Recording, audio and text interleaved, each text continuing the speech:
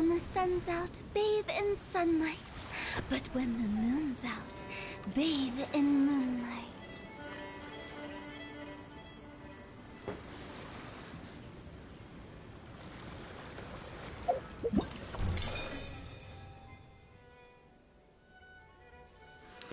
Und darüber ist es auch einfacher, über Twitch halt mitgekriegt. Oh ja, die Helligkeit ist jetzt viel besser. Ich sehe es auch gerade. Ja, dass Twitch nicht HDR unterstützt, wusste ich nicht, ne? Dein Audio bitte leiser schalten. Also ja, warte. Sonst hört man mich hier doppelt. Also ja. Nee, was ich meinte, warum das über Twitch besser ist, halt bei YouTube, dann gehe ich auf deinen Kanal und dann zeigt er mir unten die Dinger an und darüber dann, wenn du gerade einen Stream machst. Bei Twitch ist das anders. Wenn ich da auf dein Profil gehe, ist oben dann gleich als erstes Bild der aktuelle Stream, den du gerade machst. Ja, ist ja Streaming-Plattform, ne? Würde man ja hoffen, dass das so ist. Ja. Ja, wir müssen gucken, ob das jetzt immer noch Probleme hat mit der Grafik. Ich weiß nicht, was mit der Blaze ist.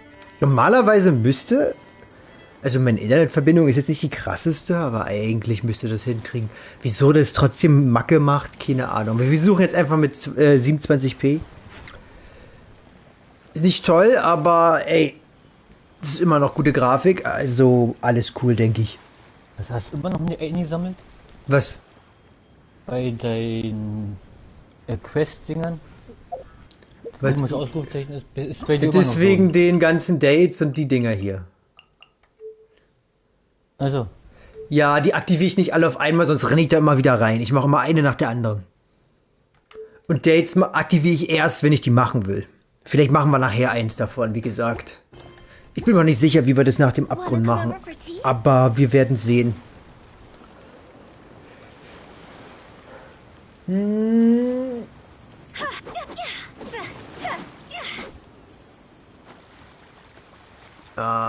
Ja, du musst mir dann sagen, ob das Bild diesmal stabil ist.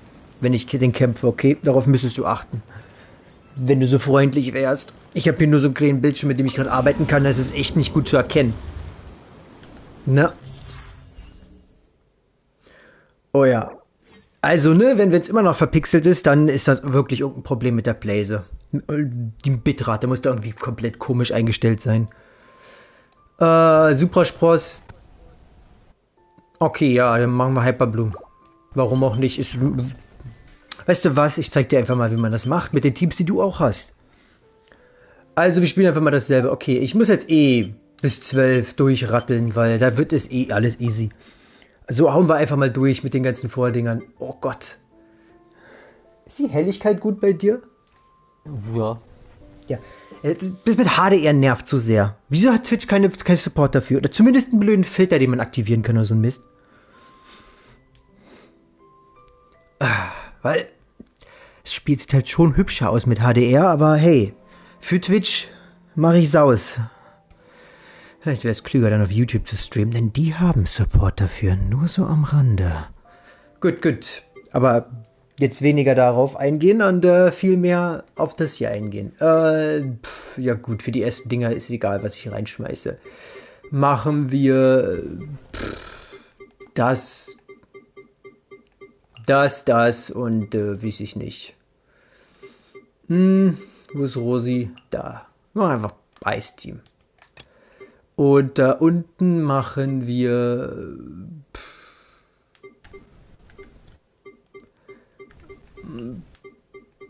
wie wär's mit, das wird wahrscheinlich viel zu krass werden, aber hier, Virgin. Oder Flammenspross. Dann sehen wir einfach so. Gut, jetzt achte mal, ob das Bild jetzt endlich mal stabil bleibt. Manifest! Cryo incarnate! Shiver! The wind knows me. Clouds high. The birds call. So, wie sieht's aus? Obey! Hier sieht es okay aus. Not now. Don't be scared. Blöde PlayStation 5. Aber gut, mal legen wir so los. Das ist jetzt Flur 9. Manifest! Deswegen ist jetzt eh alles erstmal easy, bis wir zu 12 kommen. Ist das eh alles der Rede nicht wert. Bei 12 kannst du mir dann zugucken und dann vielleicht mal ein paar Techniken abgreifen, weil du hast ja Probleme damit. Und für jeden anderen, der Probleme hat, der kann natürlich auch. Vielleicht was lernen.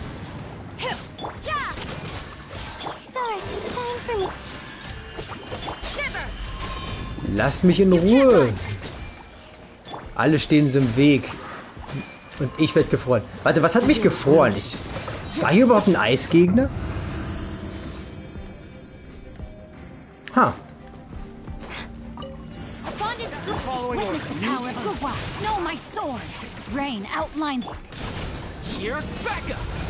Oh, ich habe leider gar nicht reingepackt. Hihi, vergessen. Ich wollte eigentlich Flammenspross. Ich war total abgelenkt. Das merke ich jetzt erst. Wieso hast du nichts gesagt? Egal, klappt trotzdem.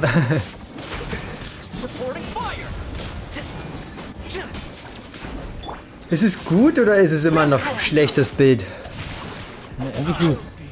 Ja, das ist nicht, was ich hören möchte. Eigentlich, ne? Ist es oder ist es nicht? Hier ist es gut. Ich hoffe. Ich glaube dir. Ich habe gerade wirklich keinen Bildschirm parat, um das selbst zu checken. Sieht bei mir halt so aus wie in der Außenwelt, sag ich mal dazu. So sieht es gerade aus. Also ganz normal. Keine Pixelung oder sonst was. Ja, also keine Ahnung. Immer mit der Bitrate die PlayStation 5 setzt, ist komisch, weil meine Internetverbindung ist nicht die krasseste, aber HD sollte ich trotzdem hinkriegen. Sei vielleicht mal, ist jetzt vielleicht nicht der höchste Spielraum, aber es sollte klappen. Dennoch hat es solche Probleme.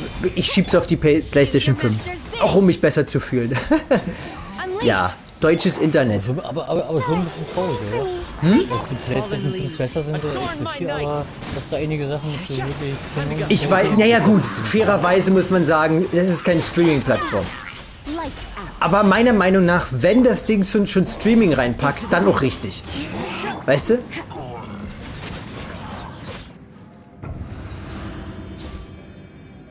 Also ist es so meine Meinung. Halbherzigkeit kann ich halt nicht leiden. Wenn man was tut, sollte man es richtig tun und nicht auf halbem Weg aufgeben.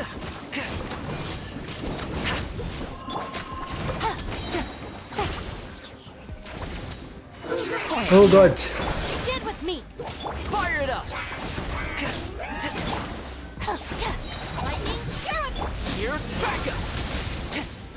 Durch den Schild. Hihihi.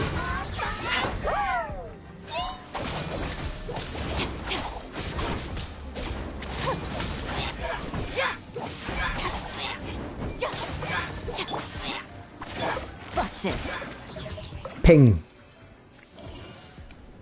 Hoi, hoi, hoi, hoi. Gut, wir sind jetzt im dritten Raum. Mit diesem YOLO-Team.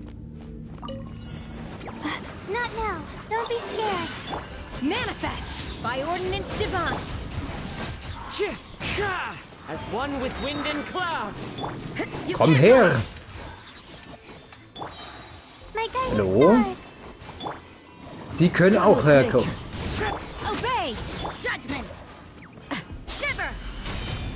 Das sollte eigentlich in die andere Richtung gehen. Vielen Dank, Autotargeting. Aber hey, das gehört wohl dazu. Peng.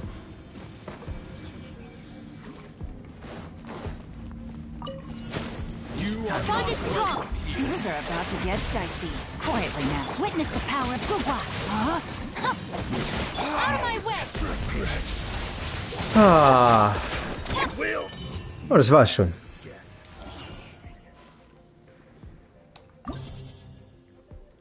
Gut, 10. Hatte 10 irgendwelche besondere Zeugs? Blitz. Okay, unten kein Blitz. Ja, ich mache einfach Mist. Es ist momentan eh noch nicht so wichtig, was man nimmt. Alles klappt bei diesen Low Floors. Keine Ahnung. Machen wir... Diesmal ein richtiges Elektrogeladen-Team. Wie wäre das? Vielleicht sollte ich dann eher...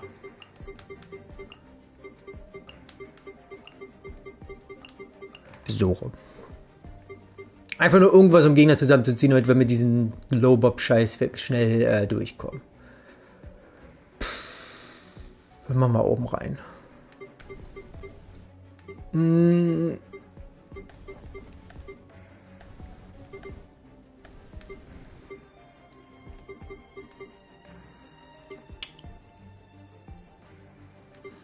Wie wär's mit das hier?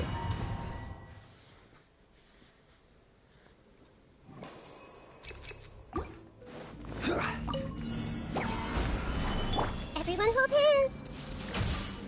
Sharing my knowledge. Nowhere to hide. Don't blink. Hey! Time to go.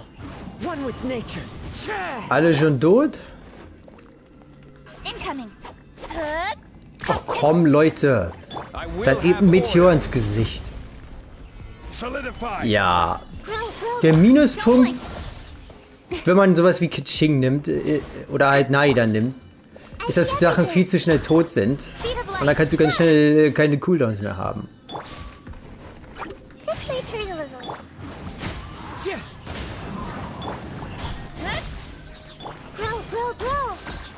Piu. Cut to the chase. Committed to memory.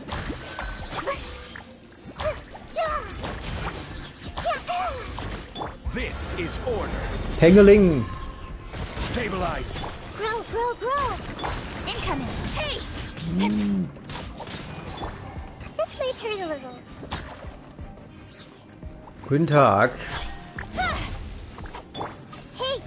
Diese nervigen Viecher.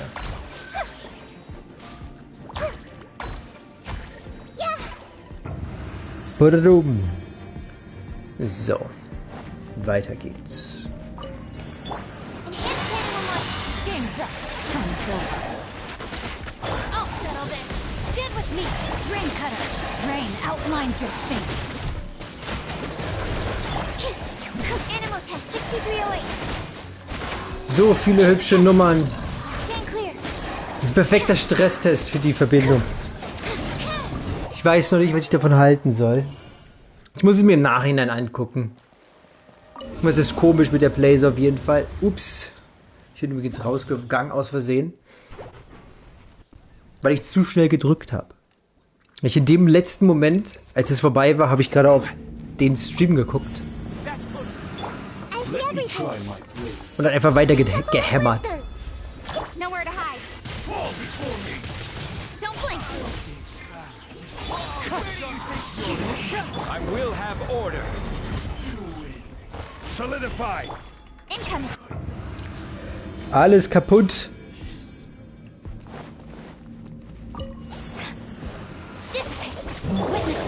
Oh. Stimmt, das war die Elektroseite. Vielleicht hätte ich doch mehr aufpassen sollen. Ja, wird schon schief gehen.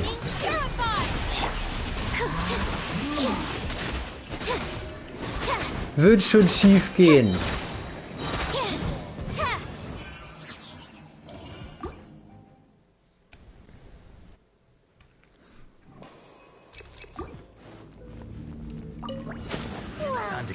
Stabilize.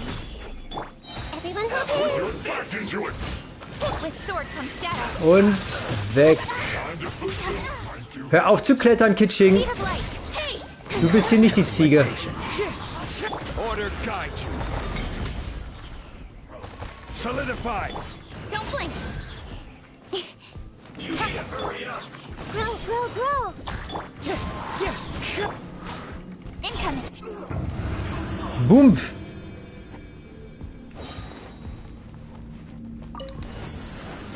The bond is strong. Out of my way. Rain cutter. No, my sword. Rain outlines your enhanced animal module 75. Stand clear. Game's up.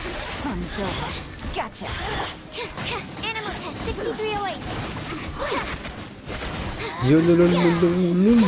Winter. Busted.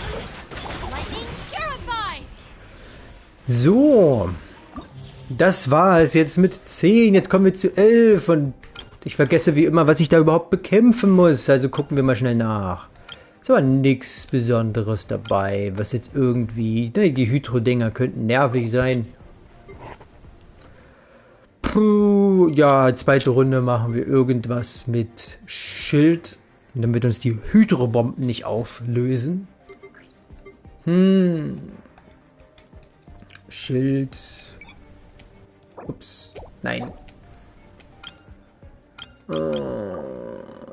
Wie wär's? Komm, machen wir das hier. Und oben muss ich dann irgendwas denken. Okay, kein Schild. Ja gut, dann machen wir Hyperbloom. Warum nicht? Ja, machen wir einfach Hyperbloom. Easy peasy und dann können wir zu 12. Wie schnell das geht, wenn man weiß, was man tut, was? Au. Ihr könnt doch nicht einfach ein kleines Mädchen angreifen. Weiß gemeine Schufte ihr doch seid.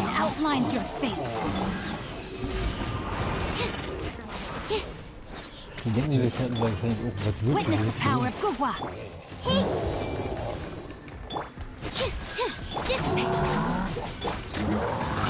Au.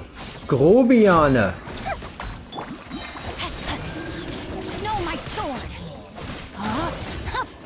Tot.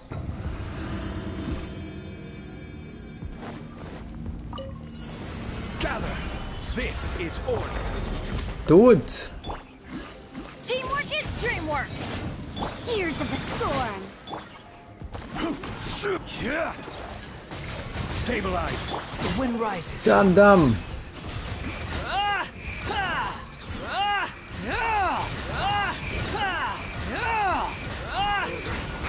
Oh Gott, hier kommen Wassermagier. Ich habe darauf gar nicht geachtet, dass die eine Liste waren, um ehrlich zu sein. We'll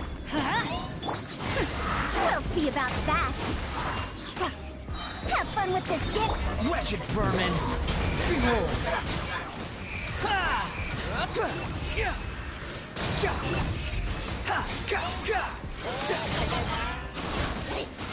Nein! How amusing.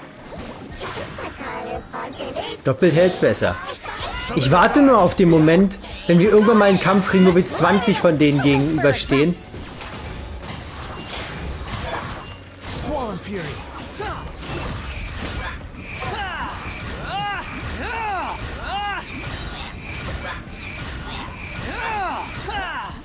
Pihihihihi.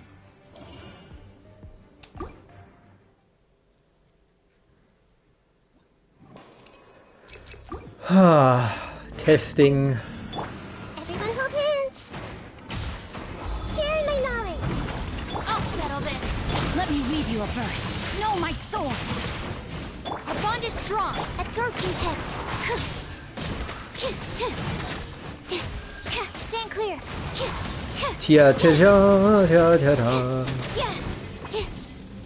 Natürlich musst du wieder die Extrawurst machen. Animal test 6308. Ja, da liegt daran, dass es dich erwischen wird, wie jeden anderen auch. Out of my way. Stand with me. Au. Rain outlines your fate. Stand clear. Au. Animal test 6308. Our bond is strong. Lightning terrifying. Tot.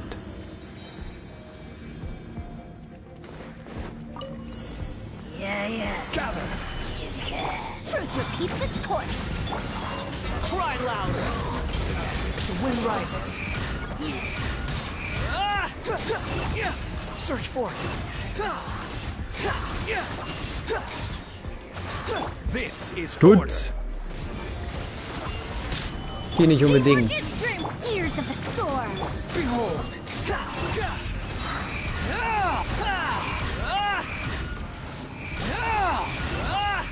Bow your head.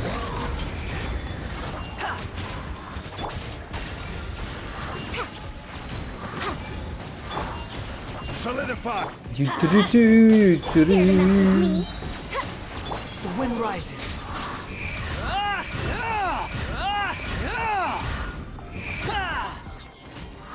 Oh, das war es noch nicht. Truth repeats its course. Gather. I'm going in. Wretched vermin! Behold!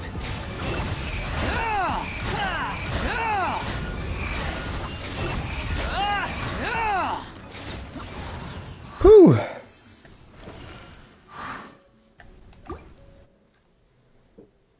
Ich hoffe, dass das alles hier gut ankommt. Das ist wirklich ein Test. Wenn es genauso kacke am Ende aussieht, dann muss es wirklich was mit der Playset zu tun haben.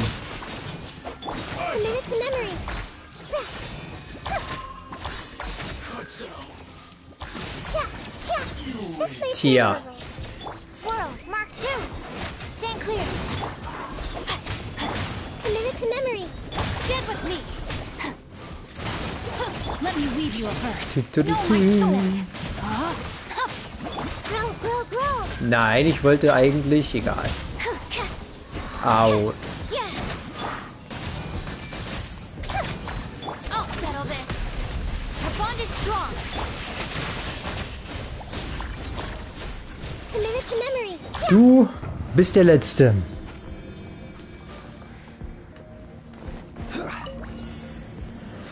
Solidify. Let's light it up.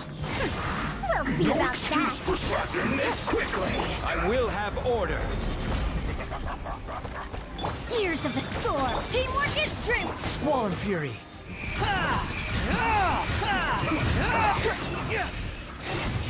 Know your place! Komm.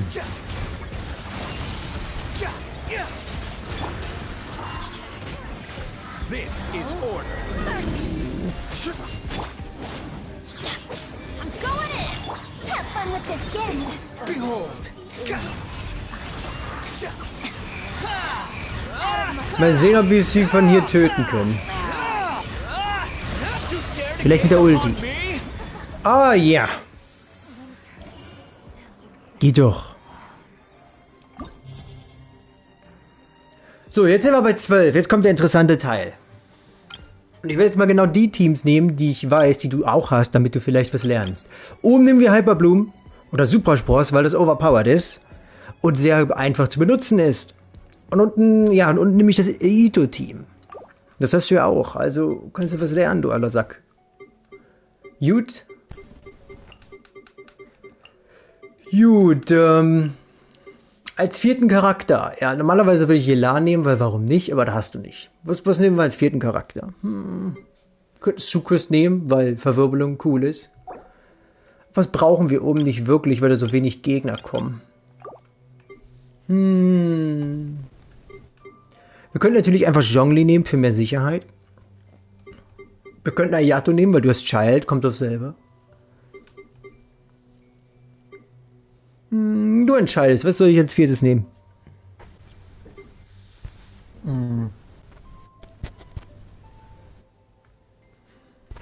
Komm, heute hast du die Macht.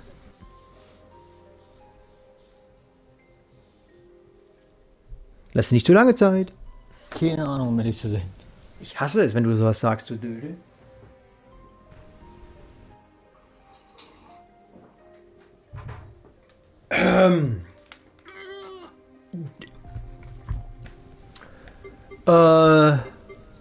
Ja gut, machen wir Ayato, weil ich kann. So, unten nehmen wir dann Ito-Team. So, mein Ito-Team sieht so aus. Yunjin, weil es funktioniert. Und hey, wenn Und ich müsste denn dann nur den... du müsstest dann Albedo nehmen, statt Yunjin. The Temple of Wisdom. Weil Albedo ist natürlich die stärkere Wahl hier. Know my sword. Ist ja klar, ne? Lightning terrified. Growl, growl, growl. Our bond is strong. Komm schon, abnippeln. Ich hasse euch und euren blöden Schild. Kommt mal hier hinterhin. Make yourselves a home. Look, let me weave you a verse. So, ich jetzt abschnibbeln. Kamisato Arc! Suiyu! Be still.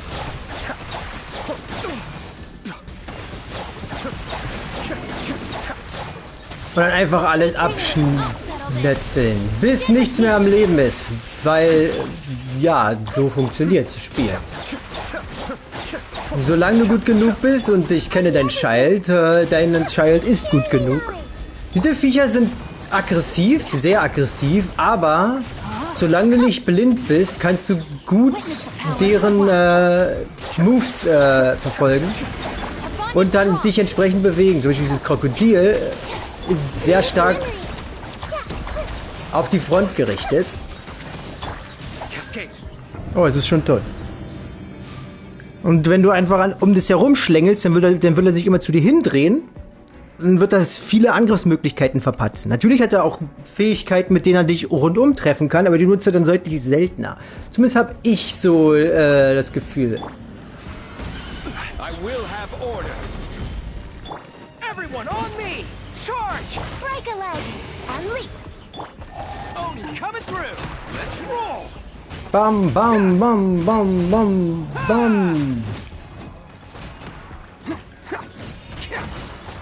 Der Grund, wieso ich Genshin mag, ist, weil sie diese Momente, in denen Ito nicht seine aufgeladenen Angriffe benutzen kann, schön durch ihren Buff wettmacht. Ups.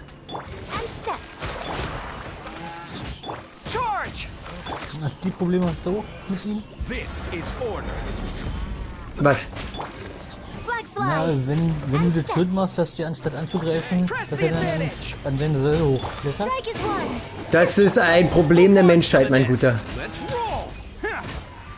Es ist nichts. Ich dachte immer, wenn ich das mache, wenn der Johnny bei mir das macht, dass ich da überzeit mache. Aber ich hab's bei dir ja gerade auch gesehen. Also ist das nicht mein Fehler. Ja, es ist nicht nur dein Fehler, mein Guter. Es ist nicht nur dein Fehler. So, diesmal war ich wohl zu langsam, oder schaffe ich das noch in 15 Sekunden? Oni coming through! Attaboy! So.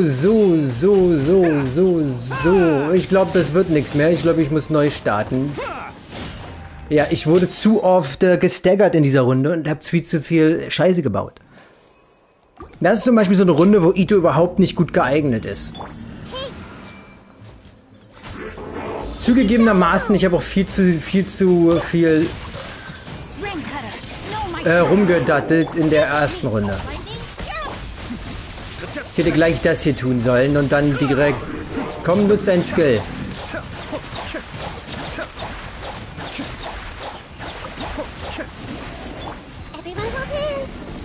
Habe ich gerade echt diesen Hund nicht getroffen?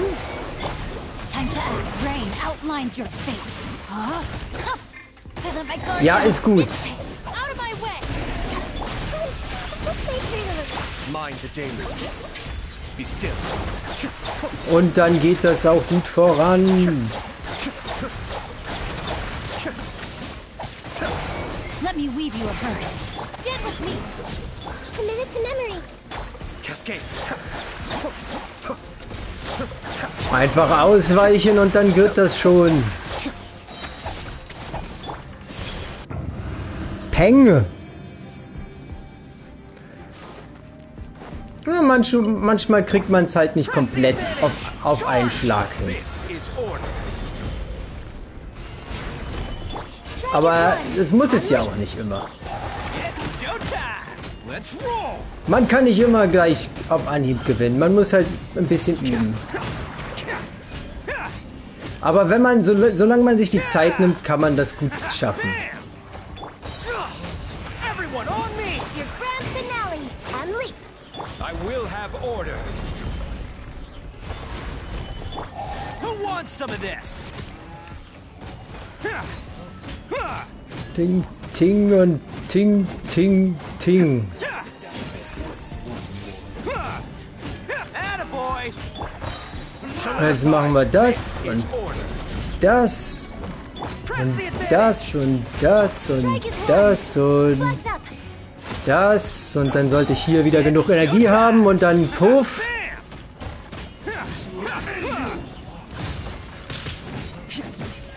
Pum, pum, pum, pum. Let's roll.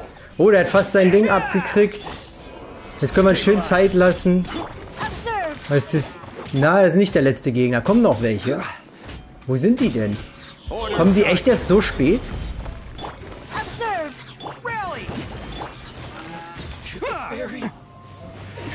Es kommen nochmal diese Viecher. Stimmt, die habe ich total vergessen. Your grand finale. Unleash. Aua. Das wird wohl hier nichts. Ja gut, das wusste ich. Ich dachte, das wären die letzten 4 gewesen. Ich achte nicht auf den Konter. Auf den Counter. So, weil das ist ja wirklich Itos Scheiße hier. Das ist so ein Ding, wo du zum Beispiel, wenn du den 3 Sterne willst, wahrscheinlich eher darüber nachdenken solltest, das Team zu tauschen. Weil Ito hat Downtime. Ja, das ist halt immer eine Sache. Wenn er seine Ulti nicht hat, ist Ito wertlos und das Team halt auch. Stand with me. I see everything. Gut. Wisdom. I'll settle this. Ist gut, ja. Power Pugwa. Lass mich machen. Yeah, our bond is strong. Mind the deluge. Plus Geo ist kacke, also, ne? Es ist auch wieder so ein Punkt für sich. Da hättest du mit Albedo zum Beispiel deutlich bessere Karten als ich. Stand with me. Share my knowledge. Weil Albedo ist dafür deutlich Give you a verse. angesagt, also. Ist das Zeichen bei dir weg? Aua. Out of my way. Rain outlines. Und solange du dich nicht zu doof anstellst, wird Hyperbloom dich locker hier durchbringen. Aber in der zweiten Runde halt nicht. So, Ito ist halt... Da hast du ja gesagt, da würde ja dann zweite Solidify. Order guide you. Strike is one. Das Problem ist, Itos Angriffe, also technisch gesehen wäre es hier zum Beispiel viel besser, wenn die ganzen Gegner mal ankommen würden. Zum Beispiel der da hinten, der wird der nervigste sein, Let's roll. weil der halt nicht rüberkommen will. Everyone on. I will have order. Und dann darf man auch nicht tauschen hin und wieder. Stabilize. Your grand finale. Und das ist einfach nur ein nerviger Bug, wenn man nicht tauschen darf.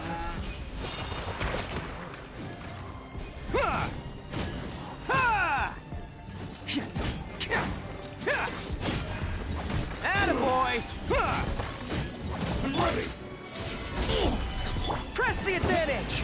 Pull it! Und dann einfach mal alle einfrieren. Strike is one. It's showtime!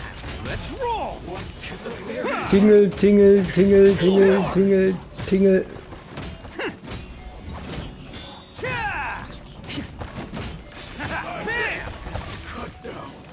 Nein! Gut. Solidify. I will have order. So, das wird hier unwahrscheinlich mit Ito klappen. Your grand finale. Ich brauche einfach zu lange, weil ich die Gegner nicht alle gleichzeitig treffen kann. Aber wir werden sehen. Attaboy! Stabilize. Order guide you. Charge! Press the advantage! Break a leg. Unleash. Ja, jetzt habe ich auch keine Energie gehabt. Ich weiß nicht, irgendein Skill muss nicht getroffen haben. So, ich versuche das jetzt hinzukriegen mit Ito, weil ich keinen Bock habe, das Team zu tauschen und faul bin. Aber wenn du klüger wärst als ich, würdest du das jetzt tun. Rain Ja. cutter. Weil, wenn es eines gibt, was dich hier zurückhält in Abgrund, dann ist es, zu stolz zu sein, neu anzufangen. Weil das solltest du. Also es ist eine dumme Idee, was ich hier gerade tue. Es ist eine echt dumme Idee. Make yourself a move. Weil offensichtlich ist Ito zu langsam hierfür und nicht optimiert. Witness the power of Pugwa. Be still. Aber ich weiß, dass du das Team hast und du Probleme hast. Also wir versuchen das einfach mal hinzukriegen. Beziehungsweise du hättest keine Probleme, weil du hast mehr Damage als ich. Theoretisch. Na, du musst ja bedenken, du hast Albedo. Der kann denn den ganzen Schaden, den der mir fehlt, zwischendurch, kann der gut hinkriegen. Kannst du mal aufhören? No, my sword. Top right.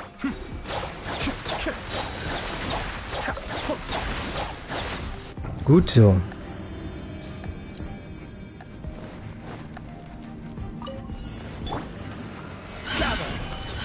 is order. Rally! Pull in! Oni coming through! Attaboy! Pam, pam, pam, pam. Das Problem ist, einer von denen kommt nicht. Das ist... Normalerweise müssten die ankommen, aber manchmal entscheiden die sich, nö, ich habe keine Lust dazu. Und jetzt muss ich halt echt wieder eine Ulti für diesen Mist verschwenden. Das ist halt auch wieder... Weil der halt nicht angekommen ist. Und ich habe gerade nicht gekrittet, das hat die Sache auch nicht gerade besser gemacht.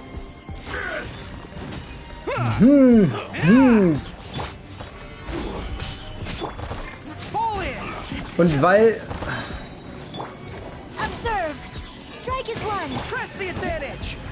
This is order. Who wants some of this? Attaboy! Ja, das wird ja auch wieder nichts. Oh, jetzt hat er meinen Input nicht gelesen. Das ist ja schön. Okay, das habe ich jetzt eh verkackt. Ja. Das ist immer Dickköpfigkeit und das bringt dich nicht weiter im Abgrund.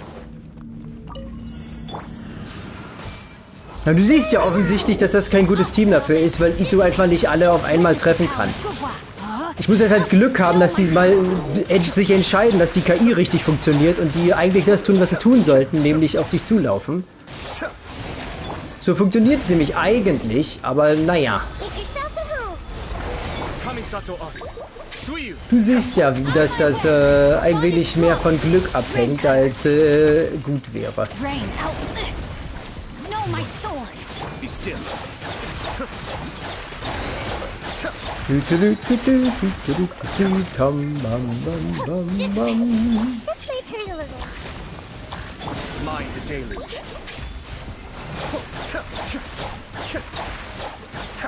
So.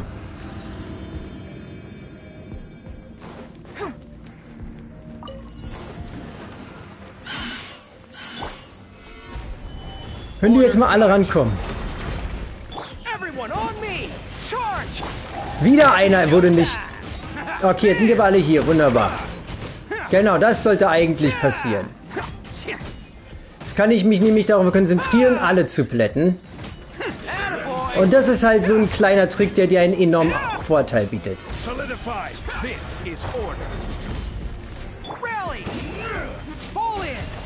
Wieso der gerade nicht eingefroren wurde?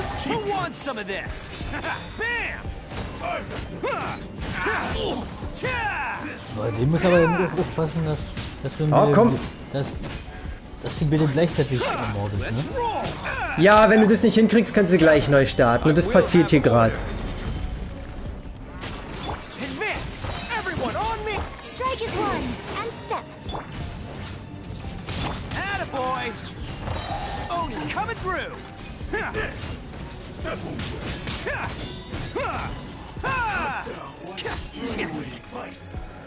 Okay, ja.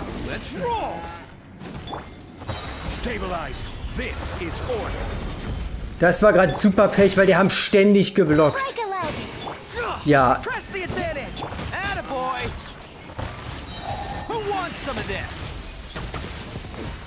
Okay, okay, okay, okay, okay. Hallo? Order guide you. Gather. Everyone on me. Your grand finale.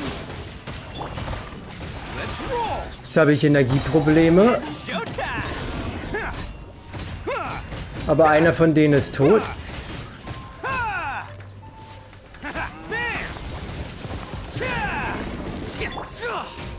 I will have order. Fuck. Ja, weil die geblockt haben. Es ist so... Ito ist so kacke bei solch vielen Gegnern, ne? Es ist halt nur um einen Punkt zu zeigen. Und ich faul bin zu tauschen. Weil ich es mir leisten kann. Ich weiß, im schlimmsten Fall nehme ich einfach rein. Macht eh alles platt.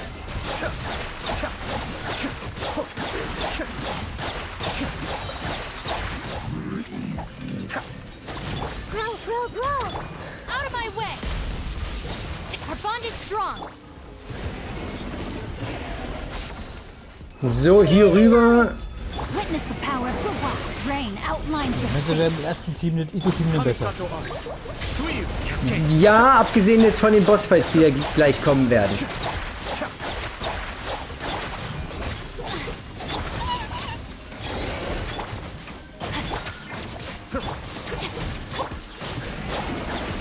I may have overestimated.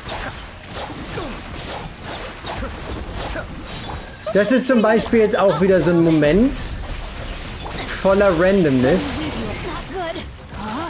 dass ja gerade so viele von diesen nervigen Fähigkeiten... Ich kann eigentlich direkt auch neu starten. Weil manchmal ist die Aggro von denen komplett random. Es ist einfach ein Fehler in der KI oder so. Dass die sich manchmal komplett random benehmen.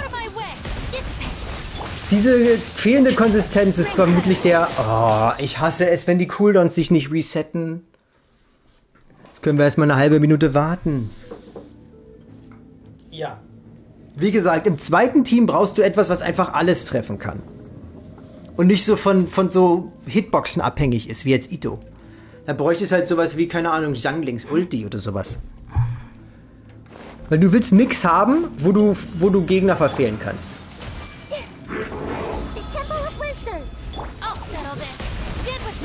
Let me read you a verse.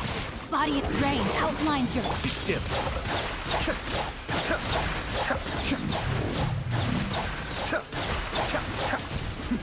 The depths beckon. Grow, grow, grow. Und das hier natürlich, dieses Stück Dreck.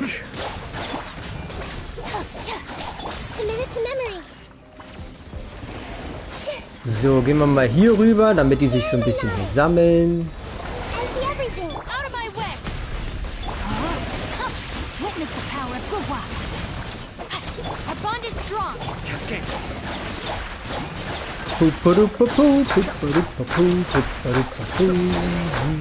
Mind the damage.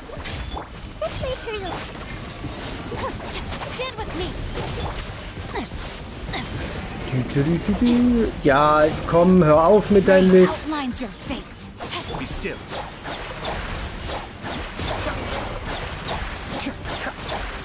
Tot. Manchmal brauchst du einfach ein bisschen Übung. Und wie gesagt, ich mache das jetzt nur, weil du das Team hast. Ich würde das niemals hier einsetzen wollen. Einfach weil es super blöd für solche Situationen geeignet ist.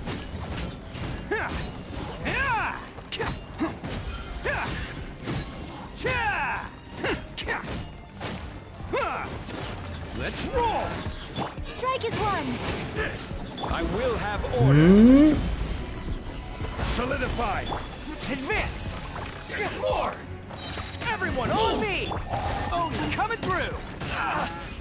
Pam, pam, pam, pam, pam, pam, pam.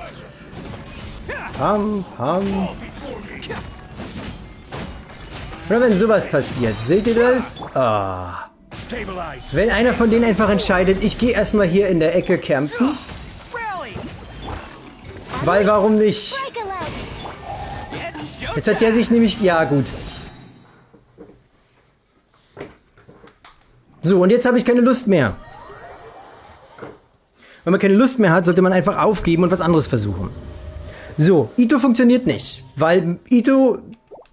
Also, in meinen Ito nicht. Du hast Albedo. Der kann alles treffen, während du mit Ito machst. Während Ito nicht kann, meine ich. Ich nicht. Deshalb muss ich jetzt was anderes ausprobieren. So, was sind meine Optionen? Nun zum einen kann ich erstmal Hyperbloom wieder oben anmachen. Was war der vierte? Ayato. Ja, so unten. So was habe ich für Optionen. Zum einen erstmal können wir Qingshi hier rausmachen und Yelan reinmachen. Es kommt auf selbe. Und dann könntest du zum Beispiel irgendwas mit viel Reichweite nehmen. Was ja nicht dieses Problem hat. Zum Beispiel der Klassiker ist ja, ne? Wir kennen ihn alle. Das hier. Eines der besten Teams im Spiel. Sucrus kann man auch austauschen mit sowas wie Ayato oder Child. Oder Yelan. Ne, und ja. So mal wie das läuft. Weiß ich übrigens selber nicht. Schon eine Ewigkeit, dass ich das Team gewählt habe. Wie gesagt, ich probiere jetzt einfach auch mal aus, weil ich die ganzen Dinge auch schon ewig nicht mehr benutzt habe.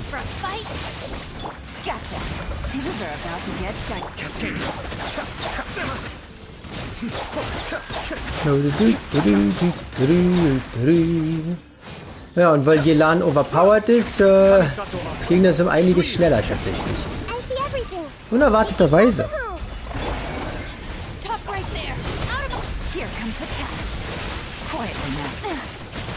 Au, du dam bam bam bam bam bam bam bam bam bam bam.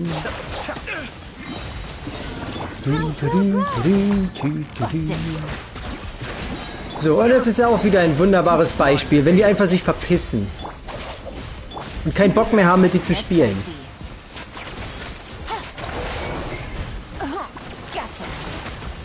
Okay, wir starten das neu. Die sind jetzt komplett wild. Ja, diese Randomness, die hasse ich in Genshin. Absolut. Weil für eine Zeit-Challenge ist sowas absolut gar nicht okay. Ne, weil wir haben jetzt wie viele Runden gemacht? Und das war jetzt das erste Mal, dass sie sich so krass auseinandergerissen haben. Sowas sollte nicht passieren können, meiner Meinung nach. Es ist einfach sehr unkontrollierbar.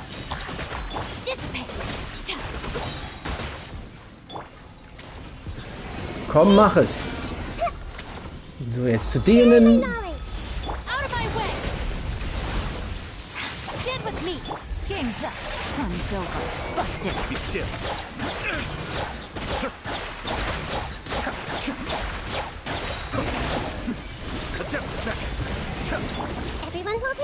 Wo bist du? Wo bist du? Wo bist du?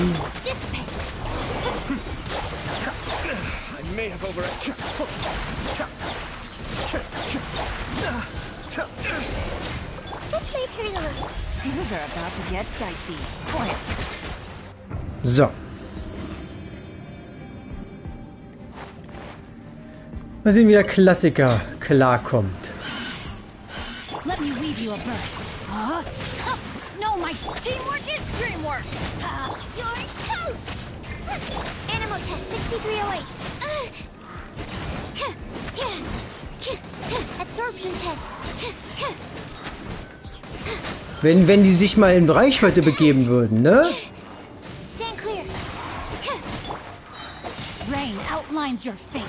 Wie nervig das ist, wenn die einfach nicht ihren Job machen.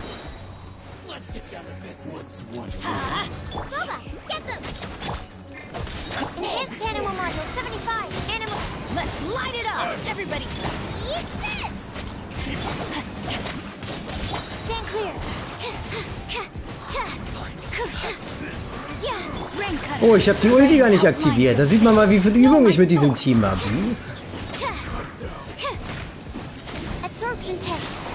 Ist Zhanglings Ulti gerade wirklich im letzten Moment ausgegangen? Es hätte ihn gekillt, ne? Schon ewig her, dass ich das Team benutzt habe.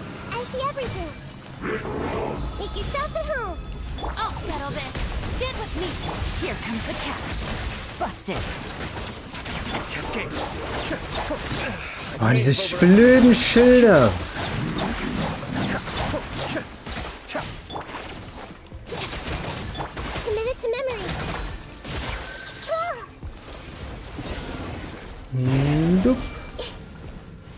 Komm mal hier rüber.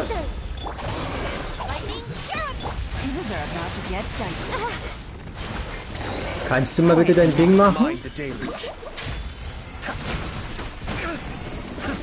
Ich find's so toll, warum wird denn mein Input gerade geschluckt?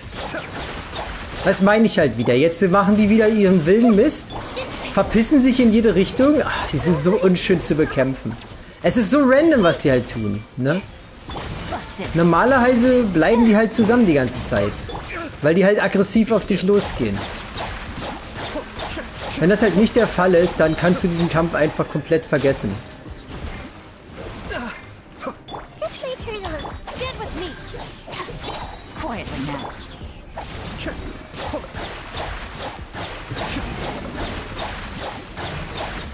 So, das wird jetzt eh nichts mehr. Das kann ich gleich neu starten. So. Das ist nerviger, als ich es in Erinnerung hatte.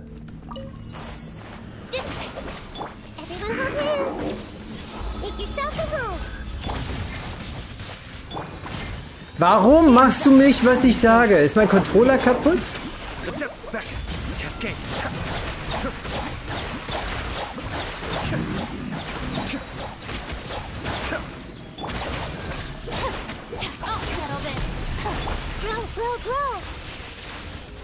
Ah, wie nervig. Here comes the catch. Gotcha. Be still. Line the deluge. Gestaggert? Stand with me. Sorry.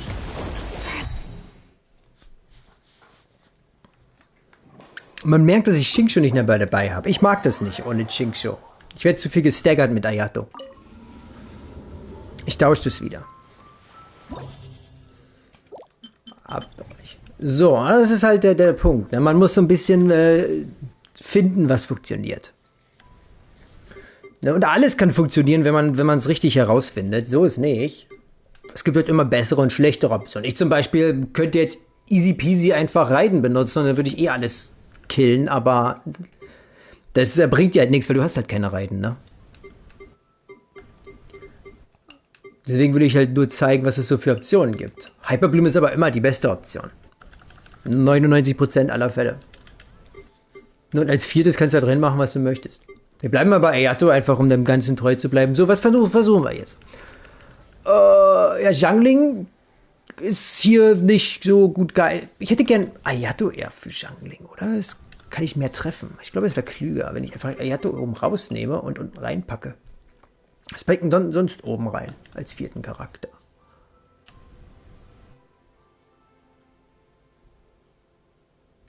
Warte, unten mache ich dann vielleicht einfach so unten und oben als vierten Charakter. Was nehmen wir da? Was funktioniert? Ich denke, Sucrose würde hier die beste Option sein. Wir versuchen einfach mal.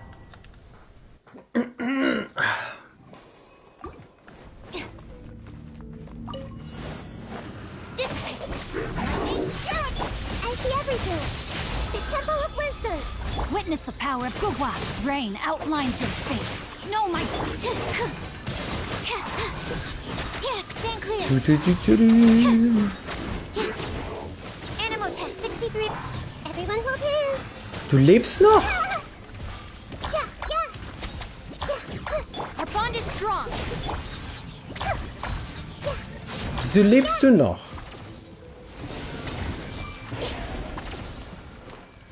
Make yourselves at home. Let me weave you a verse.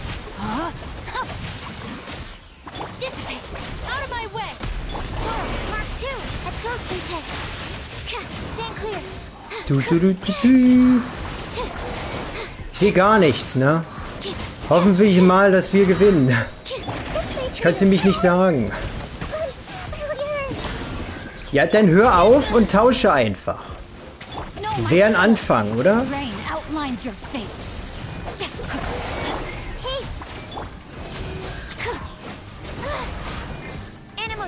Okay, wir machen das neu. Es nimmt einen Zuschauereffekt übrigens. Ah, falsch. Wenn man das mit Zuschauern nicht so gut hinkriegt wie sonst. Was natürlich auf die Konzentration zurückzuführen ist.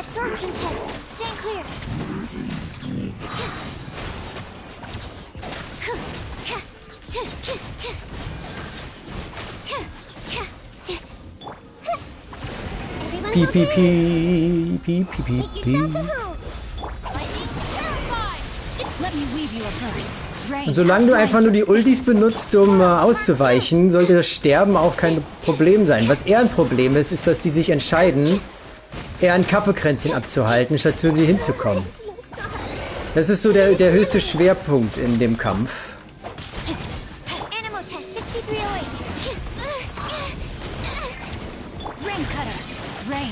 Oder dass die sich gegen die Wand drücken und du dich fragst, was du überhaupt gerade tust.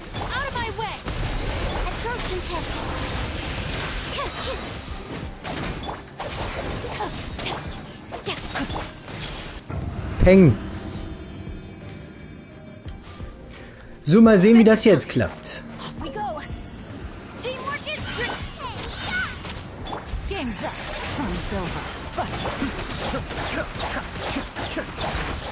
Guck dir mal diesen blauen Pilz da an, wie der sich entscheidet, nö, da gehe ich jetzt nicht hin.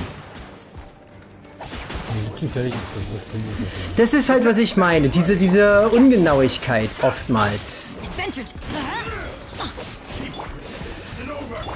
So, jetzt ist zum Beispiel, was passiert, wenn man zu schnell ist. Passiert das. Ich habe jetzt meine Ultis nicht geladen. Das heißt, ich musste jetzt warten. Aua. Mind the damage. Teamwork is dream. That's gonna hurt in the morning. Let's light it quietly now. Game's up. So you're toast.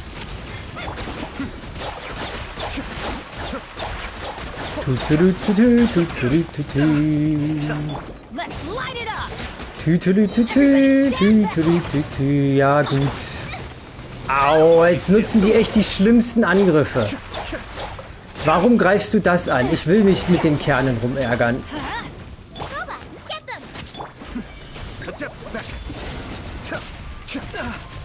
Kannst du bitte aufhören, immer die falschen Sachen anzugreifen? Lebt der andere noch? Jetzt werde ich aber verlieren, weil er sich entschieden hatte, die falschen Sachen anzugreifen. Ja. Ach Gottchen, ja, das nennt man RNG, wenn alles schief läuft. Diese Viecher haben alles gemacht, was sie nicht machen eigentlich. Die haben sich getrennt und dann haben sie ständig dieselben Angriffe gespammt. Ich hasse diese neuen Viecher. Die sind hyperaggressiv, bis es dann doch nicht mehr sind und dann sind sie es wieder und dann sind sie es doch nicht mehr und dann sind sie es wieder und dann sind sie es doch nicht mehr und dann... Verstehst schon, ne? Man kann einfach keine wirkliche Strategie gegen die benutzen, weil die klappt halt nur 50% der Zeit.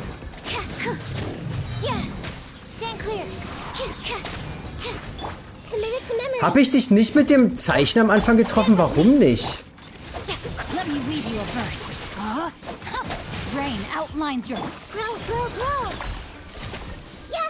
Das ist halt auch wieder Hitboxen. Ich kann das wahrscheinlich gleich wieder neu starten, weil ich den Typen am Anfang nicht getroffen habe. Oh. Wie gesagt, Zuschauereffekt. Wenn ich das privat machen, hätte ich das schon 10-mal hingekriegt. Ah, weil natürlich machen die Viecher jetzt genau die schlimmsten Sachen.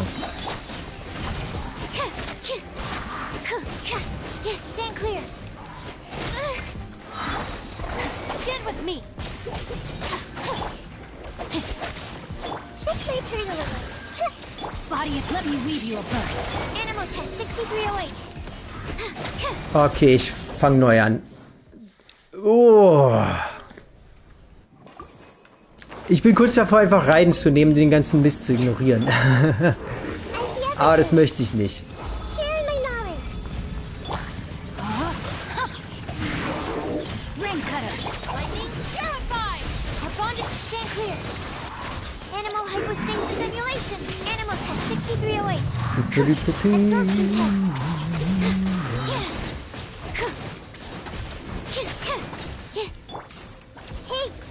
Ich sollte vielleicht mich immer dahin zu positionieren, damit ich gleich alles hier habe. Aber das würde noch mehr Hirnzellen benötigen.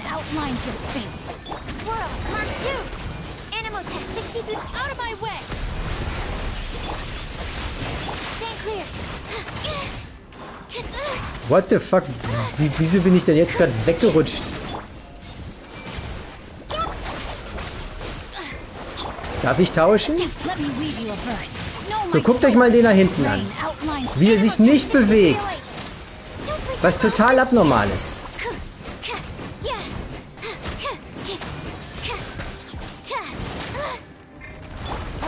strong. Committed to memory. Yeah. Ist der andere überhaupt tot? Ja.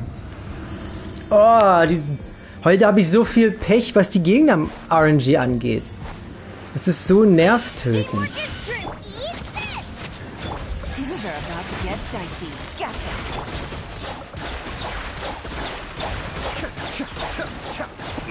I may have overestimated myself. Kamisato on. Suiyu. Stirbst? Take it easy. Ah, das wird mir jetzt so viel Zeit kosten.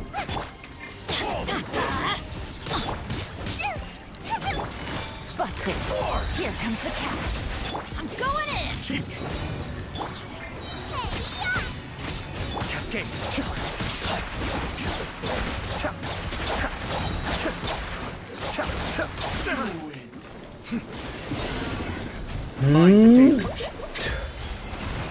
Let's light it up. Game's up. Time's over. Quiet. Nova, get them. Kannst du bitte aufhören, Mist zu bauen? Jetzt habe ich... Ah, das ist so nervig. Ich sehe halt nichts. Ich sehe nichts. Adventure team. I have failed. Ich wüsste nicht mal, was los ist. Seht euch diese Kamera an. Das ist ein Milliarden-Euro-Spiel, ne? Nur so am Rande. Oh, diese Biester sind so unschön designt. I see everything. Lightning terrified. Didn't know my sword. Rain cutter. Huh? Stand clear. Animo test 6308. Absorption test. Our bond is strong. Body and mind. Jetzt stirbt. Time to act. Witness the power for a while. Rain outlines your fate. Hey, share my knowledge. Out of my way. Stay clear. Enhanced animal module dissipate.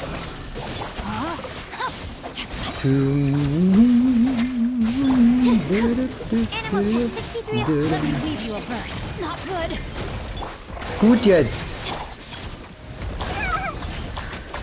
Absorption test. Stand with me. I'll settle this. Rain outlines your fate. Know my sword. Kannst du mal den Kern aktivieren? Warum? Wann ist Cookie gestorben? Wann ist Cookie gestorben? Keine Ahnung. War die ganze Zeit? Weißt du, Cookie wurde nie getroffen. Ich weiß nicht, was für ein random Scheiß da gerade wieder passiert ist. Ja, das ist immer ein Zuschauereffekt, wie gesagt. Oh, Hyperbloom ist so scheiße in der ersten Runde. Tatsächlich. Nicht, weil es scheiße ist, sondern weil es sich scheiße anfühlt. So. Und weil ich Sucrose benutze, zum ersten Mal seit Monaten gefühlt. What the fuck hat mich gerade getroffen?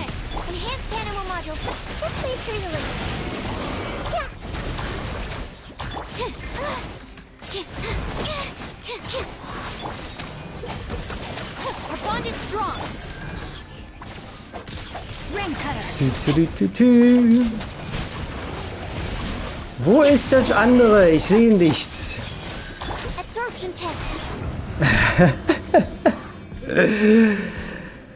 Diese Biester sind so uncool. Die schleppen dich halt überhaupt hin, weil die Hitboxen von diesen Viechern ignorieren halt alles. Gefühlt.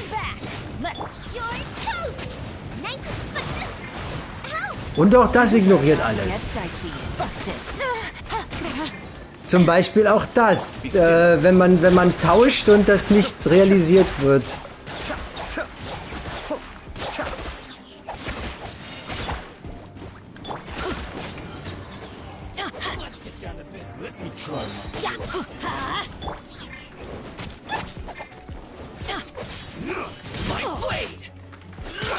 Kannst du bitte...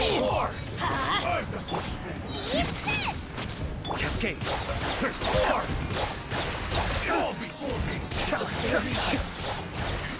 Kamisato up. Suyu. Quietly now. Here comes the catch.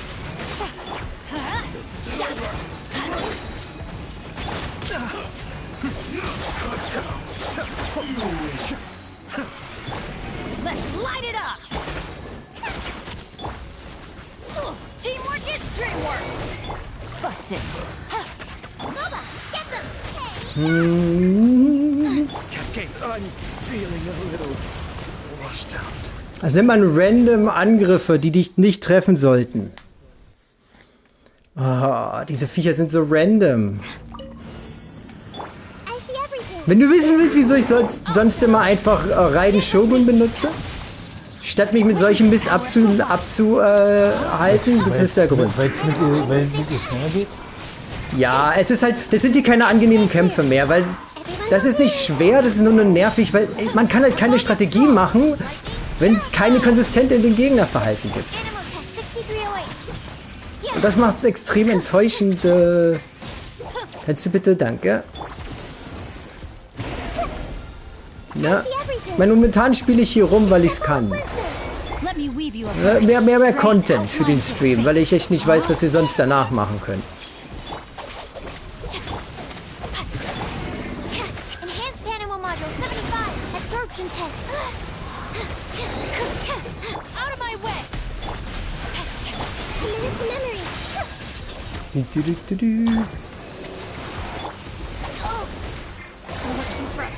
Ich durfte wieder nicht. Warum durfte ich nicht tauschen? Ich verstehe nicht. Ich wurde nicht gestaggert, hab dann gedrückt und der Tausch wurde einfach nicht vollzogen. Ah, ich versuche jetzt Hinne zu machen wegen der zweiten Runde, weil die so mäh ist. Ich bin aber übrigens erstaunt, wie lange das hier dauert. Weil ich mich halt darauf beschränke, Sachen zu nutzen, die du hast. Kannst du bitte dein Zeug machen? Danke sehr. Let me weave you a verse. Know my sword. Rain outlines your fate. I see everything. Sharing my knowledge. Out of my way. Haben die den Stagger von den Viechern erhöht? Ich kann mich beim letzten Mal, weil da habe ich auch Hyperblumen benutzt. Bei der ersten Runde. Da bin ich mir ziemlich sicher.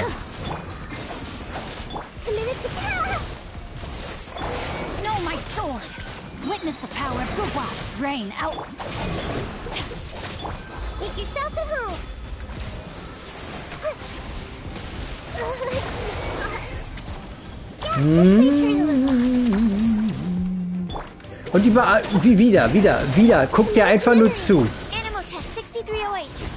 Was es extrem schwer macht, da hier irgendwie Konsistenz reinzubringen. Weil warum hat der Typ jetzt einfach zugeguckt die ganze Zeit? Weißt du? Ja. Es ist halt egal, was für eine Strategie ich erkläre, weil im nächsten Versuch machen sie alles anders. Die schlimmsten Gegner bisher.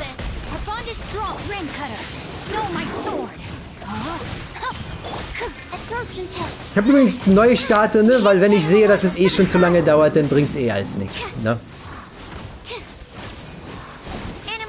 Ich weiß halt nicht, was mit der KI los ist, weil normalerweise ist die sehr konsistent. Aber bei diesen Viechern halt überhaupt nicht.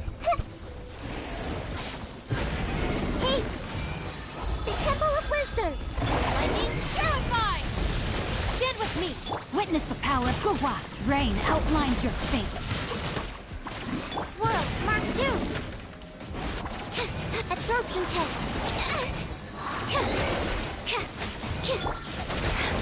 Our bond is strong. I see everything. Make yourself a room. Let me weave you a verse. Committed to memory. Stand clear. Don't break my glass.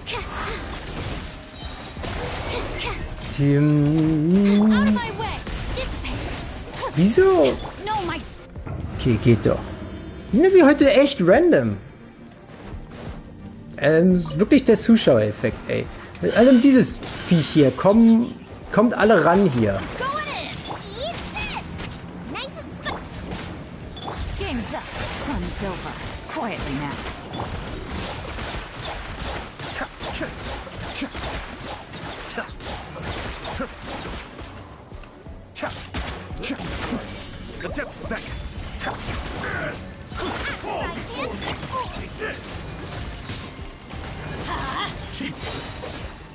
Yeah, teamwork is dreamwork. You're toast. Gotcha.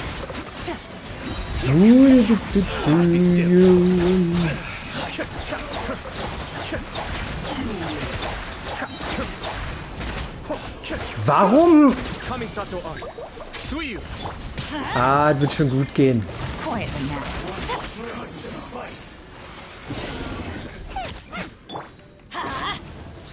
Everybody stand. Game's up. Fun's over. Gotcha. Kannst du bitte deinen Skill nutzen? This is just my... Was? Aber seine Hitbox war doch schon längst weg. Der hat doch gerade mit dem Schwanz angegriffen und danach wurde ich erst getroffen. Habe ich das gerade richtig gesehen?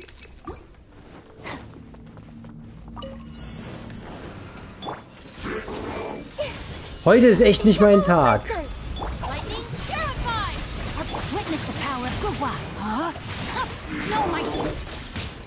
Was habe ich denn beim letzten Mal benutzt? Das ist schon gar nicht mehr.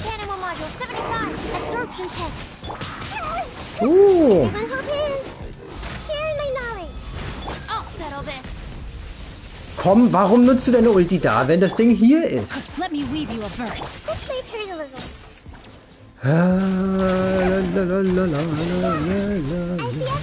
Ich hoffe, ich habe das Viech da hinten gekriegt.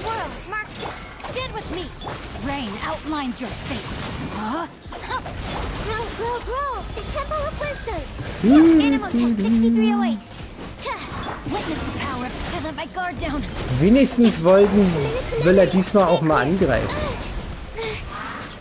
Komm, hab dich nicht so.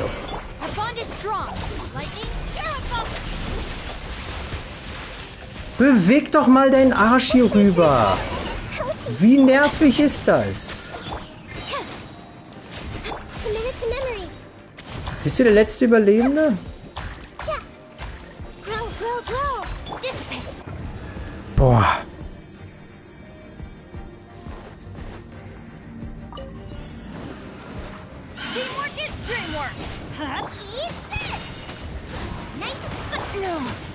Ach komm, stagger mich doch nicht bei diesem Mist ständig. Es ist jedes Mal so. Und wieder einer, der sich komplett raushält aus irgendeinem Grund. Das hatte ich noch nie, dass Gegner sich so viel raushalten.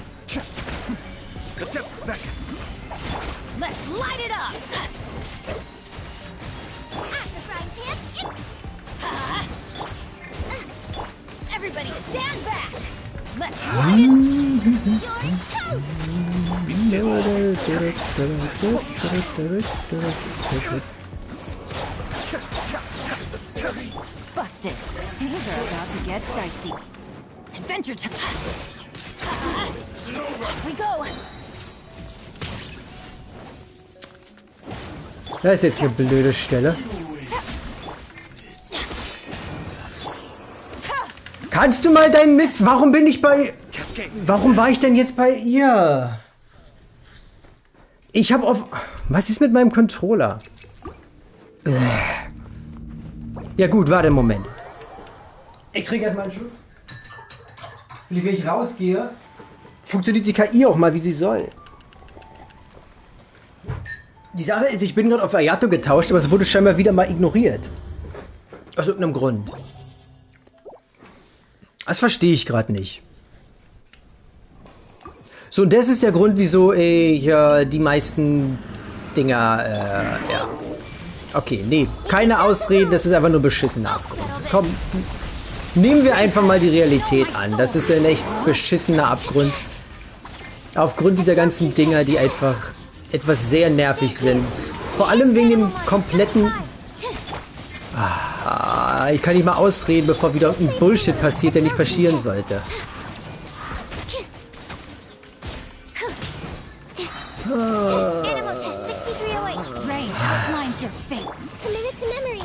Geht doch. Und jetzt habe ich keinen Skill mehr mit Nahida. Let me weave you a verse. Know my sword. Komm, tausch. Was ist mit diesem... Ich hasse übrigens diesen Bug, dass du manchmal einfach nicht erlaubt bist, zu tauschen. Ne, es ist der nervigste Bug überhaupt.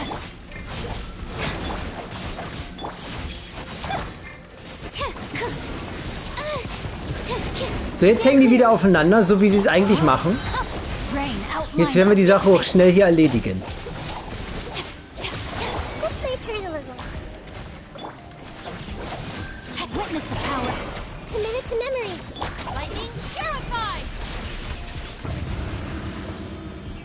Nervig.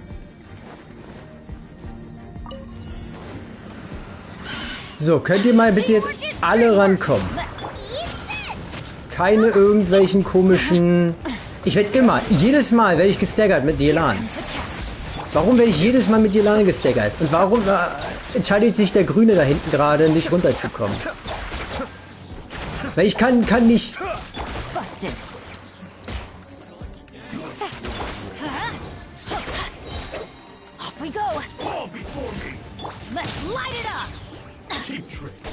Adventure time. Yes. I'm going in. You're toast. Kamisato up. Suyu.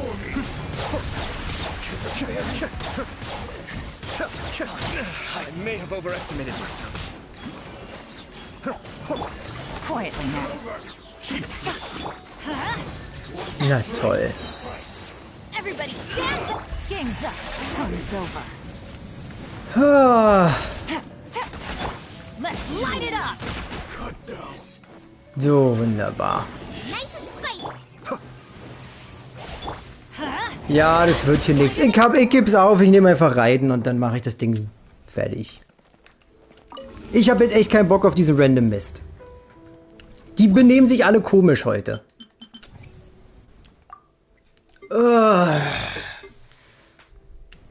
Nein, ich kann doch nicht aufgeben, sonst kann ich dir nichts beibringen. Aber heute sind die irgendwie echt merkwürdig, die Viecher. So, wir machen jetzt einfach mal was komplett anderes. Was nehmen wir in der zweiten Hälfte? Wir machen einfach mal oben das, was am erfolgreichsten ist. Mein bestes Hyperbloom.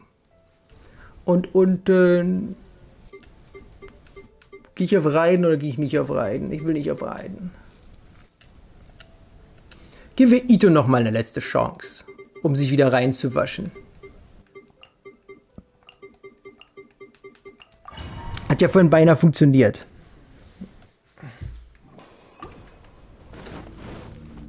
Jetzt mit dem Super Mega Ultra Hyperbloom Team würde das ja kein Problem sein.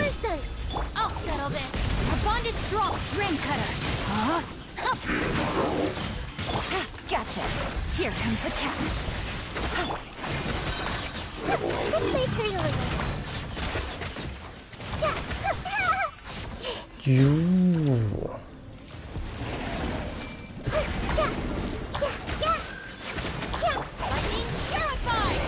Let me weave you a verse.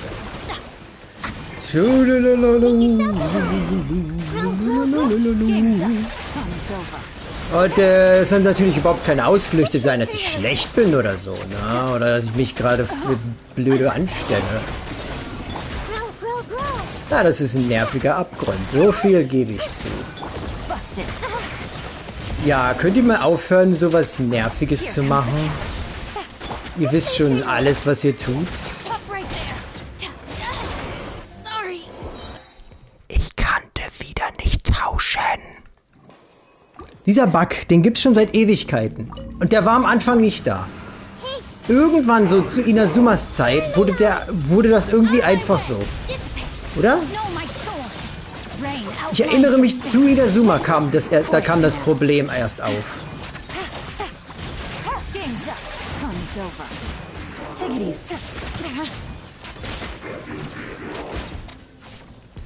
Könnt ihr bitte das Ding töten?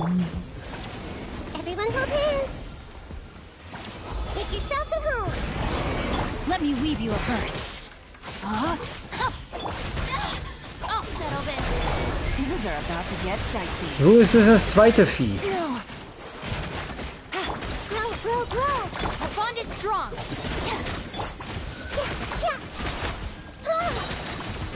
Sharing my knowledge! Witness the power of Gugwa! Time to know my sword! Und wir haben wieder so eine Runde, wo die sich entscheiden, Take care of... dass ich nicht tauschen darf. Boy. Irgendwas ist anders. Beim letzten Abgrund war... Es muss wirklich daran sehen, dass ich hier diesmal streame. Wow, wieso wurde ich denn gerade fast gewone-shottet? Let me weave you a verse. Body of rain outlines your fate. No! Busted. Here comes the catch. Not good. Kannst du mal dieses Ding angreifen da? Du weißt schon, deinen Job machen. Everyone hold hands. Sharing my knowledge. I'll settle this. This way. Rain cutter. Rain outlines your fate. Things are about to get dicey.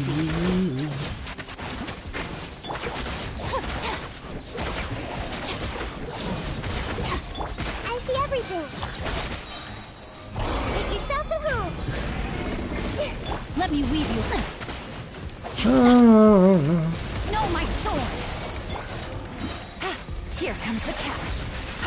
Our bond is strong. Gut.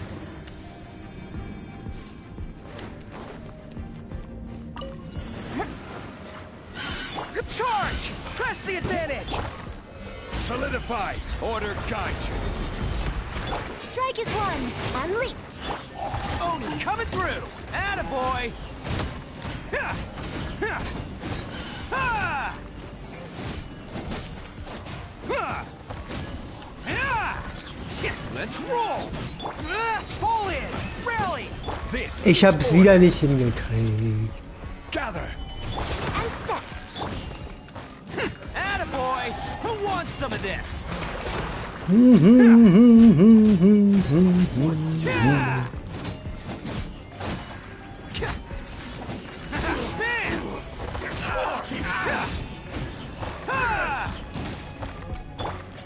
Stabilize! Everyone on me! Break a leg. Order guide you. Let's roll! It's showtime!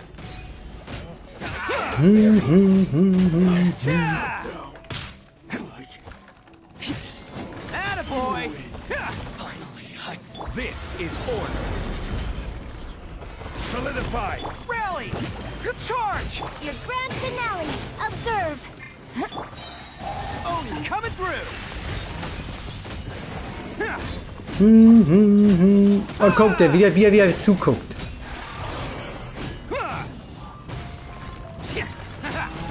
Order guide you. Das ist halt das Problem mit Ito. Wenn nicht beide ankommen, wenn sie sich entscheiden, nö, Press the advantage! heute mache ich lieber Kaffeepause, dann hast du keine Chance auf 3 Sterne.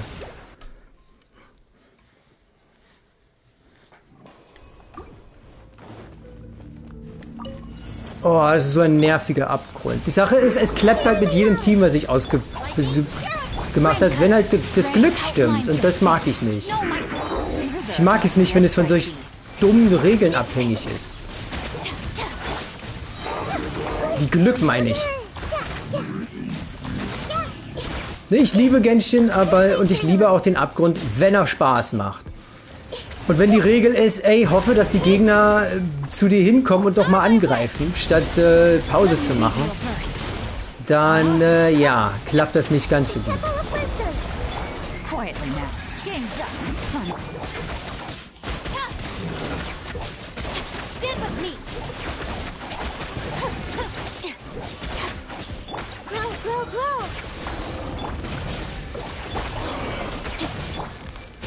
Witness the power of Gugwa.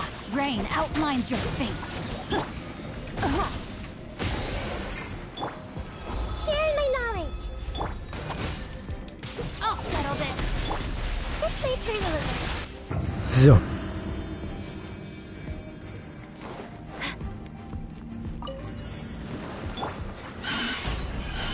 will have order. Rally! It's showtime! Attaboy!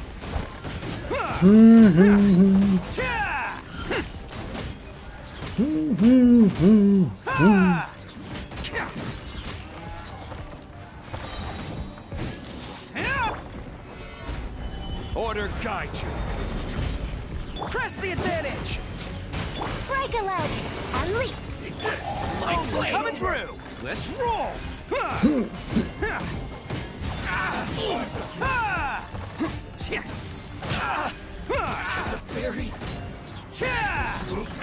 Bam!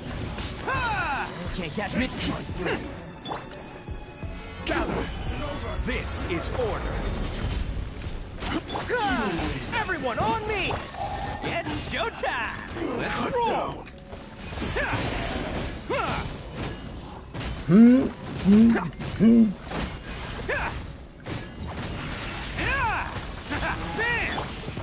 Solidify! Charge! I will have order. Rally! Your grand finale. Let's roll! Who wants some of this?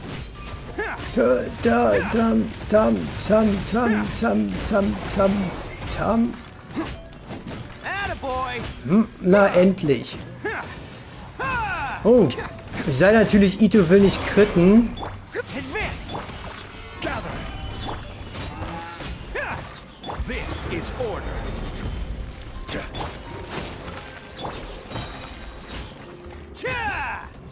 Huh. Geht doch. So macht man das. Ja, es hat halt geklappt, weil die Viecher endlich mal getan haben, was sie sollten, nämlich dich angreifen. So blöd es auch klingt, ne? Das sind 90% des Kampfes. Ob sie ihren Scheiß machen oder nicht.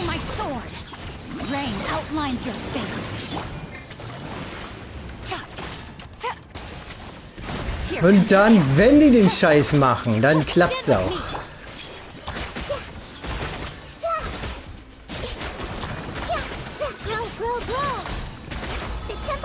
Und deshalb, ja, bei diesen Viechern muss man einfach sagen, es ist random. Und nein, es ist nicht schön, aber es ist wie es ist. Also wenn ich einen Tipp geben kann, Hyperbloom funktioniert in der ersten Hälfte auf jeden Fall, allein schon wegen der Bossgegner.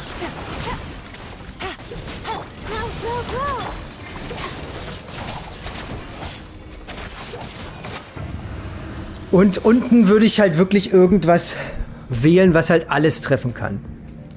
Gefriert die macht sich gut, wenn man damit klarkommt, dass man wahrscheinlich keinen Heiler hat. Solidify! Everyone on me! It's showtime! Let's roll!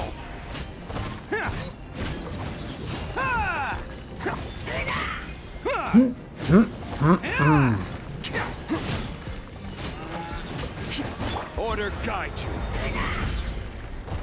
Stabilize. Rally. Ist auch wieder so ein wunderbares, perfektes Beispiel. Wenn einfach die nicht angreifen wollen. Wieso kommt der dann nicht an? Ah.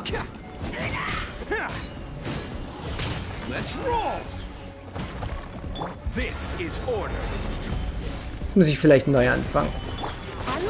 Ich weiß gar nicht mehr, was danach noch kam.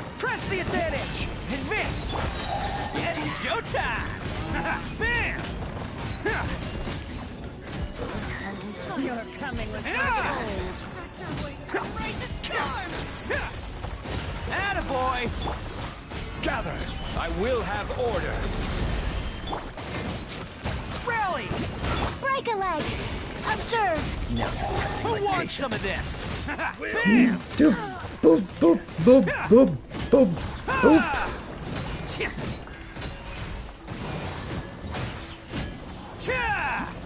Let's roll. Okay. Ah, da war ich zu langsam. Order guide you. And step. Strike is one. Everyone on me. Fall in. Oni coming through.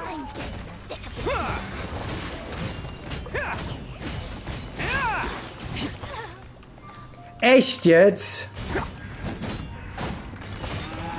Wieso ist denn dieses Viech nicht nach vorne gekommen?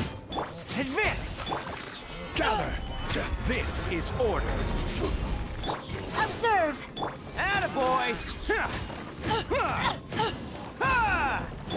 Pull in. Oh, komm schon.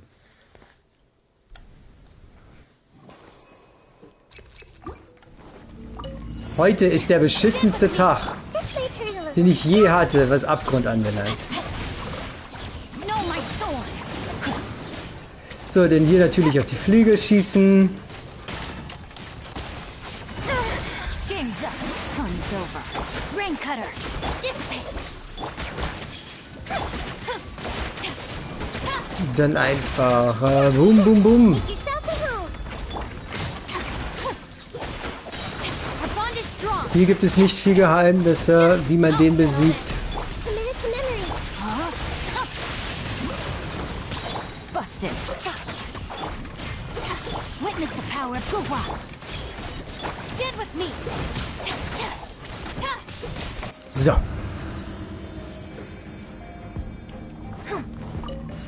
Yeah, yeah. So, kommt ihr jetzt bitte diesmal alle an? Solidify. Press the advantage. Charge. Break a leg. Observe. Who wants some of this? Bam! Cha! Cha! Ha! Ha! Ha! Let's roll! Stabilize. Order guide you. Rally! Pull in! Your grand finale.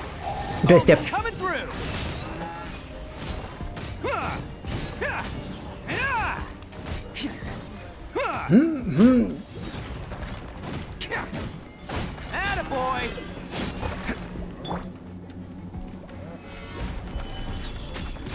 Observe. Strike is one.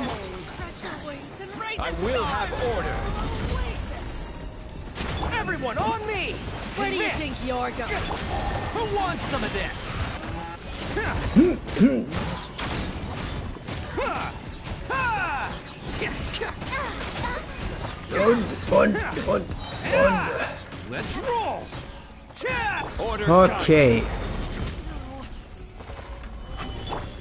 Observe. Bam! But we'll Oni coming through! Ha!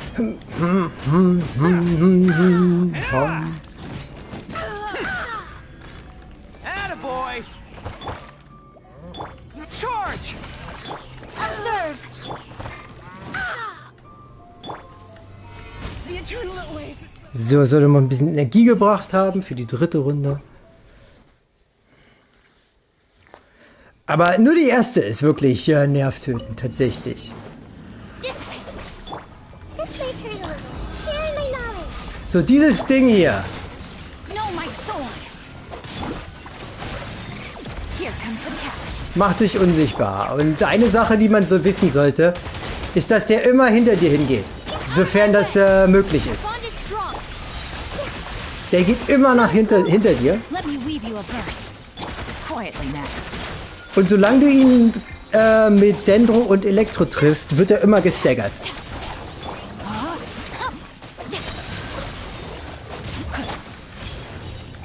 Gotcha. I'll settle this. These are about to get dicey. Ich wollte gerade meine Ulti sparen, aber ist ja nicht nötig, das ist die letzte Runde. Na, also immer hinter dir. Wenn er sich unsichtbar macht, wo immer er steht, er versucht hinter dir zu kommen. Weil es dann, wahrscheinlich, weil es sonst zu offensichtlich wäre. I will have order. Press the advantage. Advance. Your grand finale. Who wants some of this? Let's roll. Ha! Ha! Ha! Pull in. Order guide you. Diese Mobköpfe sind nervig, Charge. Rally. insbesondere dann, wenn sie sich entscheiden, nicht zusammen zu sein. Wenn die getrennt sind. Das ist das Schlimmste, was du machen kannst.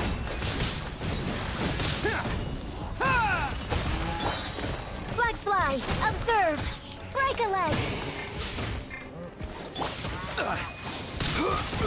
Oder wenn man mir die Ulti nicht lässt. Ich habe die Ulti gerade gehämmert wie Sau, ne?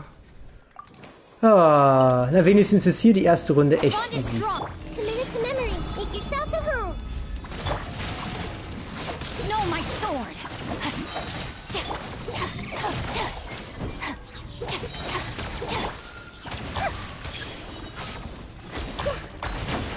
Witness the power of Google. Busted. Stand with me. Lightning, Sheriff. The Temple of Wisdom. Here comes the catch. Jetzt einfach rein da.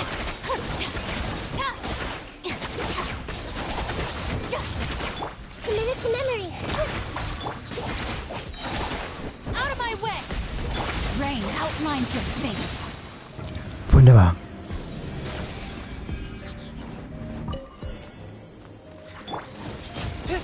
Everyone on me! Advance! Stabilize. This is order. Your grand finale.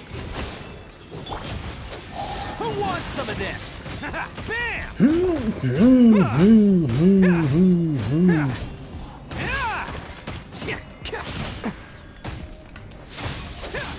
Let's roll! Na komm. I will have order. Solidified. Strike is one and step. It's showtime! So, und jetzt klappt das auch.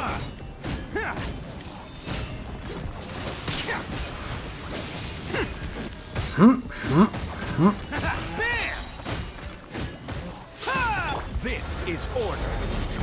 So, Stabilize. das ist tatsächlich die leichteste Runde. Your grand Das Einzige, worauf man hier achten muss, ist, dass sich die Magokengis nicht töten. Ich weiß, klingt simpel, aber es ist wirklich simpel.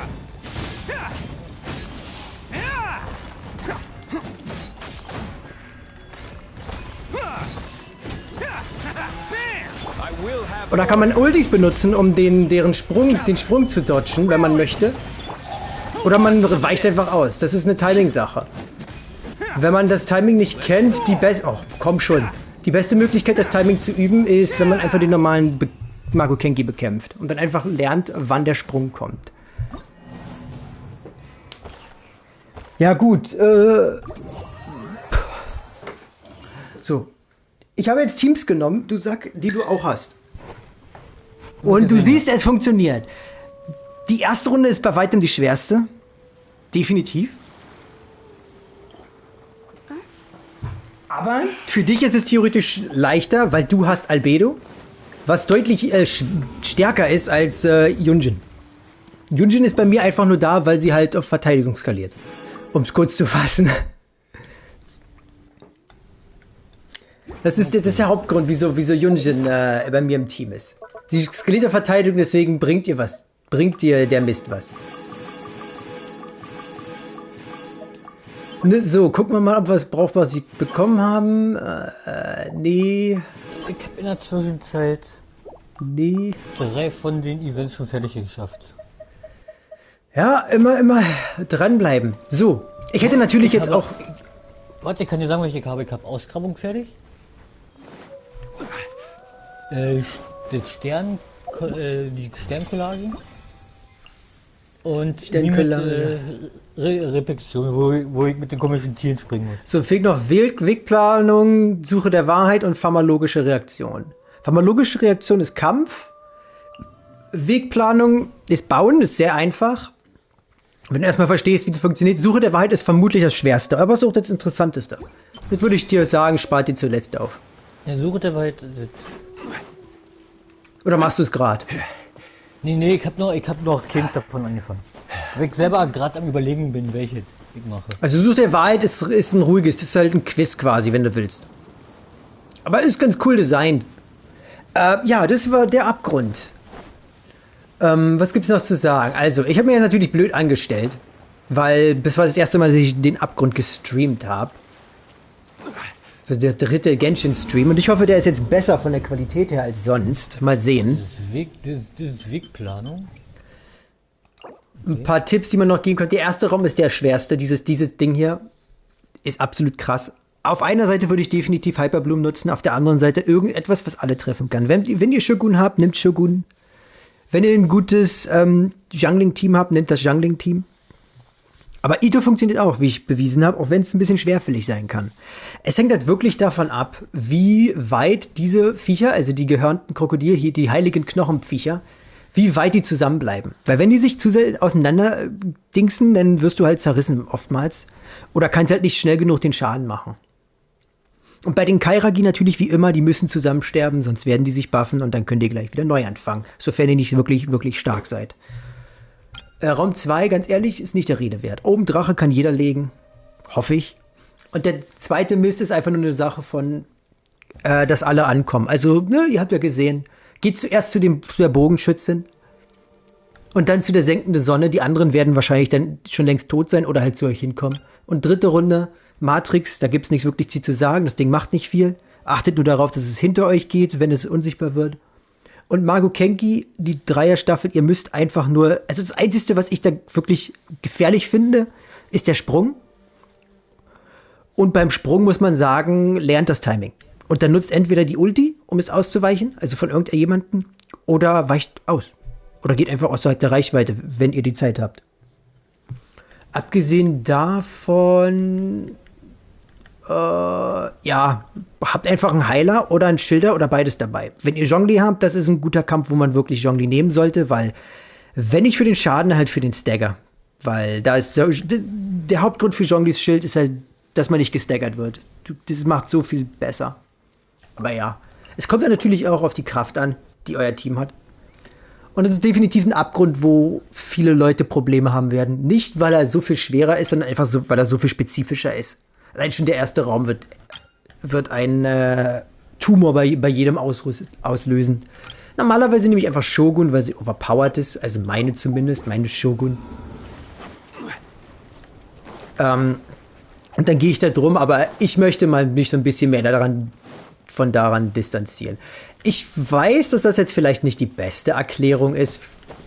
Ich habe noch nie jemandem etwas erklärt, aber wenn ihr Fragen habt, dann schreibt oder fragt im Stream, wenn ihr mal dabei seid. Und dann kann ich es hoffentlich besser erklären und wir lernen alle was. Ich, wie man Dinge erklärt, ohne wie ein Idiot zu wirken. Und ihr, was auch immer ihr wissen wollt. Ja. Gut. Das war der Abgrund. So, die Belohnung habe ich schon geholt, oder?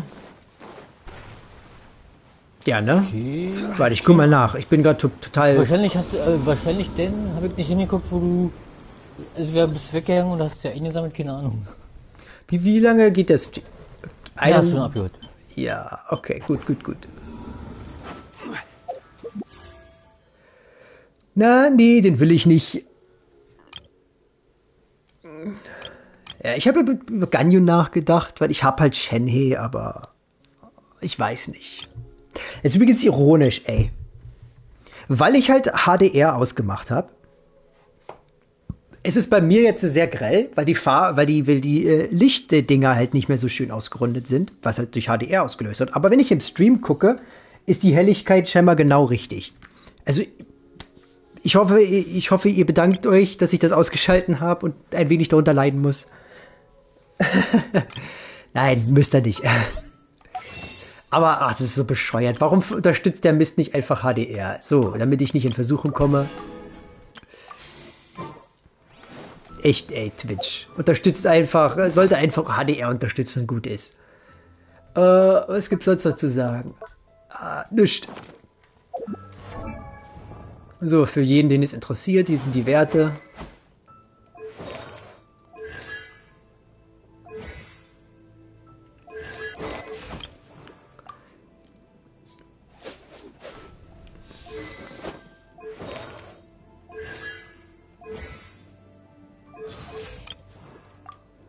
Oh.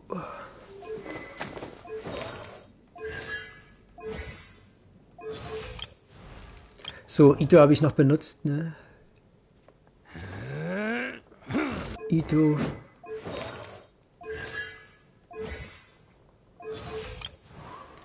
Wen habe ich sonst noch benutzt? Kaso habe ich diesmal gar nicht benutzt, ne? Nein, habe ich benutzt.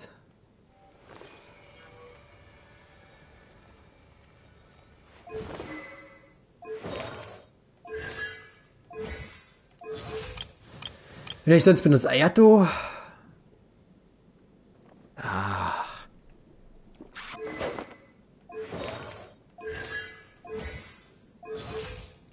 Yunjin habe ich benutzt.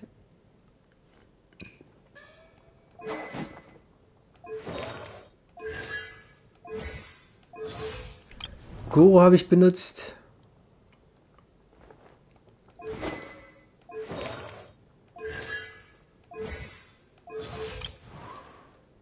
Sucrose habe ich mehr oder weniger benutzt. Ich bin echt außer Übung mit Sucrose, aber die spielt sich auch wie ein Stück Brot. Also was auch immer Leute sagen über Kasua und Sucrose sind gleich auf. Ja, vielleicht von den Werten her, aber oh, ich habe, glaube ich, Talent und so nicht gezeigt. So Opferrituale, ihr Schatten, natürlich. So. Aber wirklich, wenn man sie spielt, das sind Welten. Kasua spielt sich so viel besser. Und ja, ich hätte wahrscheinlich viel bessere Sachen gehabt, wenn ich Kasua benutzt hätte. Aber um ehrlich zu sein, habe ich vergessen, dass ich ihn habe. Kasua macht Dinge einfach zu einfach. Bennett. Ich weiß gar nicht, ob das nötig ist, dass ich hier zeige, aber vielleicht interessiert es ja irgendjemanden irgendwann mal. Youngling.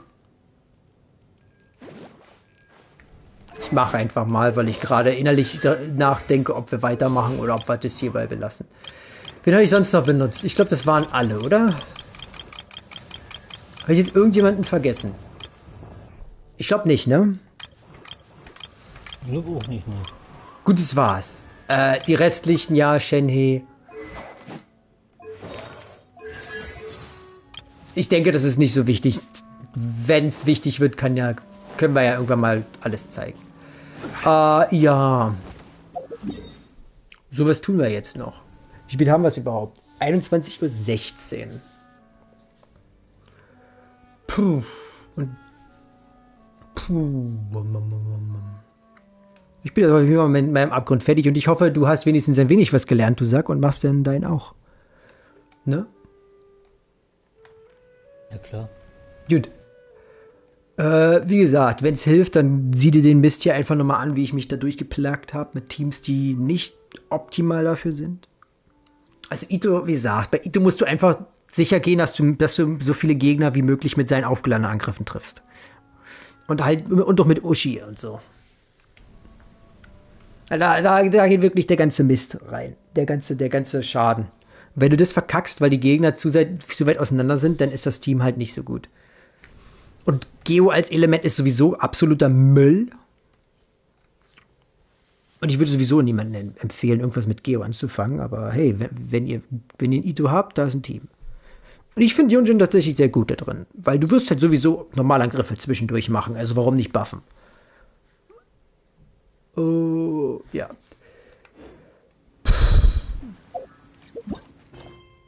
Was machen wir noch? Eine Questreihe will ich jetzt heute nicht mehr anfangen. Ja, höchstens halt vielleicht Faruzans Date. Weil... Oder soll ich einfach nur einen Abgrund-Stream machen und es dabei belassen? Ich bin mir nicht sicher.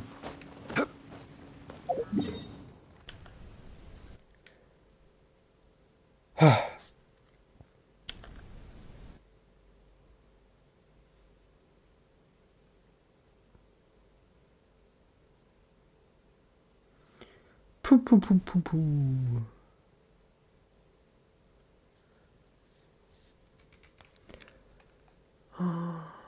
Und übrigens, ich habe immer noch nicht diesen 1% hier bekommen. Ich weiß nicht wieso, aber ich finde keine Ton mehr hier. Diese 1% fehlt mir wahrscheinlich für immer. Und ich bin schon überall lang gerannt, ich habe diesen Sensor benutzt, ich habe alles versucht. Keine Ahnung, was mir hier noch fehlt.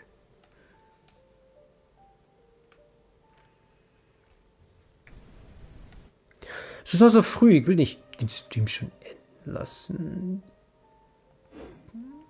So. Ja, auf jeden Fall. Der Abgrundteil ist jetzt fertig.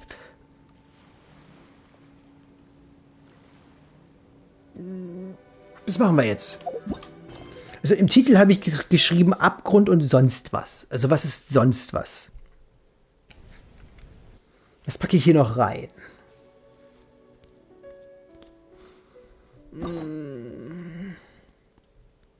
Irgendwas. Komm, wir machen jetzt das Date von Faruzan. Ich ändere schnell den Streamtitel. Und na.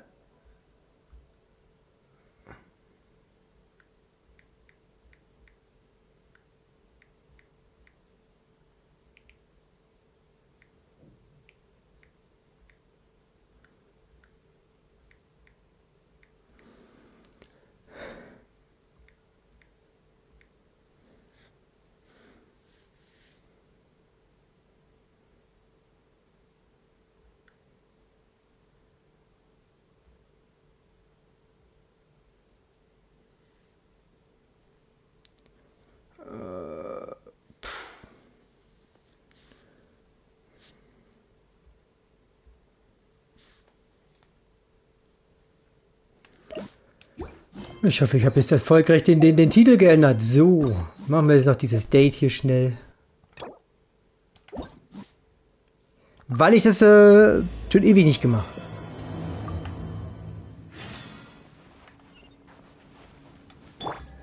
...6000 Meter entfernt.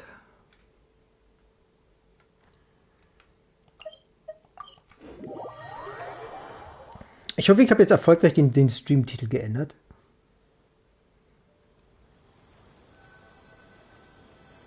Ja. Scheinbar habe ich das. Na, das war schon mal schön. Okay, beginnen wir das wunderschöne Date mit Faruzan. Oh, Tainari. I'm still a bit worried that the Matra might give her trouble. I need to stay here to keep an eye on the situation. Kale, can you head to Sumeru City and find out why she isn't here yet? Does it have to be me? Faule Socke. I'd only assign a job this important to someone I trust. Are you not feeling well? Oh no, I'm fine. I've completely recovered. It's just that if I'm going to see her, I think I need to mentally prepare myself first. Die Ausrede kenne ich. Die kommt mir sehr bekannt vor. I know. Das klingt schon fast wie ein gewisser Typ, der gerade streamt. If we could arrange for someone to accompany you. Na toll. Also auf mich abwälzen. Was bereitet euch Sorgen? Kommt schon, sagt es. Ich weiß es doch eh schon. Ja, ich bin's. Wer sonst? What a coincidence. I was just thinking about asking you to accompany Kale to Sumeru City. Sehe ich so gelangweilt aus hier. Ich sag einfach mal das, was ich denke. Warum ich? Sorry, that's not what I meant. It's just that this matter concerns research banned by the academia. Not the sort of thing you'd shout from the rooftops. Also, you happen to know about this situation. There are very few people I can trust to be discreet right now. After giving it much thought, I believe you're the most suitable person for this task. Ich bin ja gerade rausgegangen. Vorher wollte gerade überlegen, wie ich es mache, aber dann bin ich auf falschen Knopf gekommen. Muss ich das Zusammensetzen nochmal machen. Ja, die Steuerung ist ein bisschen gewöhnungsbedürftig. So, du hast ja das Date von Faruzan noch nicht gemacht, ne? Also, Nee. Wenn du dich nicht spoilern willst, ne, mach, was du willst. Mach auf leise oder sonst wie und guck nicht hin oder so. Der Kampfteil ist jetzt eh fertig und ich hoffe, ja. So, Forschung, die von der Akademie verboten wurde. Warte, worüber rede ich? Ich habe den Faden verloren. Weißt du zufällig auch über die Sache Bescheid? Nein, eigentlich nicht. Also nehme ich das erste. And this isn't the best place to talk about it. We'll fill you in on the details once she arrives. Oh, wer ist sie überhaupt? You might have heard about her in Sumeru before. Her name is Faruzan, and she's a very experienced senior researcher. Wundervoll. Sie ist also sehr erfahren. Let's just say that a huge part of Kasharawar's mechanical research over the past 100 years has used her academic discourse and manuscripts as their foundation. Die letzten 100 Jahre? Ist sie etwa kein Mensch? She is, but she vanished for 100 years because of a certain incident. She only returned to the academia after being found in the wilderness a few years ago. Das musst du dir mal vorstellen. Geht verschollen und dann findest du sie einfach in der Straße rumdatteln. Man würde erwarten, dass sie einfach direkt schnurstracks zur Akademie rennt, oder? Nachdem sie freikommt. Aber hey, jeder hat seinen eigenen Kopf. Current personality can be a bit, strange, as is her attitude towards Kale. Ja. Gut. Deswegen ist sie auch etwas eher exzentrisch. Nach 100 Jahren Einsamkeit kann man vergeben. I'm getting a headache just thinking about it. Ja, es hört sich auch sehr nach mir an. Ich meine natürlich irgendeinem random Streamer. She doesn't have bad intentions, so you don't have to be scared. I'll try. Ah, ich hasse das auch. Mit irgendwelchen Dödeln reden zu müssen. Yes. Kasharawar and Spontan Einer der Gründe, wieso ich mit Stream angefangen habe. So I can't trust them with this matter. Um mich daran mehr zu gewöhnen. So, aber lassen wir das mal beiseite. Okay. However, Faruzan isn't influenced by modern thinking. In our previous correspondence through letters, she indicated that she'd be willing to help.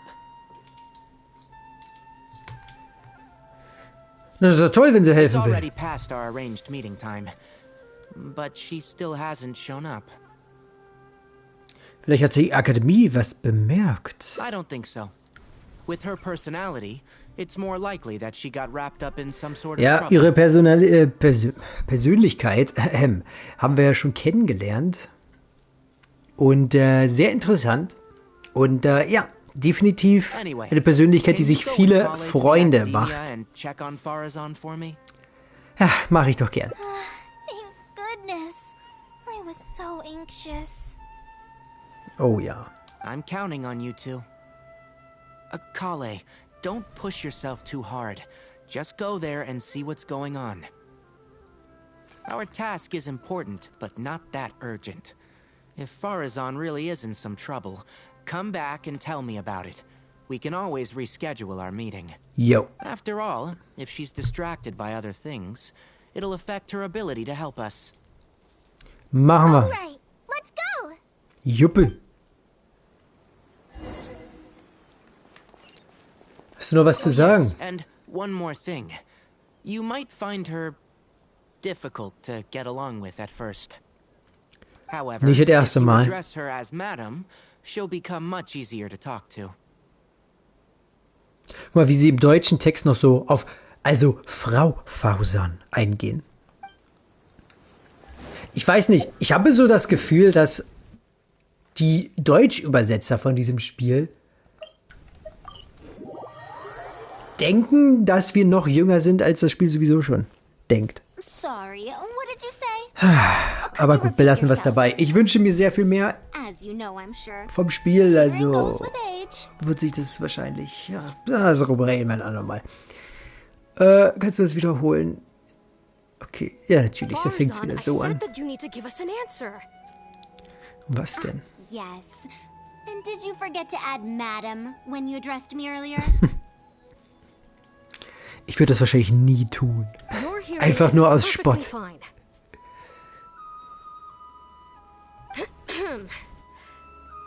Madam Faruzan, we don't want to make things difficult for you. However, you haven't been teaching courses or supervising theses these past few years. Du hast in diesen Jahren keine Vorlesung gehalten. War sie nicht weg? Wird dir jetzt vorgetragen, oh, du warst 100 Jahre eingesperrt? Das geht ja gar nicht. Mach deinen Job nach. Obwohl, das klingt eigentlich sehr modern. Isn't this rather problematic as an advisor? Never mind the students. Even other advisors are starting to complain. And who, if I may ask, complained? If they have any issue with me, tell them to talk to me themselves rather than waste any of your time. Da sehen wir ja ihre Persönlichkeit in allem Glanz. You don't have to tell me anything. I very well know that it's those people from Haravatat. How I wish they'd put their time into doing proper research instead. Ich mag ihren Blick. So verzweifelt. But, Madame Faruzan, it has been a long while since you last made any practical academic contribution yourself. 100 Jahre eingesperrt. Sind die echt so kleinlich? Naja, wie gesagt, eigentlich würde es wahrscheinlich im echten Leben nicht anders sein. Academic contribution cannot simply be divided between the tangible and the intangible. The issue here, I believe, is that the reviewer doesn't understand the very nature of knowledge itself. Fair. In any case, makes no sense to use a metric like this to evaluate a mentor. Which sage set this rule anyway? I should write a letter of complaint right this instant. So verdammte Karen. Wait! Madame Faruzan, please let me finish. That's her, all right. But the person with her doesn't look like a Matra. Sie ist so jung. Shh! She hates it when people call her young. Warum? Ich wäre da total... Das wäre doch das perfekte Kompliment. 100 Jahre auf den Rippen und trotzdem noch ein Jungspund. Was gibt's Besseres? Apparently stopped aging during the year she was gone. So that's why she looks the same as she did 100 years ago. What the f... ist da passiert? Okay, I think I'm ready for this. Let's go. Hoffen wir's. Anyway, Akara Crafts and the leader of Kasharawar would like to invite you to collaborate on this project. Okay. They're wondering if you'd be interested. Oh, ich glaube, ich habe zu schnell gedrückt. Sorry. Ah, Kale. Why are you here at the academia? Are you feeling better now? Und da ändert sich gleich die Stimmung. I'm much better, Madame Faruzan. It's all thanks to the Traveler and the Dendro-Archon. Ach, ja, natürlich. Wir haben ja unsere Arbeit getan. Is that brat Tainari forcing you to stay up late again? No, it's because I'm a slow learner. It's not Master's fault. Ist es nicht? It's good to be hardworking, but you need to take care of your health. I'll have to give Tainari a right talking to when I see him. I'll also prepare some health supplements for you. Einen Moment, Kabellage. So.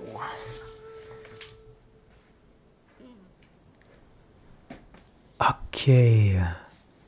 Weiter geht's. There's really no need. Ah, and is the person beside you the legendary Traveler? Wir haben uns erst vorgestern gesehen, aber ich nehme mal an, dass das hier davor spielt, aber lassen wir's. Obwohl, kann nicht sein, weil der Story hat die uns auch noch nicht kennengelernt gehabt. Ja, daran hat sie nicht gedacht, wa? Okay, ich schweife ab. Es freut mich, dich kennenzulernen, Frau Faruzan. Oh, I've heard much about you before. In fact, I've been meaning to meet you for a while now. Oh, ist das so? It is thanks to you, after all, that the Academia is finally getting back on its feet. Even Kali's illness is... Gern geschehen. Madame Faruzan, I believe we were still discussing the collaboration with Akara Crafts. Tja, scheinbar können wir keine Nettigkeiten austauschen, wie? I'd wager it's those Kasharawar Dunderheads finding excuses so that I'd go to their Darshan. Say no more. I have no plans to change my field of research. Das wahrscheinlich nach 100 Jahren einfach keinen Bock mehr auf die Baulehre. If you're this unwilling to participate in the collaborative project, you can also consider teaching a class. Oh. It might be difficult to teach a course with topics that only fall within Haravatat's subjects, but we can't delay this anymore. You need to give an answer. Also, und was? You can teach a course or participate in a collaborative project.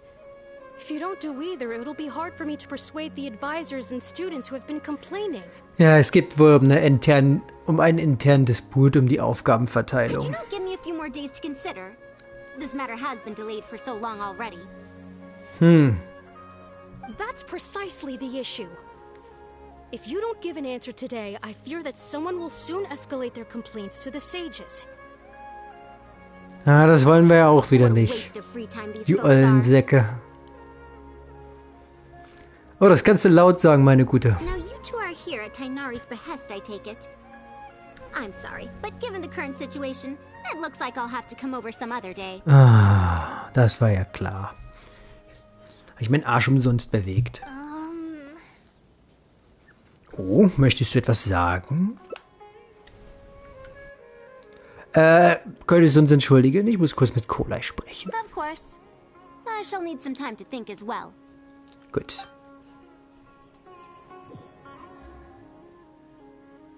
What now? She seems so busy. Ja. Master said there's no rush, but I know that he's been busy working on something at Party's DI, so he hasn't returned to Gandharville for several days now. Ah, typisch Tainari. I feel for Madame Faruzan, but I still want to ask her to come with us. Nun, wir können versuchen, aber wahrscheinlich müssen wir bei ihrem Dilemma helfen. But if I get her in trouble with the academia, then she won't have the time to help Master. What should I do? Oh, this is such a headache. Ach Mann, wärst du doch nur ein besserer Charakter. Denn mit deiner Persönlichkeit kann ich sehr gut resonieren. Wir sollten ihr zuerst helfen, ihr Problem zu lösen. Ja, sie muss sich von der Situation befreien, damit sie nach Pardes Dea gehen kann. But if someone does complain to the academia, wouldn't it make Faruzan's situation more awkward? Ja, aber irgendwie müssen wir anfangen. And if the academia investigated and found her at Party's DI, things would get even worse for her. Ah, wenn wir uns Mühe geben, wird schon alles gut gehen. Do you have some way to invite her over to Party's DI without stepping on the academia's toes? Lass mich zuerst mal schauen, wie es bei Ihnen aussieht. Okay then, I'm counting on you. Jo. I have to teach students from Haravatat or Okasharawar a favor. It strikes me that they might be even less happy about such a deal than I am. Kann ich verstehen. Redelehre ist immer so eine Sache, die... Ich weiß, dass es einen Nutzen hat, aber es fällt mir wirklich schwer, den Nutzen zu sehen. Also, ne, nicht, dass es nicht da ist oder so, aber aus meiner Perspektive ist es einfach Sprachlehre. Zumindest in unserer Welt ist das halt alles so hochgehauen. Madame Faruzan, we're back. Ich meine, ich verstehe schon, worauf das hinauskommen will, aber Sprachlehre... Ich kann verstehen, wieso das bestimmt die Schule ist oder der Kurs oder... verdammt, ich hab vergessen, wie die hier heißen. Das Haus... Wie auch immer. Was halt am wenigsten Popularität genießt.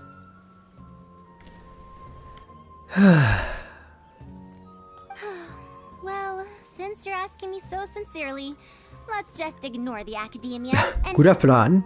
Please, Madame Faruzan, focus. Today's the deadline. Also, Tainari möchte sie in der Tat für einen akademischen Austausch einladen. Huh? Also. Yes. I see. No wonder he sent you two over. Genau. That lad didn't make it very clear in his letter, now did he? Otherwise, I would have reported it as part of my research. Ja, er ist manchmal ein wenig vergesslich. Yeah, that's right. Master sent us over to explain everything to you. Genau. Hat wahrscheinlich einfach nicht an die Details gedacht. Wait. Opportunities for collaborative research don't just come out of thin air. This seems like too much of a coincidence. Also, there isn't much overlap between Madame Faruzan's research and that of Amorta, right? What will you even be collaborating on? Master wants to research, A fully automated irrigation system. Genau. Das war's. Ja, es lag mir auf der Zunge. A fully automated irrigation system. Ja, natürlich. Precisely. Warum haben die sowas eigentlich noch nicht? Automatically adjust the amount of water it provides based on the season and the plant species involved. Genau, perfekte Idee. I saw a similar mechanism while exploring a rune in the rainforest. That's why Tainari wanted to collaborate with me. So ist es. A mechanism like that exists? Why haven't I heard of it before? Weil's geheim war? I found it 100 years ago, so it's only natural that you don't know about it. Why don't you go ask your teacher's teacher? Perhaps they've heard about it from their teacher. Guter Punkt. But we can't prove its existence one way or the other, right? Ja, aber du kannst Vertrauen zeigen. Fret not. I'll have Tainari write an official proposal to the Academia later. That should do it, right? An official proposal. Fine.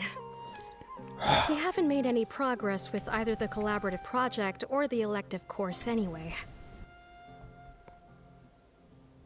Oh, ich glaube, jemand schickt mir gerade eine Einladung. Mein Spiel ist nämlich eingefroren. Das passiert meistens, wenn ich eine Einladung bekomme. Und ja, leider kriege ich die Einladungen immer dann, wenn ich die nicht annehmen möchte, weil ich gerade irgendwas tue. Selbst wenn ich die wahrscheinlich sowieso nicht annehmen möchte, weil, ich meine, was soll ich denn tun mit denen? Es ist echt schade, dass Koop wirklich nicht benutzt wird in diesem Spiel. Es ist so schade, dass das Spiel so vieles nicht benutzt. Ach komm, darüber werde ich jetzt nicht reden. Die Debatte können wir ein anderen Mal führen. Gut, weiter im I'll go Text. inform my superiors now. Please do take care of the paperwork as soon as possible. Natürlich. Don't delay this Sicher. any longer. Sure. I'll be sure to needle him until he gets it done. Puh. Eben. I think she bought it. Gut, dass du so schnell reagiert hast. Even though this is our first meeting, I must say, we make a good team. Oh, nicht doch, Miss. Wow! You made up that excuse on the spot, huh? Madam Faruzan, did you really find an irrigation system 100 years ago? If the Academia asks for any details... Who knows? It's been 100 years, so it wouldn't be too surprising if I've forgotten a few details, no? Das ist eine erstaunlich effektive Halbwahrheit. Huh? Then how will we explain things to them? I'll let Tainari worry about whatever documents we might need to send Alles to auf die Academia. Hasenohren. So gefällt mir das.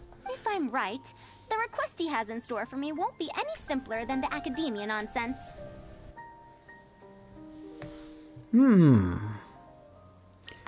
Fairer Punkt.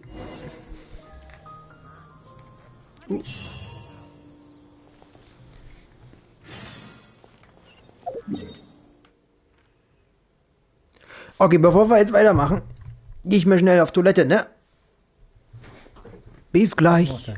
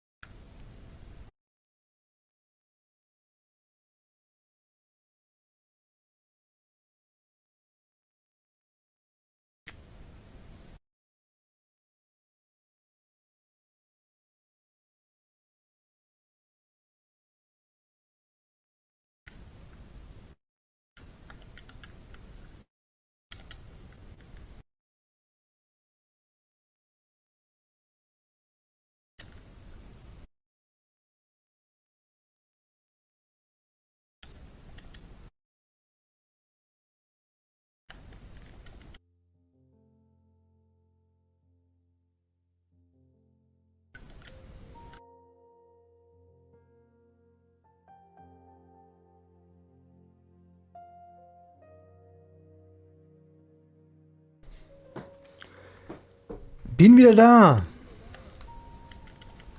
Ich habe es selber gehört. Bei dir. Ich hoffe, es passiert nicht nochmal. Weiter mit unserem wunderschönen Date. Master, we're back. Huh? Where did he go? Kagen. You don't have to shout. I can hear you. Gut. Darf ich deine Ohren kraulen? Well, you got here much faster than I expected. I thought you'd have a lot more business to take care of. Ja, also Folgendes. Thanks to the Traveler, I was able to, pawn off various problems of mine onto others. Genau. Belassen wir es dabei. Onto others? What does that mean? Vielleicht solltest du das nicht fragen. We can discuss that later. Genau. You're looking for me because of the thing you mentioned in the letter, right? That's right. Please follow me. Gut. Oh. Bist du schon an den Kabel gekommen? Nee, ich bin gerade. Ich hab mir gerade das Ohr gepiept. Nee, die Ohr hat gerade ein bisschen gejuckt und da bin ich dann bei mir unten weggerutscht. Ja, pass auf. Einäugig wird schwieriger dann. Naja. Besser als wenn du keine Beine mehr hast, ne? Wie kommst du denn jetzt darauf? Na, wegen des Einaugige ist mir aufgefallen, da gibt es ja auch lieber so ein Spruch wie lieber Arm ab als Arm dran, ne? Ah ja, ich verstehe, worauf du hinaus willst. Dennoch eine eher sehr interessante... Na gut, belassen wir es. A monster? Why is there a monster here? Kolai, bist du hier nicht schon die ganze Zeit? Wie konntest du ihm die ganze Zeit nicht sehen oder begegnen? Ha. Don't be scared, Kale. This is the mechanical life form the Traveler and I saved a while back. Its name is Karkata. Kann man eigentlich diese Quest machen, bevor man mit ihm den Legendenauftrag macht? Und wenn ja, was passiert dann? Oder wird das einfach schön ignoriert? Oder weil ich weiß gar nicht, ob die Dates irgendwelche Aktivierungsnotwendigkeiten haben. Gute Frage eigentlich, ne? It's the final work of a late junior of mine. Ich erinnere mich daran. Schöne Quest. Wäre schön gewesen, wenn ich damals schon hätte streamen können. You mean Abatui? He must have been a genius to create one of such polish all by himself. It's uncommon that a Spontamod researcher is able to create such an intricate machine. If he were still around, we could probably chat the day away. What a shame. Und wieder dieser Blick. Ich mag den Blick. Tatsächlich sehr. Tja, sie ist wohl nicht der Einzige, der diese Meinung vertretet. Something seems wrong here. Have you been maintaining it? Mechanical life forms are much more fragile than they look. Ich glaube nicht. Is Karkata sick? Ja, ist er krank? Karkata has been lying down like this since a few days ago. It could be an old malfunction acting up again. Fairerweise ist es nicht das erste Mal. Damals, als wir den da rausgeholt haben, war auch schon scheiße. I've taken a few courses conducted by Spontamod before, so I've managed to perform some passable repairs on Karkata's energy supply module. Hat nichts gebracht? However, it seems the issue this time is with its transmission. Okay. My knowledge can only prevent its condition from deteriorating any further. But Madame Faruzan, you should be able to find a way to repair it. Also denn, Frau Faruzan, gebt uns eure Weisheit. Not necessarily. Mechanical life forms are created using techniques from alchemy, elemental science, and more. There are multiple modules here that influence each other. A simplistic knowledge of mechanisms will not serve here. You know that as well. Aber Frau Faruzan, Sie sind doch der Beste in diesem Gebiet. Natürlich kriegen Sie das hin, oder? Each mechanical life form is very different from the next. So even I cannot be sure if my understanding of mechanical life forms is going to be of any use to our little crab friend here. Aber ich bin sicher mit ihren Fähigkeiten. Karkata. Can you all go outside for a minute? I need a bit of space. Before I do a thorough check, everything we've just said is but conjecture. Okay. All right. We're counting on you, Madame Faruzan.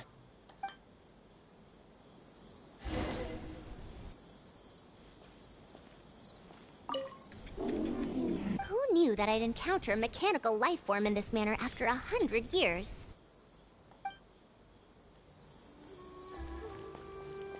Ja, wer weiß. Take it easy. Wer wusste das schon? So, erstmal Blumen klauen und Glühwürmchen. Oh, verdammt. Ich habe Cola nicht gesehen. Here till Faruzan finishes her inspection. In the meantime, I'd like to talk to you about her. Oh, ich wollte auch schon nach ihrer Geschichte fragen. Her past, huh? Quite a few people in the academia know about what happened to her. Perhaps it'd be best if I'm the one to tell you. Also? I've told you before that she had disappeared for 100 years, right? From her perspective, trapped might be a more apt description. Gefangen? Was passiert? Her exact words were... That ruin was crawling with traps and coded inscriptions from wall to wall. I did all I could to decipher the code and deactivate the traps to escape the ruin, but there was no way out. I lost track of time and I ran out of pen and paper. In the end, I had to use stone shards to write on the walls and on the floor to decipher the code. Then, before I realized it, I ran out of space on the walls and floor. I had to calculate all the possibilities in my mind. After that, my memory started to become fuzzy, and my cognition slowed down. She doesn't remember anything else, including the location of the ruin. Sie hat so viel gerechnet, bis sie aufgestiegen ist, zu einer höheren Ebene. Oder sie hat einen Stein gegen den Kopf bekommen und hatte Glück. Eins von beidem. When she was found in the outskirts of Sumeru a few years ago, she looked exactly the same as she did 100 years prior. However, she was in a stupor and struggled to form sentences. Only after a lengthy recovery period could she speak again. Stell ich mir gerade vor, wie sie da steht, dann kriegt sie einen Stein gegen den Kopf und dann blabbert die nur noch vor sich hin. Für eine Weile. Bis hier irgendjemand einfach mal genug Schellen gibt, damit sie wieder bei sich ist. Obwohl das nicht die Unsterblichkeit erklärt. Oder zumindest die temporäre. Ha. The academia speculates that she must have gotten trapped in an unknown ruin while researching machines a century ago. And because of the ruin's special properties that halted her aging, she was able to use those 100 years to crack the trapping mechanism and then escape. Awesome. Wo finden wir die? Though she had finally broken free, 100 years had passed. Everyone she knew and everyone who knew her was already gone. Kacke. Aber hey, sie lebt noch. In the end, even the academia had to rely on century-old records in the Akasha to confirm her existence. Dann hat sie echt Schwein gehabt, dass sie kam, bevor wir den Scheiß abgestellt haben, wa? Wow, Neider hätte fast ihr Leben ruiniert. Don't make that face. I'm not telling you this because I want to drum up sympathy. She wouldn't want others to pity her because of past events. Rather, she sees that period of entrapment as an experimental error. As a researcher, she must accept everything that results from her experiments, even if they don't fall within expectations. Verstehe. Even after going through so much, she's returned to Sumeru and still hasn't given up on her research. Respekt. Due to changes over the years and drift in academic subjects, she holds some rather strong opinions about the current academia, and she has no shortage of detractors herself. Naja, 100 Jahre, da kann sich viel ändern. What I want to say is that Insbesondere, weil es in letzter Zeit so viel passiert ist. Faruzan is a true senior researcher, in every sense of the word. She has her own deep understanding of various ruins and machines. If there's a chance, you should talk about them with her. It'll definitely be helpful for your journey. Ich werde es versuchen. Master, Madame Faruzan's done. Oh, let's head over. With any luck, she might have figured something out. Jo. I never thought that I'd encounter a restitution module once again after 100 years. Abgrund really installed quite a few impressive things on this. War nicht schlecht. If my guess is correct, this mechanical life form has displayed attempts at self-sustenance before, right? Such as collecting parts to repair itself, for instance? Das stimmt, ich erinnere mich daran. It used them for something else, but as far as its design goes, it does have a function like that. I knew it. If I'm not wrong, Karkata's issue lies with its restitution module. Verstehe. Abatui's modified this module extensively, but the core parts and design philosophy are very similar to the principles as I know them. They are all based on principles learned from the ruins. Aus den Ruinen? The creators of the ruins machine once tried to create a perpetual mechanism that could replace life or even surpass it. Natürlich. The restitution module is the result of one of their countless attempts. It replicates the behavior of living things to achieve a self-repair function. However, the energy required in maintenance of the module became an issue. Okay. Energy consumption? Maintenance? Ach komm, so blöd bist du nicht, Mädchen. For example, a living thing's heart can deliver nutrients and blood to various organs. However, the bigger the living thing, the more powerful the heart needs to be. Once the heart is damaged, it'll be hard for that living thing to heal itself. Nö, meistens sterben sie einfach. Affected. Thus, the attempt wasn't widely adopted. Even 100 years ago, I'd only seen it once before. Oh dear, this is going to be a problem. Okay, wo liegt das Problem? Based on my current research, I'll need to swap out the damaged parts in the restitution module to repair Karkata. Natürlich. Dinge können nie einfach sein. But like I just said, the module is rare, even by the standards of ancient machines. Not only that, but there is very little related research documentation available. Was auch sonst. Finding suitable parts would be like trying to find a single gear in the vast desert, to say nothing of the difficulty in making those parts from scratch. Fair zu sein, darin bin ich sehr gut. One can only wonder where Abgrund found the original parts. I might have an idea. Abgrund was, for a time, quite passionate about excavating the Great Red Sand. This was when he had just gotten expelled from the academia. You mean to say he found a restitution module in the desert? Well, that is indeed possible. But the desert's huge! How are we supposed to find the parts that Karkata needs? Das könnte knifflig werden. According to the Academia's records, no similar parts have been found in the Great Red Sand over the past 100 years. If we want to try our luck, we'll have to explore ruins that have never been explored before. I do know that a Vahumana researcher formed an expedition team after the sandstorms and earthquakes subsided. They are now exploring areas of the desert that used to be difficult to access.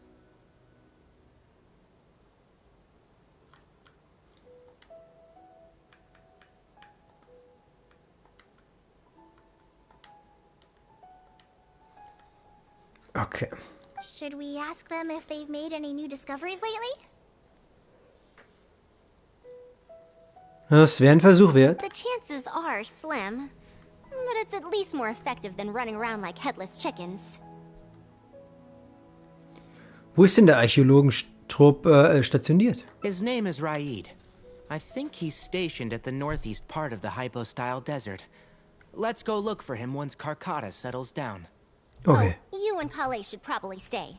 Karkata's condition may be stable, but it would still be better if some of us stay to look after it. Fair. Besides, you still need to take care of the trouble that the Academia left for me. Oh, ich gehe schon mal vor. Trouble from the Academia?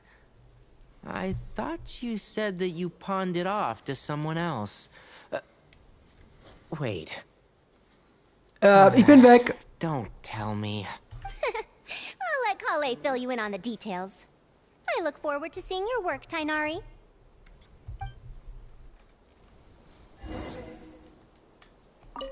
A fully automated irrigation system. That's quite the task. Master, can I help with anything at all? I can go buy things. Prepare pen and paper. Oh, you know, I seem to remember that you have a lot of homework today. Huh? Oh, yeah. I do. Erwischt. Well, hurry up and finish it so you can sleep early, or Faruzan will worry. That's the best thing you can do now to help. Oh, okay.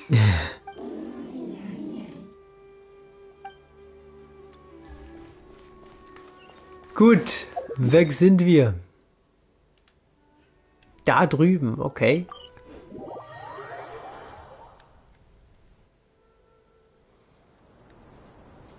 Take it easy. Gleich einer von der Sorte. Das könnte jetzt nervig werden.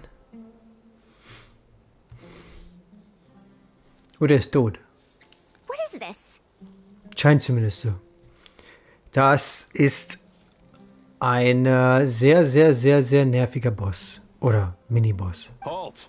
Mr. Raid's permission is required to proceed any further. Das ist ein Gelehrter von der Akademie. That still won't do. Mr. Raid told us to keep people away from the ruins so they don't damage the site. Damage the site?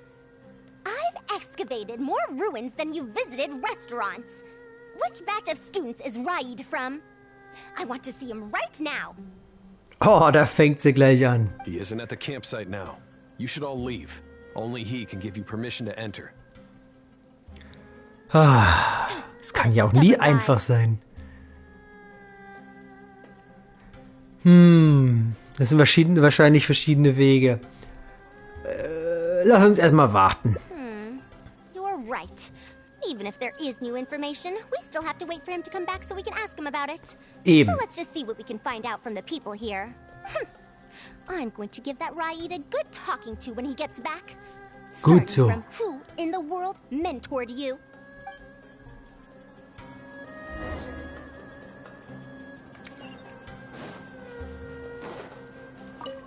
That machine looks amazing. Could it be the legendary Ruin Wanderer? The location seems to fit too. Might that legend actually be true? Wer weiß.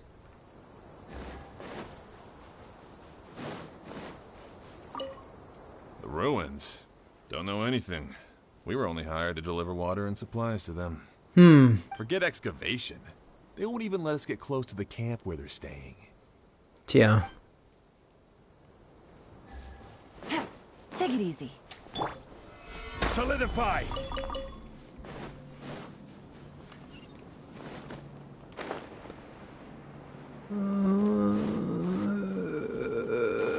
Boop. This area used to be ravaged by frequent sandstorms, but it's been calm lately for some reason. Oh, They was say hat sich that this was geändert? done by a single traveler? But seriously, Wer könnte is das nur such even sein? humanly possible? Wer weiß. Wieder mal, wenn ich das noch nicht getan hätte, wäre jetzt der Dialog anders. Well, I found out everything I could. Is there anything that stands out to you? Sie redeten von einer Maschine aus der Legende. Ruin Wanderer. That's the first time I've heard that name. But that wreckage did seem a bit weird. Wo liegt das Problem? It's a bit far away, and I can't really say for sure from this distance. Perhaps we should ask the villager from before about the legend first. Okay. Huh? What are you guys doing back here? Wir möchten etwas über die Legende des Ruinenwanderers erfahren. I wouldn't blame you for not knowing about it, youngsters. After all, it's a tale that's over a decade old. It's said that this monster, the Ruin Wanderer, traversed through various ruins for centuries. Many adventurers had claimed to see it while exploring. Okay, und weiter? Some said that it was like a giant, while others said that it was like a beast. However, none knew why it wandered the ruins. Niemand? Then, about 10 years ago, we stopped hearing any news about it in Sumeru. No one has seen it since then, and the legend has since faded into memory. Das klingt nach einem normalen Gegner, oder nicht? Ich meine, ich bin mir ziemlich sicher, hier streifen überall welche rum von der Sorte. Aber wer bin ich? Schon, dass ich das sagen kann.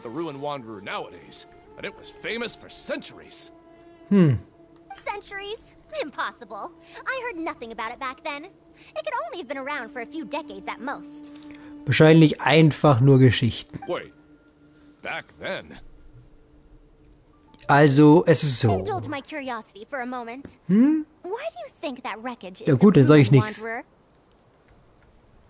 Well, I had also heard that secondhand from... Oh. You heard that nonsense from the Eremites after they got drunk, right? Da ist er ja. Who are you? Ah, Miss Faruzan. Denken Sie nach. Meine Gute. Madam Faruzan, it is a pleasure. I'm Raid, the one who organized this archaeological expedition. Wie erwartet. I'd heard of you at the Academia, but I didn't expect to run into you here. Truly, it is an honor. Wundervoll. Aber keine Ehre für mich? And this must be the famous traveler, Wunderbar. I presume. What brings the two of you here? Ich hätte schon Angst, dass ich vergessen werde. Also. Have you found any special contraptions and Dann relics fall in mir the ins ruins Wort. that you've been investigating? I'm ashamed to say that we haven't found anything noteworthy, even though we've been investigating for a while now. Nun. Really? Okay. That ruin wanderer isn't noteworthy to you? I'm afraid those are mere rumors. Really, I sometimes wish that those people would put as much effort into their work as they do into gossip. Also, ich besieg so ein Ding immer so hin und wieder, ne? Also das so vorher. Okay.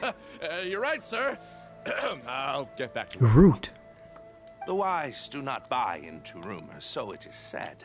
I believe that you too, Madam Faruzan, do not put any stock into such baseless talk. It is also said that real knowledge shall come from practice. I can help you research the excavated relics and see if I can find out anything new about them. Good. You can take credit for any new discoveries. I believe this offer to be sufficiently attractive. In truth, I could ask for nothing better than your help with our research. Ich werde die Hälfte der Arbeit machen müssen, oder? However, you two must be tired after a long journey. I'd feel bad if I set you to work immediately. Ja, wir zwei. It's getting late and my subordinates and I are heading back to the camp to rest. Why don't you find a place to spend the night first? We can continue our discussion tomorrow. This Okay. tent the villagers occasionally use to rest. It's a bit simple, yes, but I hope you won't mind. Ich bin schon Schlechteres gewohnt. Since you need to rest as well, let's do just that. Okay. Nachdem er mich nicht zu Wort kommen lassen hat, gehen wir jetzt einfach schlafen. Manchmal muss man wohl einfach alles runterschlucken. This is quite far away. Are they trying to prevent the villagers from eavesdropping on them? This suits us just fine, though. This way, they won't overhear our conversations either. Wenn ich mal was sagen dürfte, Madam. Now, I have my suspicions about this archaeological expedition team and that machine wreckage. I only caught a quick glimpse, and it was from a distance. But based on the condition of the armor and joints, it didn't seem like something that had been lying around for centuries. At most, I'd estimate that it only stopped moving about a dozen years ago. Ich würde sogar behaupten, das ist doch viel frischer. Weißt du, vorhin habe ich nämlich... The timing coincides with the spreading of the legend. Now, assuming that it really is the Ruin Wanderer. Also, ich wollte nur sagen, dass... How do you suppose it was able to maintain a relatively good condition despite high-intensity operation over the course of several decades? Indem es nicht von mir auf die Mütze gekriegt hat. Aber du hörst mir eh nicht zu. Also sag ich das, was du eh hören willst, weil alles andere wirst du nicht verstehen. Es ist aufgrund einer Regenerationsvorrichtung. That's right. Technically speaking, the module shouldn't be able to move such a large machine chassis. However, I'm basing my knowledge on the mechanical life forms I've seen before. Du meinst andere als Kakata? Well, this was over 100 years ago. It was a machine about the same size as Karkata, actually. It couldn't carry heavy objects or fight, and was only able to help me record some notes. Das ist brauchbarer als die meisten NPCs. It also helped me deliver letters home. I found it near the desert, which is why I wondered if there might be more restitution modules buried around here. Eine mechanische Lebensform von vor 100 Jahren. Honestly, people in ancient times might have already solved the problem of providing enough power for all I know. I'll need to research this properly. Warum gehen wir nicht gleich hin und untersuchen das? Had I confronted Raid right there and then, he would have said that he couldn't tell that the machine was special. Then he'd just hand it over to the Academia obediently, and he'd get away scot-free. If the wreckage were to be handed to the Academia, it'd be much tougher for us to do research on it or get spare parts for Karkata. Ein guter Punkt. Anyway, we should figure out what they're planning before making our next move. Okay. They insisted that we should stay the night, which means if they're trying to pull a fast one on us, they're likely to try tonight. We must be vigilant. Ich stimme zu. Als sich die Nacht verfinstert... Are those sounds coming from the excavation site? I knew they wouldn't be able to wait. They must be scared that we might discover something tomorrow. Also werden wir ihnen in die Suppe spucken. A single person guarding the campsite. This must be quite the manpower expenditure. Sehen wir uns an. I'll see if they left any clues behind at their camp. Keep watch and help me stall them if it comes to that, would you? Okay. All right. I'm counting on you. Gotcha.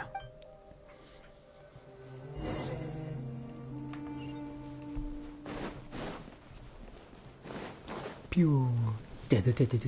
Da.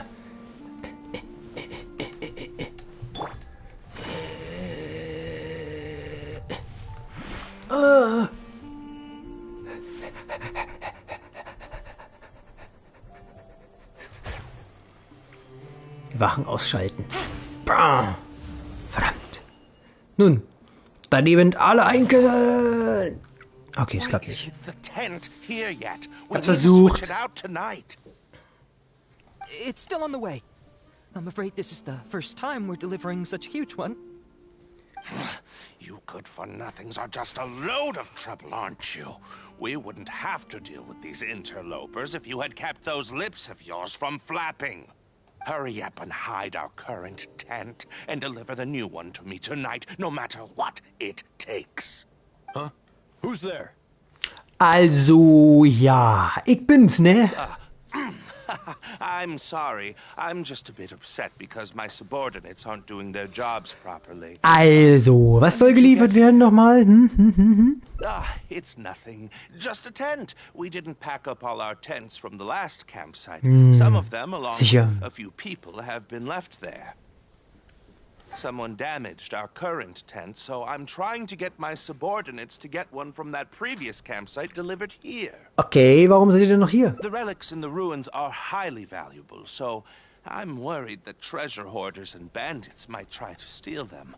Since the tent isn't here yet and I can't fall asleep, I came here to patrol.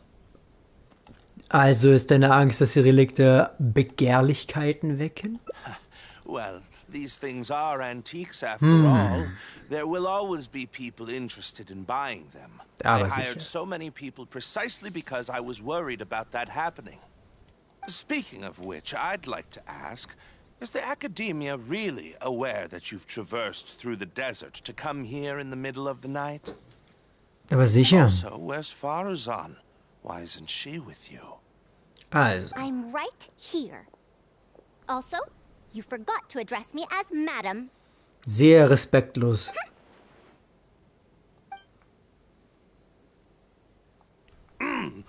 Sorry, Madam Faruzan.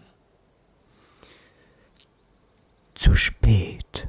You were all making so much noise that I couldn't sleep, which is why I got the Traveler to find out what was going on.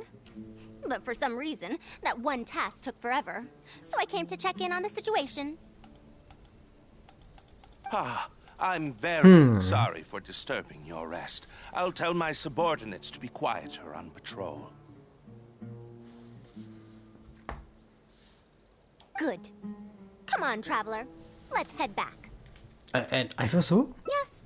We came to check out the situation, didn't we? Well, we've already done that. Wenn du sagst, Miss. We should get better rest so that we'll have energy to investigate tomorrow.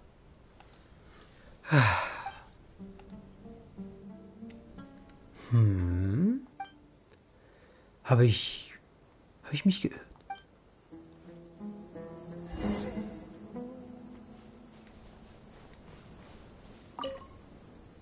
Das riesige Maschinenwrack bewegt sich kein bisschen.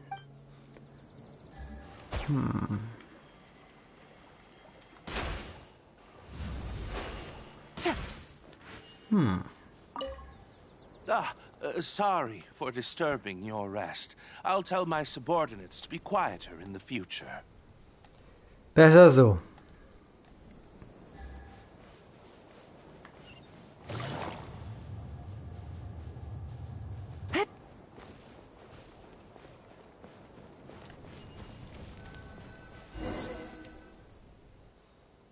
Thanks for dealing with them. Genshin. Now, I found something good on my end. These are the excavation records from their campsite. Was steht drin? According to them, the ruins have been raided before, with numerous traps and contraptions having already been triggered. Oh. I also observed the wreckage up close earlier. The weathering is nowhere near as extensive as on the relics that have been buried for over 100 years. Ich hab's ja schon gesagt. Ich habe ja schon vorher mit denen gekämpft. Und zwar... There's no doubt that the wreckage and the ruins don't belong to the same era. Instead, it must have wandered into the ruins about a dozen years ago. Ja, ich kann dir sogar sagen, wo eins von diesen Dingern ist. Nämlich da in der Höhe... It could have fallen into a trap or encountered a glitch within the ruins, remaining stationary like that until it was discovered recently. Miss... Dafür, dass du so viel Respekt erwartest, bist du sehr respektlos, wenn du Leuten einfach so ins Wort... I still don't know why they'd want to hide it. I have no doubt that the researcher could definitely reach the same conclusion I did. Sie hört nur, was sie hören will. The last few pages of the excavation records are written in code, which I still need time to decipher. Du kannst ja so Geheimschriften entziffern. Du kannst sie entschlüsseln? It's just wordplay. Natürlich. If anything, it's my wheelhouse. Gut, gut.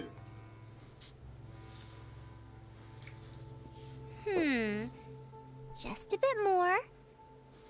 Ah, I see now. Gut. Help! Please help! Ah. Die Profis. Why are you running away? Come back! Protect me! Hättest vielleicht nicht die nehmen sollen, die unter 100 € kosten. What's that sound? Kannst du alles wegschmeißen heutzutage. Billig Scheiß. The Ruin Wanderer? Reactivated? Ich hätte ja was gesagt, ne? Weil, ne, ich deaktiviere die ständig, indem ich die auf die Flügel schieße und solche Sachen. Ich hätte dich warnen... Is this the work of some kind of hidden mechanism? Nein, nein, ich lasse es einfach dabei. Saving lives first. I'll cover them. You go stall the Ruin Wanderer. Sicher, sicher.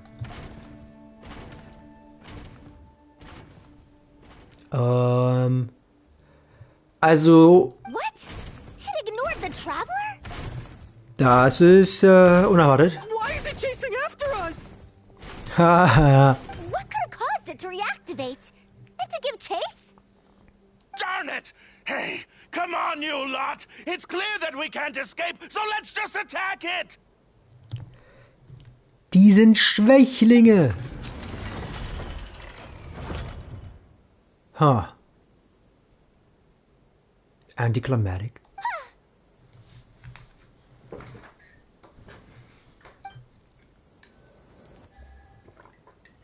It stopped? Offensichtlich. Hey, you guys, get up there and tell me what's going on. Also. What if it suddenly moves?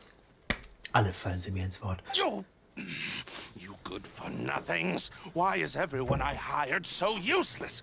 Move. Weil du die Billigbrigade gekauft hast. Looks like this thing's parts can't handle the load of functioning anymore after years of disrepair.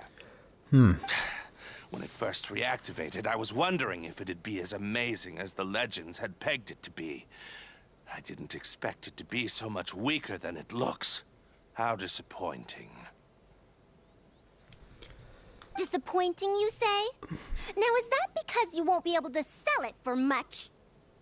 Also, wie gesagt, da gibt's eine Höhle und da ist ein Faruzan, you may be my senior as an academia researcher, but that doesn't mean you get to slander me.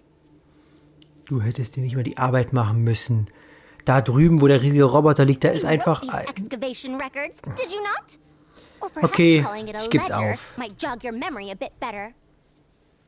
Ich geb's auf. I don't recognize that thing. January 3rd, excavated 5/10. January 5th, 3/10 sold. Aha. January 10th, one special tent pre-sold. It must quickly be switched out with an old tent. Eine Umschreibung für die Relikte. You're supposed to be an archaeological expedition team, and yet here you are, secretly selling the relics and profiting from it. Heute kann man echt auf keinen mehr bauen. When you believed that you had found the wreckage of the Ruin Wanderer, you tried to switch in wreckage that you had excavated previously to pull the wool over the Academia's eyes. After all, there would probably be many wealthy buyers interested in purchasing the legendary Ruin Wanderer in the black market, yes? And then we arrived just before you could finish your work. Tough luck. That forced you to speed up your plan, and you tried to complete the switch overnight before I could investigate the wreckage. In your haste, however, you accidentally activated the... I don't know what you're talking about. Weißt du nicht? Sicher. You lack the curiosity befitting a man of knowledge, nor do you have respect for mechanical life forms. You're not fit to be a researcher. Oh, jetzt kommt der Haken. Ridiculous. Curiosity? Respect? I'm not here to hear you preach. Hey, we're leaving. Mr. Aid! Die Fresse. Behind you?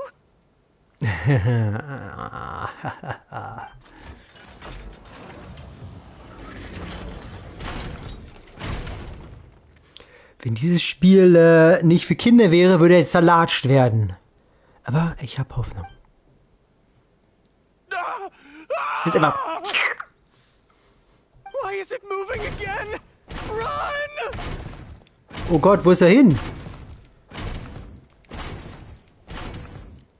Ist etwa wirklich passiert?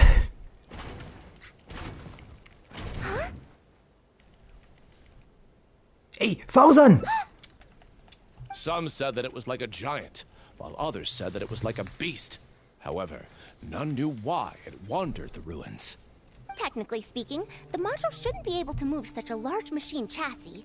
However, I'm basing my knowledge on the mechanical life forms I've seen before. Centuries? Impossible. I heard nothing about it back then. It could only have been around for a few decades at most. Und so schließt sich der Kreis. Why is it chasing after us? So you've been looking for me this whole time?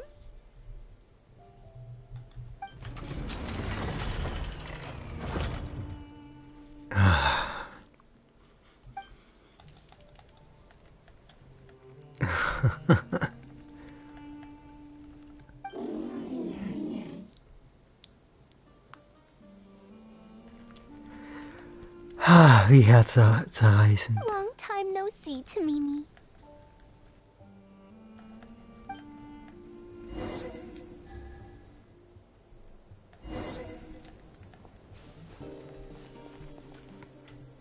Mehrmals korrigierte Notiz. Wir haben dir schon gesagt, du sollst nicht immer... Jetzt siehst du, so viele Menschen sorgen, sogar Tamimi. Die krakelige Handschrift wurde mehrfach durchgestrichen und umgeschrieben. Und es sind nur einige unleserliche Passagen zu erkennen. Auf der Rückseite des Briefpapiers steht förmlich und wie mechanisch ein Satz geschrieben. Komm schnell nach Hause zum Essen. Deine Mutter bereitet bei jeder Mahlzeit eine Portion mehr zu.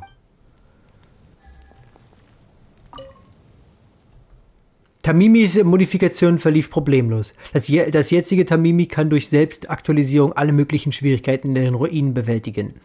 Ich wünschte, du könntest es selbst sehen. Während der Modifikation habe ich mich immerfort gefragt, wenn die Verantwortung in deiner Hand wäre, hättest du es nicht noch besser gemacht? Immerhin bist du die talentierteste Studentin, die ich je sah. Ich glaube, diese hier ist es noch, genau. Sehr geehrte Frau Faruzan, die Manuskripte, Notizen und so weiter, die wir bei Tamimi gefunden haben, wurden alle zusammengetragen und transkribiert. All diese Werke sind mit eurem Namen als Autorin gekennzeichnet. Es ist zu hoffen, dass sich auch in 100 Jahren noch Generationen von Studenten an euren Namen erinnern werden, Frau Faruzan. Die hatte wohl schon damals den Kink mit Frau. Dear Faruzan, I hope you're doing well. It has been over 20 years since you went missing. People from the academia keep telling us to give up and that you're most likely dead. But somehow, I feel like you're still alive. Yes, that you live still in some corner of this world. You've always been persistent, able to shine no matter what situation you face. I believe that this persistence serves you well in surviving and finding your way home. Unfortunately, I likely won't be able to welcome you home when you do. I don't have much time left, and my reflexes have slowed. Others keep telling me to stop exploring ruins. Only Tamimi is still the same as before, always running off to places which you've been to. Your teacher and friends came up with an idea to remodel Tamimi, so it can search for you in our place. You didn't like coming home back then, and would always get Tamimi to send a letter back. Now we're leaving a letter with Tamimi. I wonder if it'll ever be delivered to you. I don't know the answer to that question, but if you ever read this letter, I hope it'll be when you've already found your way home. I regret not being able to say this to you myself, but I'll still feel sincerely happy for you, my dear daughter. Welcome home, Faruzan.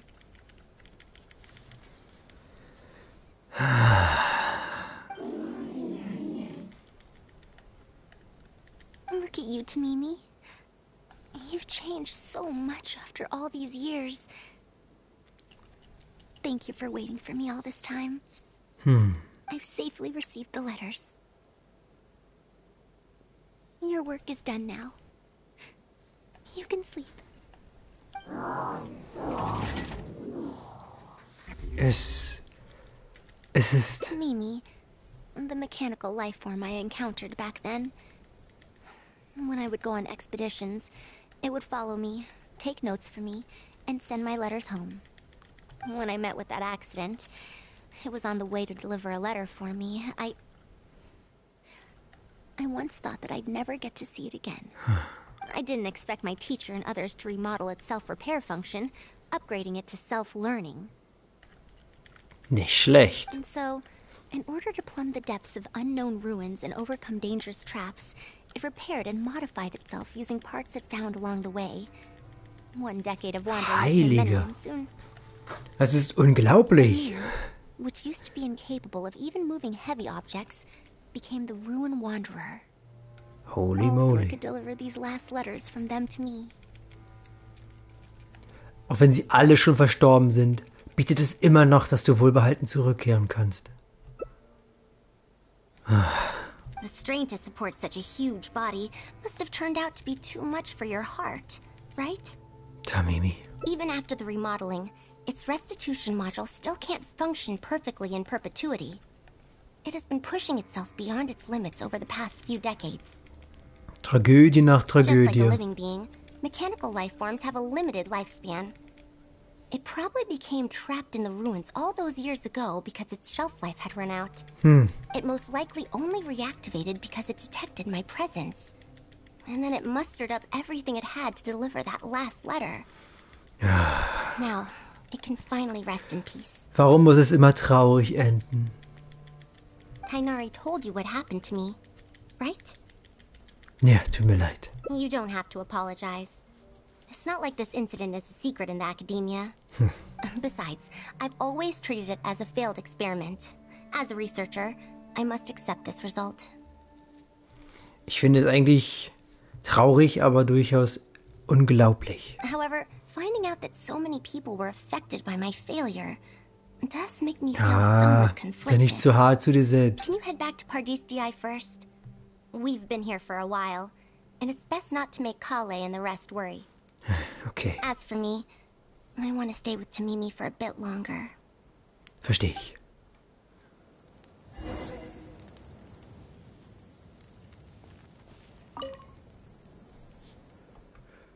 Faruzan schweigt mit gesenktem Kopf. In der Wüste ist nur noch das Wehen von Sandstaub zu hören.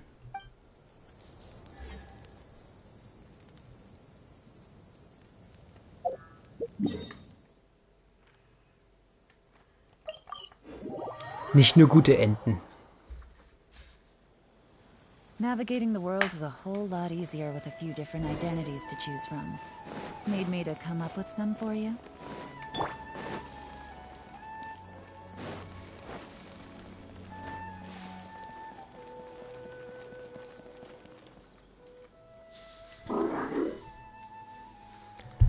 You're back.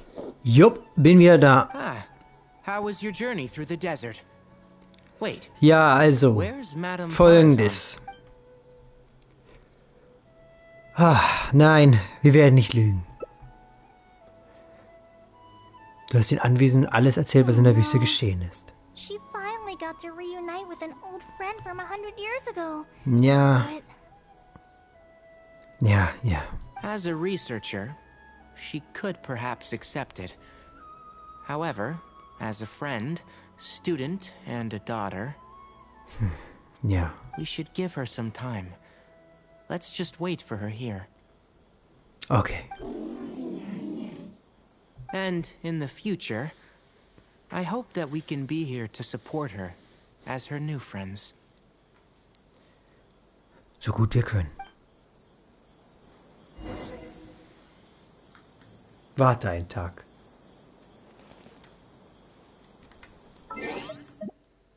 Ups.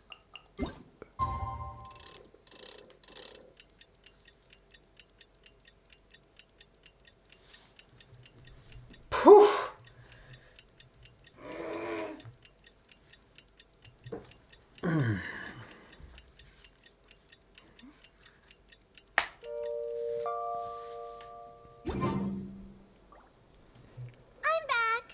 Juhu! Is there to be no welcoming party? Leider nicht. We've all been waiting for you, Madame Faruzan. That's more like it. Now, here are some components I brought back from the desert. Switch these out with the ones Karkata is using right now, and it'll... Voller Energie, look so solemn. Come now.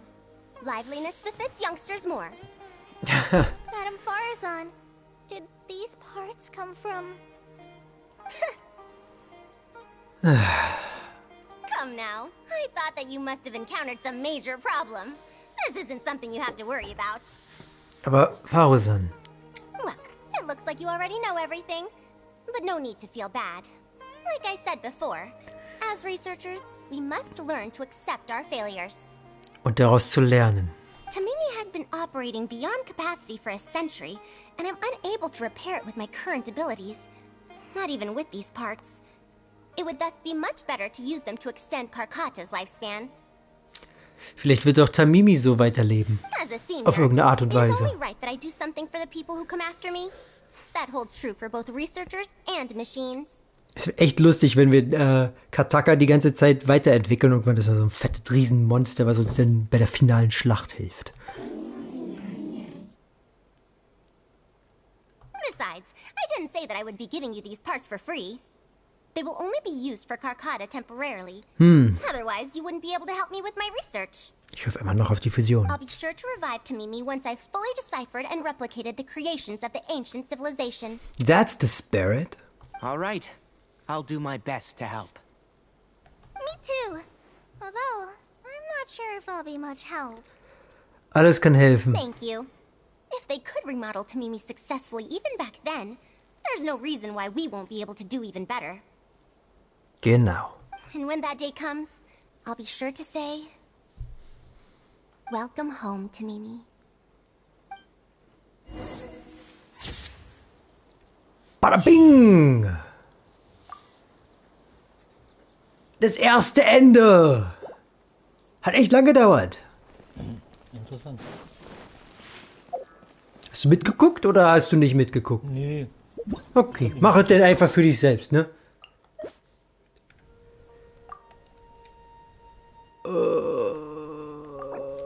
So. Jetzt gucken wir uns mal an, wo es die Abzweigungen gab. Okay, wir haben scheinbar den untersten Weg genommen. Gab es da mehrere Möglichkeiten oder es war eine direkte Strecke? Nein, es gab mehrere Möglichkeiten. Und zwar hier. Also, wir konnten ja so unseren Schein zu verschweigen. Sehen wir uns an, was dann passiert. You're back. Ah, how was your journey? Diesmal werden wir nichts sagen. So, Madame Faruzan has some other things to settle. All right. And to think that Raid was doing all those things on the sly. Ja, was für ein Schwein. It's good that you all got out of that situation. Aber ja, was soll man sagen? Geld regiert die Welt. Madame Faruzan will be able to repair Karkata when she gets back, won't she?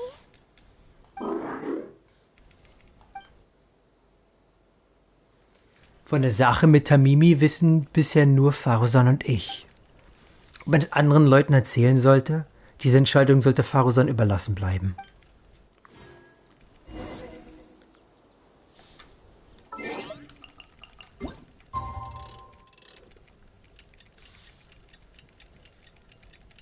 Und nochmal einen Tag warten. Durchstrecken.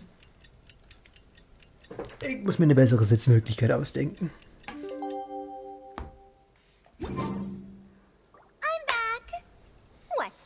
Is there to be no welcoming party? Madame Faruzan, we're over here. Da fehlt das Miss. Zumindest im Text. That's more like it. Now, here are some components I brought back from the desert. So this is a relic of an ancient civilization. Unbelievable. Thankfully, it didn't end up in Raid's unscrupulous hands. Ja. Unscrupulous, huh? Sounds like you already told them what happened. Ja, ich habe Ihnen von Raid erzählt. Is that so? Thank you. We will talk about everything else later. Okay.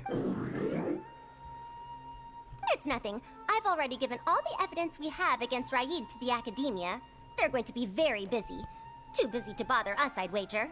Okay. I'll start repairing Karkata then. Kale, can you help me out? Of course. Ja. Die Reparaturen erstrecken sich. Ich konnte nicht weiterlesen. It looks fine, but even so, it needs to properly rest up. Faruzan went out after repairing Karkata. Okay, wir sind auf dem Weg. Sie würde es sagen, wenn sie bereit ist.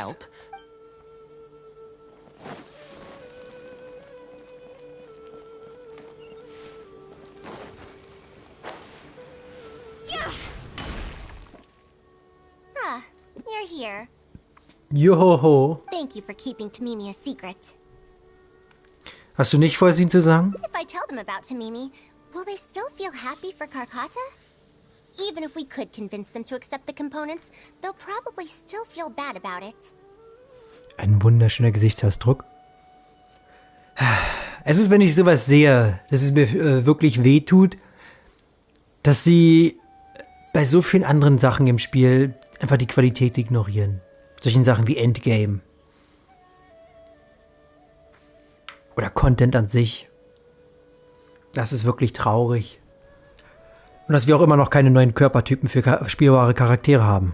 Oder Waffen. Aber gut, ich schweife ab. I don't want my past to affect people in the present. That applies to both me and other people. Du musst es nicht alleine schultern. It's fine. I'm used to this. Oh. I once believed that I'd never hear from my old friends and family ever again. Even their faces are getting hazier in my memories.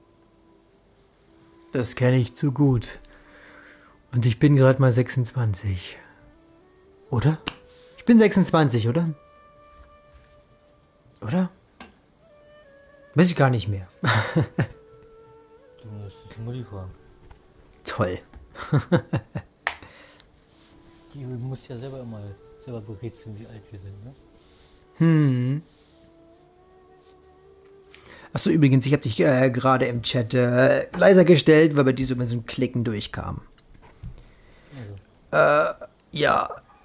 Wenn ich mich irgendwie... Ach, ist egal. Wir klären das später. So, ja, gut. I could remember them clearly again after reading the letter Tamimi handed to me and learning that they'd never given up on me. That's more than enough. Yo. I'd be disappointing them if I let myself fall into a slump because of this. Neither my teacher nor my mother would have wanted to see me like that. Yes, that's the spirit. Besides, you're lending a listening ear to me now, aren't you? Of course. Oh, Pardias GI looks pretty scenic at night. Will you take a stroll with me? Sehr gerne, Miss Faruzan. Once Karkata's condition stabilizes, I'll find a chance to tell Tainari and Kale about all that. Verstanden. But for now, just help me keep this secret. Das werde ich. Thank you. Whether it's 100 years ago or now, I have people who worry about me. Mach dir keinen Kopf. Ich bin schon über 500. Und aus irgendeinem Grund darf ich trotzdem noch nicht saufen. Wir haben alle unsere Probleme. I suppose I should consider myself quite fortunate. The only time when I felt otherwise was when I had just returned to Sumeru. No one came to check up on me then.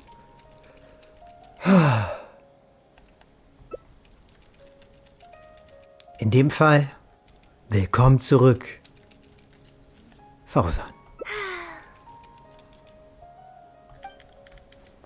Yeah, I'm home.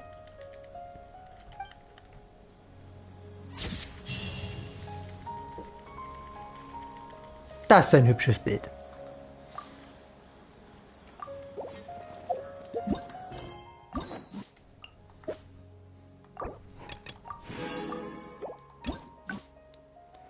So, da gab es jetzt keine Ausspaltungen mehr, ne? Ja, komm, weiter. Okay, so. Hier gab es noch welche. Ja, ja, wahrscheinlich war das der Punkt. Oh, hier? So früh schon war die Abspaltung. Na gut, macht Sinn, ne?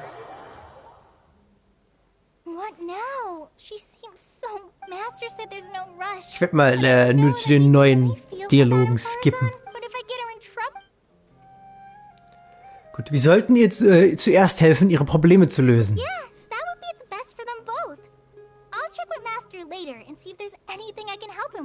Okay. The best thing you can do now is study hard, so I don't have to give you remedial lessons. Nun, leider hat er nicht ganz unrecht. Ich würde hier bleiben und mich und Frau Faruzan zu helfen. Huh? Oh yes. This way she can get her problem sorted out quickly. Genau. So if I also stay and help, that still sounds kind of scary. Du musst dich zu nichts zwingen. Okay then. I'm counting on you. Jupp.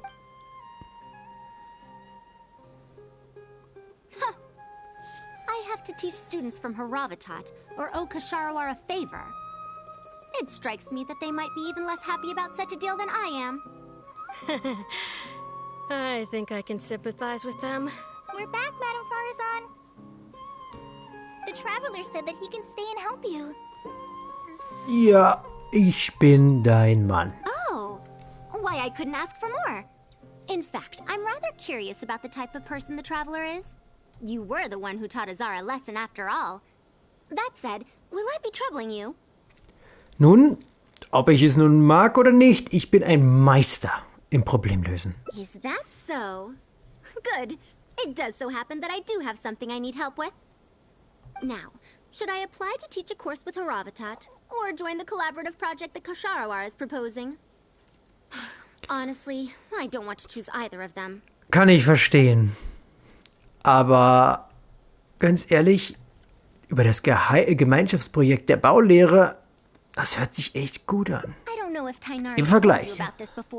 But while my research involves learning about ruins and the mechanisms within them, I don't belong to Ksharawar, which specializes in researching mechanisms. Nor am I in Spontamod, which specializes in researching energy flow. Oh. Instead, I'm part of Haravatat, which specializes in languages and scripts. Nun, sagte mir, dass du eine Meisterin der Vorrichtung bist. She has been invited to Ksharawar multiple times to continue her research, but she's rejected them each time. Oh, wieso? Just listen to how they introduce themselves.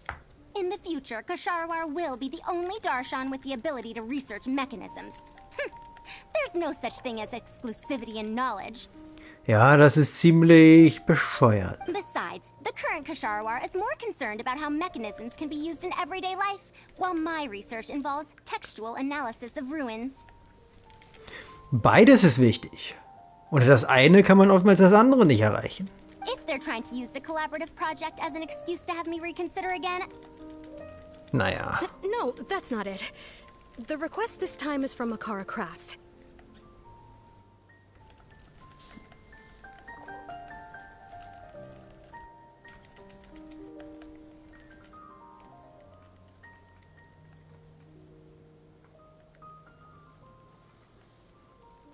Das ist nicht... Okay. The representative of Ksharawar recommended you to them, Madame Faruzan.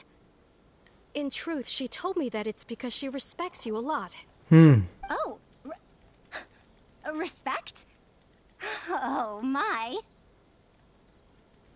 Putting aside my ideological differences with Ksharawar, I suppose I must acknowledge this attitude of theirs. At the very least, they're bounds above those decrepit Haravatat fools. Siehst du? Warum hörst du dir die Sache mit dem Gemeinschaftsprojekt also nicht erstmal an? Ja, Akara Crafts. Warum bist du noch hier? Geh Hausaufgaben machen.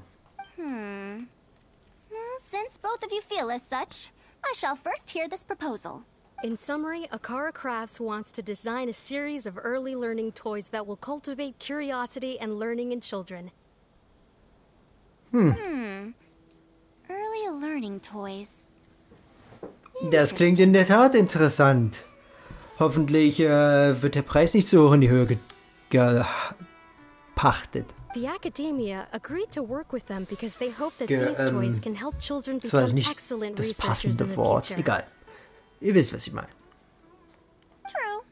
The current academia is in need of some new blood.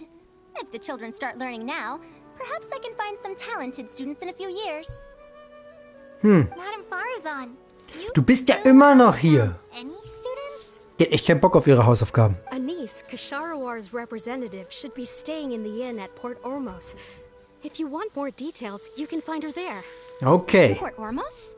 Now there's a place I haven't been to in a long time. I wonder how much it's changed. I probably can't join you since Port Ormos is a little far from here. I should probably go back and report to Master. And then today's homework. No worries. Go do your homework, Kale. Once I'm done with everything here, I'll head over to Pardistii. Ich kann dich hinbringen. Thank you. Why, I'd even call this a rare chance for a curious researcher like myself to observe the legendary traveler up close. Genau.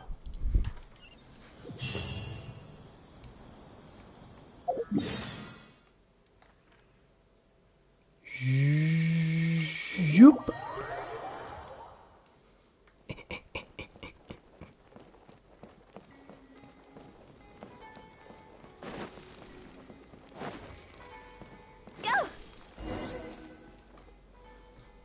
Madame Faruzan!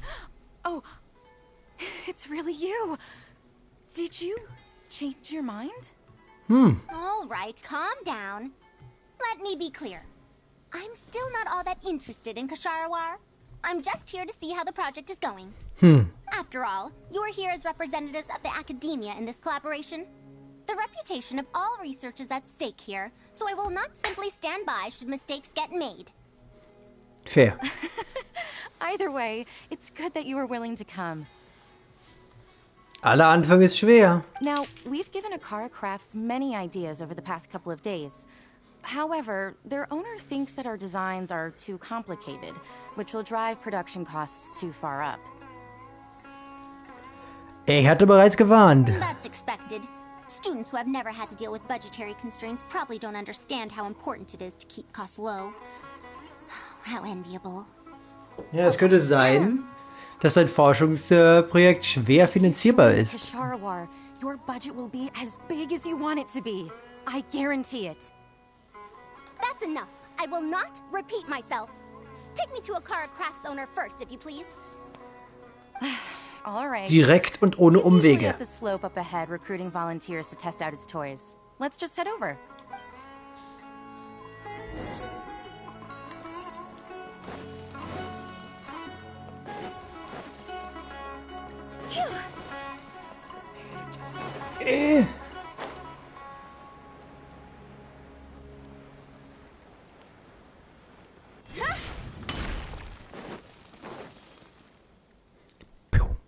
Mamdu, the one I recommended is here. Oh, so you're, Madam Faruzan? Genau die. Yes, that's me. Oh, wonderful. We haven't been able to make any progress on our collaboration recently. We've made many suggestions, but Miss Anis thought that those ideas were too simple and wouldn't be effective in training the mind. Ja, man sollte Kinder nicht unterschätzen. These early learning toys are meant to help the academia train future researchers, after all. If they're too simple, then how are they any different from regular toys? Eben. But if they're too complicated, not only will they be expensive to produce considering our production capabilities, but they won't have much broad appeal to Sumeru's children either. So the design can't be too complicated, but it can't be too easy to play with either.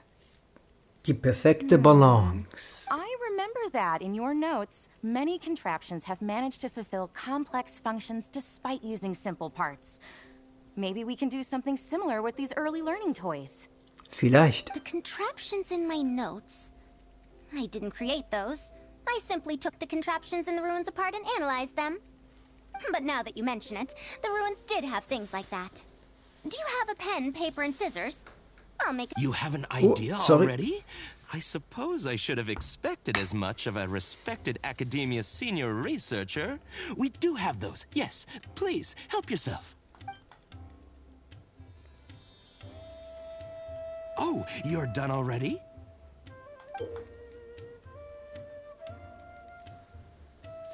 Oh, so. Let me explain.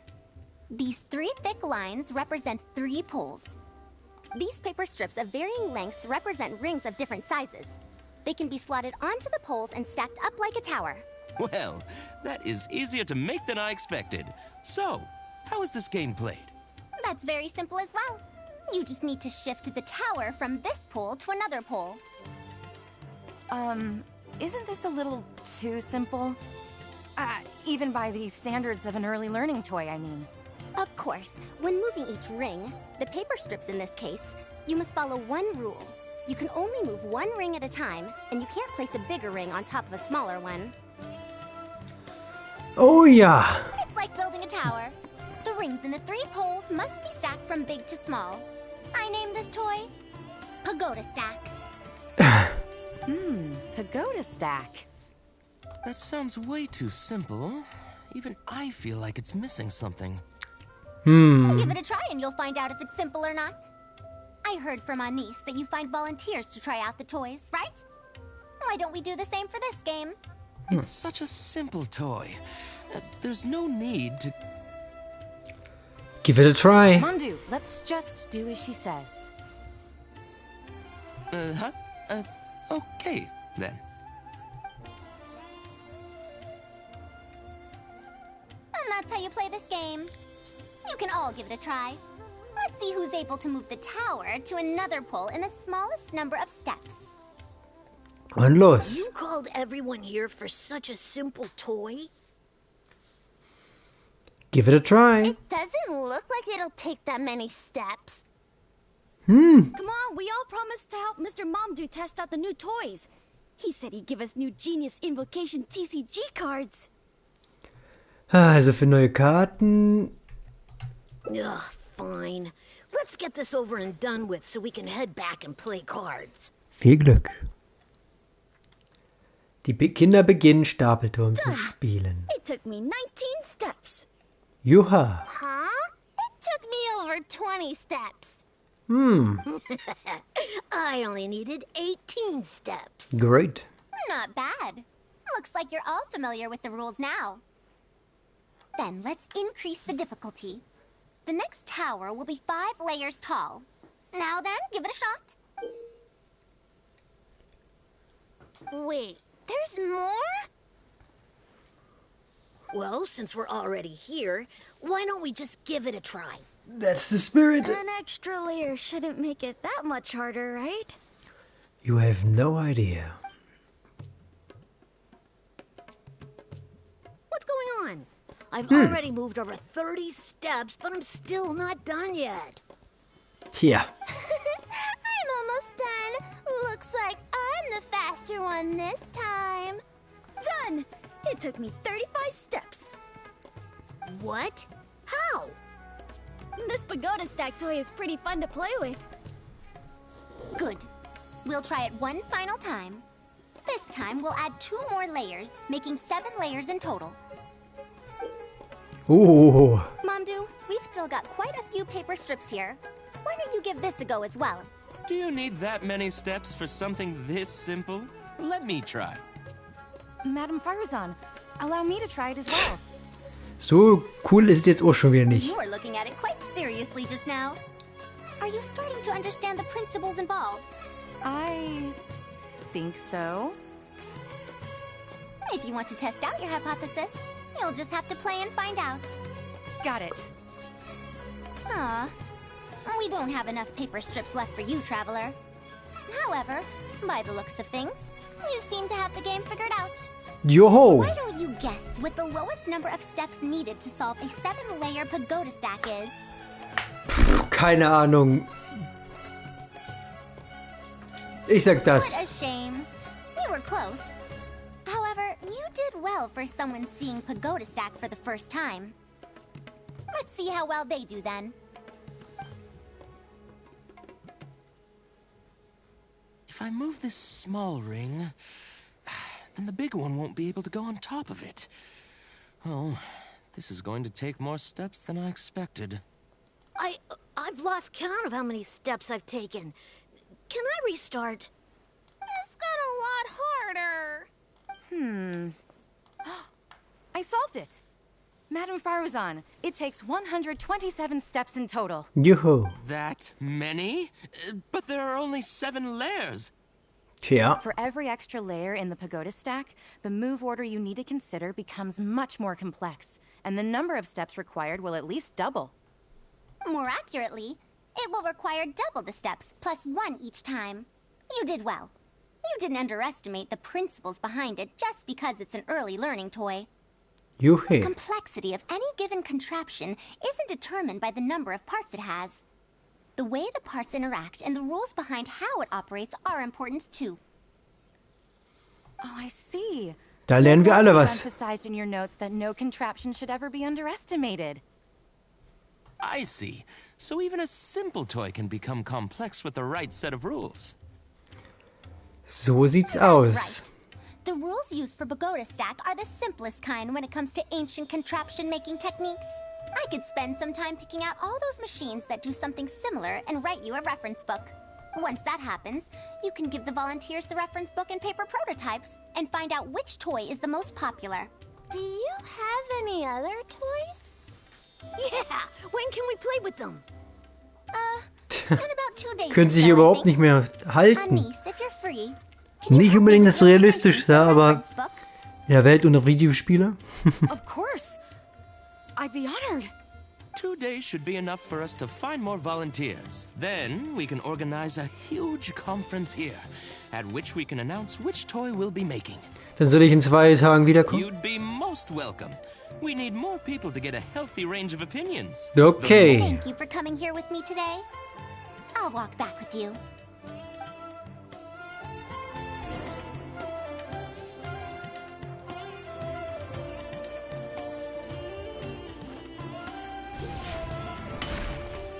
Pew. I'll be going then. Say hi to Tainari and Kale for me if you can.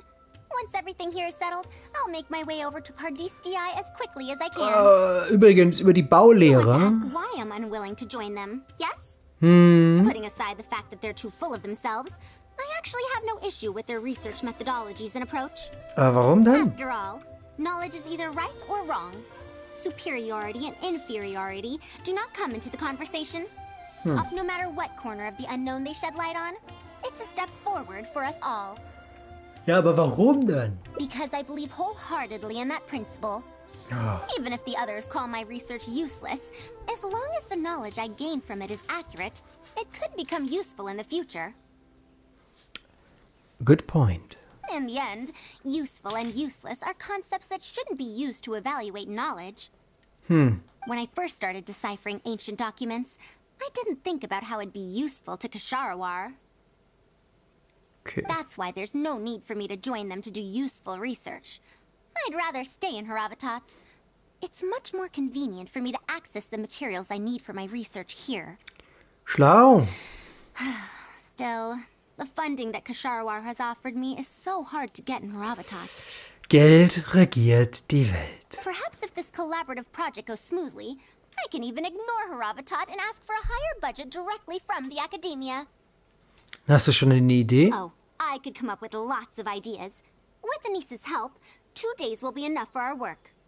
However, I'm still undecided as to the style of the reference book's text and illustrations. Oh. Möglichst verständlich und interessant vielleicht? You're right. If no one understands the reference book, it doesn't matter how detailed it is. Genau. It's better to make it simpler and fun so that children will be interested in the subject. It'll also make it easier for me to recruit students in the long run. 2 Fliegen mit einer Klappe. Thank you. I'll take your opinion into account. See you in 2 days. Ich werde da sein. 2 Tage jetzt also warten. Bup, bup, bup, bup, bup.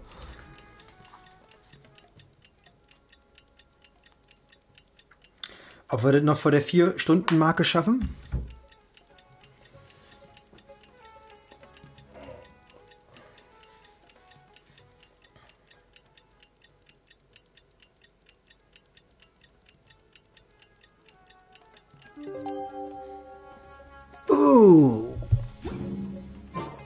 Silly churl, Billy churl, silly Billy, hilly churl. Immer noch gut.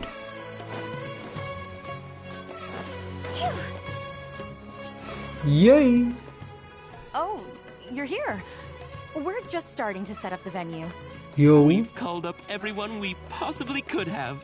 This is going to be quite the event. Ich hoffe. My masterpiece is going to be exhibited after all. Let's see what the academia shall say about it this time. Ja, lass es uns sehen. Die Präsentation wird prompt eröffnet. Just like that, a Sumeru rose will appear at the top of the cane. Yay! Oh, I see. I thought it came out of thin air. It's amazing. Ja. If the mechanism was bigger, you could make a rabbit appear, right? Das ist ein interessantes Beispiel, aber ja, You can't bestimmt. use a cane. Could you switch it out with a hat or something? Und so beginnt die moderne Magie. You're applying what you learned creatively. Not bad. Eben. Let's look at the next page. If you fold an origami bird like this, it'll fly further and more stably. Whoa. You can make a mechanism using just a piece of paper? The principles at play are even more important than the parts that make up a mechanism. These are pretty cool. I'm tempted to try them out. I'm not that interested in toys, but if they'll be beneficial for children's development...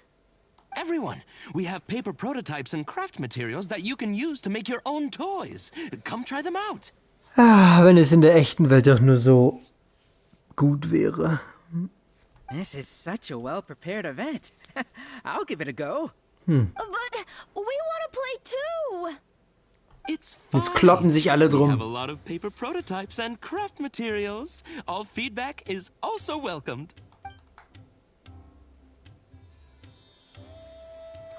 Oh, my origami bird flew further this time. Professor Faruzan? How can I make mine fly further? Professor. Just madam will do. Oh. Maybe in the future, you may indeed get the chance to call me Professor. Genau muss es sein. You may wish to pay attention to these few details. Here, for example. Wow! It really did fly farther! Madam Faruzan, will we learn origami at the Academia? Vielleicht. Of course you will. If you become a researcher, you can explore any field you like to your heart's content. In the future, if you want, you can even become one of my students. Eigenwerbung. But Mom and Dad said that there are 6 Darshans in the Academia. Wait, was it 7? Which Darshan teaches about mechanisms in origami? Well, in this case, it wouldn't be Haravatat. I know. We need to choose Kasharawar. Ja, das müssten sie wohl. I want to attend Kasharawar in the future and fold even better origami. I want to make even more awesome mechanisms! Actually, the other Darshans do have their own specialties too. Ja. Haravatat specializes in... Das Lernspielzeug scheint ein großer Erfolg zu sein, aber der Plan, künftige Studenten anzuziehen, ist... How did this happen? Tja. What if we end up in a Darshan we don't like? Does that mean that we won't get to learn about the things we do like? Keine Sorge. No, that won't happen. Take me, for example. I'm a researcher from Haravatat, but I research mechanisms. See? Und ihn stolz runterschluckt, um den Kindern was beizubringen. The only person able to restrict your curiosity as a researcher is you. Do you understand what I'm saying? Not really. Du wirst es. Huh. It's all right. You still have a long road ahead of you. Now, do you want to learn about some other machines? Let me tell you a story about pressure-based mechanisms and elemental monuments. Badabam. Das nächste Ende erreicht. Gucken wir uns an, wo es Abzweigungen... Gab es eine Abzweigung bei diesem Ding? Ich bin mir nicht sicher. 2 gibt's noch. Oh ja, da gab es tatsächlich eine Abzweigung. Und das heißt wahrscheinlich, dass da oben nur ein Ende ist. Verlasse... Ach, das war wahrscheinlich dann die alternative Sache. I'll be going then. Say hi to Tainari and Kale for me if you can. Übrigens über Anis. We haven't had much time to get to know each other, but she seems like a good kid. Ja, scheint so. She's able to calmly figure out the basic principles behind something without being influenced by others. Das ist wichtig. I'll do my best to teach her over the next few days. Still, how much she learns will really depend on her.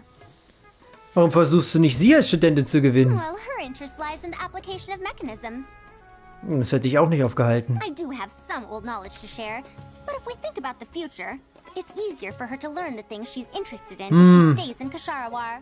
Nun gut. My research into mechanisms is, in a sense, a side effect of my research into ancient texts. Kann bei ihr auch so sein. If she becomes my student to learn how to make modern contraptions, it wouldn't benefit either of us in the long run. Ja, das ist auch eine Überlegung wert. However, if she develops an interest in deciphering ancient texts over these next 2 days, that would change things. Wer weiß. If I successfully coach a student, those young punks at Haravatat will have one less reason to cut my budget. Perhaps if this collaborative project goes smoothly, I can even ignore Haravatat and ask for a Also wegen dem Projekt. Oh, I could come up with a lot. You're right. Explanations are a Möglichst ausführlich. Genau, eine Früherzieher. So schwer wie möglich. Illustrations, we can impart knowledge more effectively. It would also make it easier for me to recruit students. Für dich auf jeden Fall. Thank you. I'll Aber take your opinion into account. wir sehen uns in 2 Tagen. Und nochmal warten. Dieses Date hat echt viel Gewarterei. Wie viele Tage musst du jetzt insgesamt warten? 6 oder so? Puh.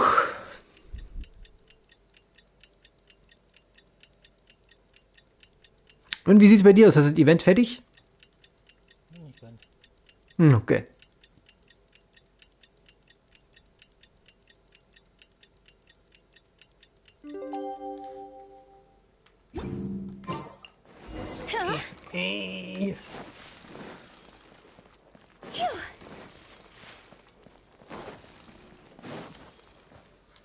Keiner wird's verstehen. You're here.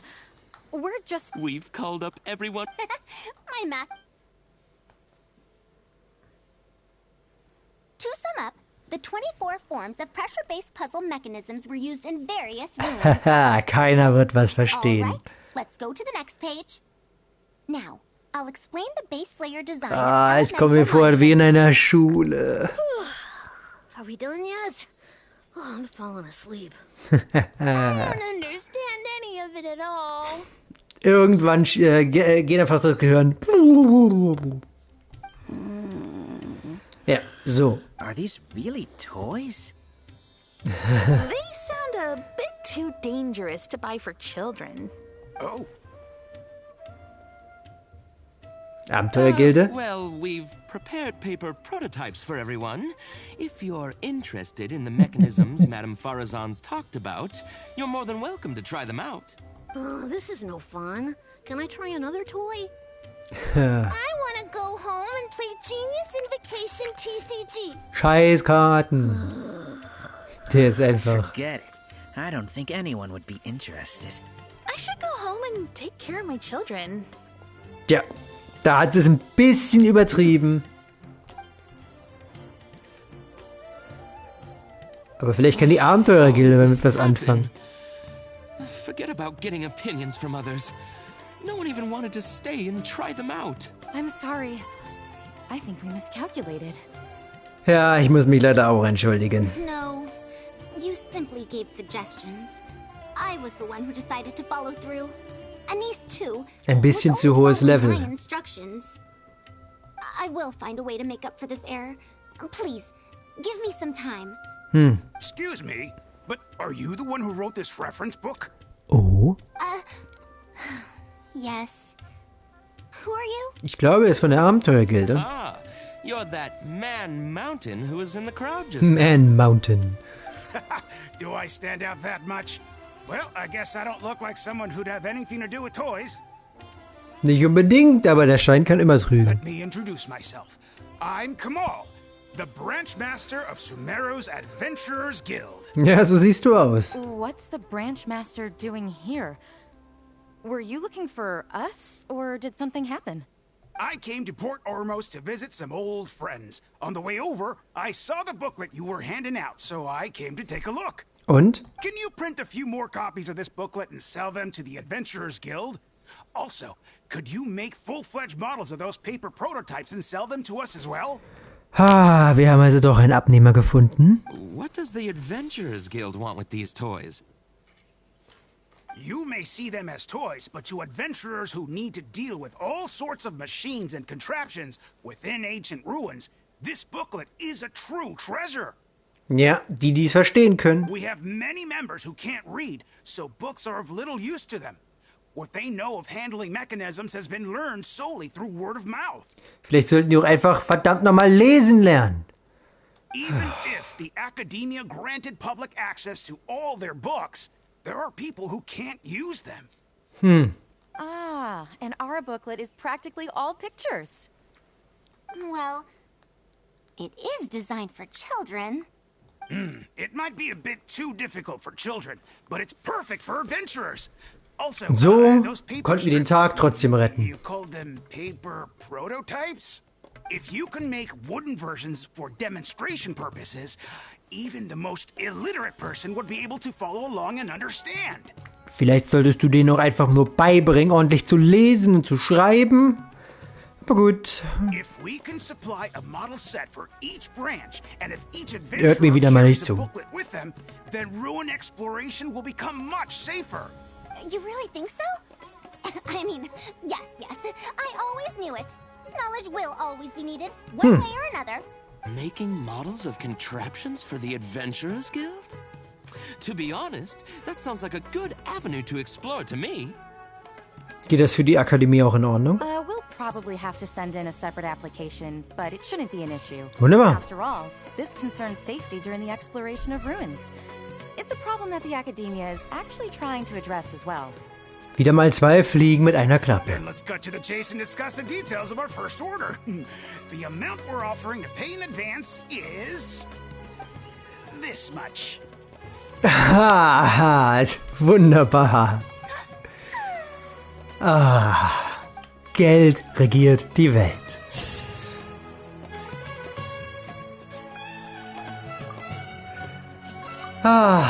Einen noch und dann sind wir endlich fertig. Das zieht sich hier sehr in die Länge. Ich muss sagen, die erste Geschichte hat mir am besten gefallen bisher, aber lassen wir den Fazit noch. So, was muss ich denn jetzt? Das muss ich wahrscheinlich... Ach Mann, den Teleporter. So. What now? Master said there's no feel for me, but if I get her in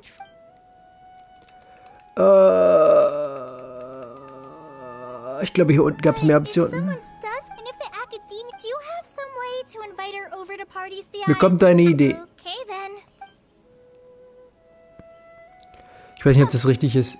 I have to teach students from Haravatat or Okasharawara Fate. Madam Faruzan, we're back. Well, please, Madam Faruzan, focus. Huh? Ach, shit. Yes. Ich hätte das andere auswählen können. Es fällt mir gerade erst wieder ein. Oh, warte. Ich weiß schon, wo ich hin muss. Es gab ja noch die andere Option wegen der Redellehre, ne? Das habe ich jetzt total vergessen. Gut, in dem Fall müssen wir hier mal schnell durchhetzen. Ich hatte die andere Option komplett vergessen. Verdammt.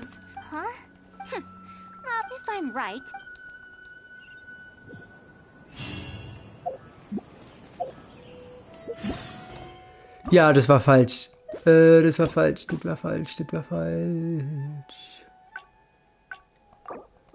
Hier. What now? Master said there's no feel for me, but if I get her in so, wir sollten ihr helfen, die Probleme zu lösen.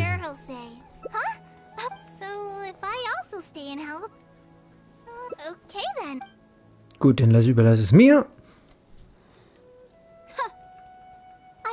We're back, Madam Faruzan. The traveler said that he... Oh, why I couldn't ask for more.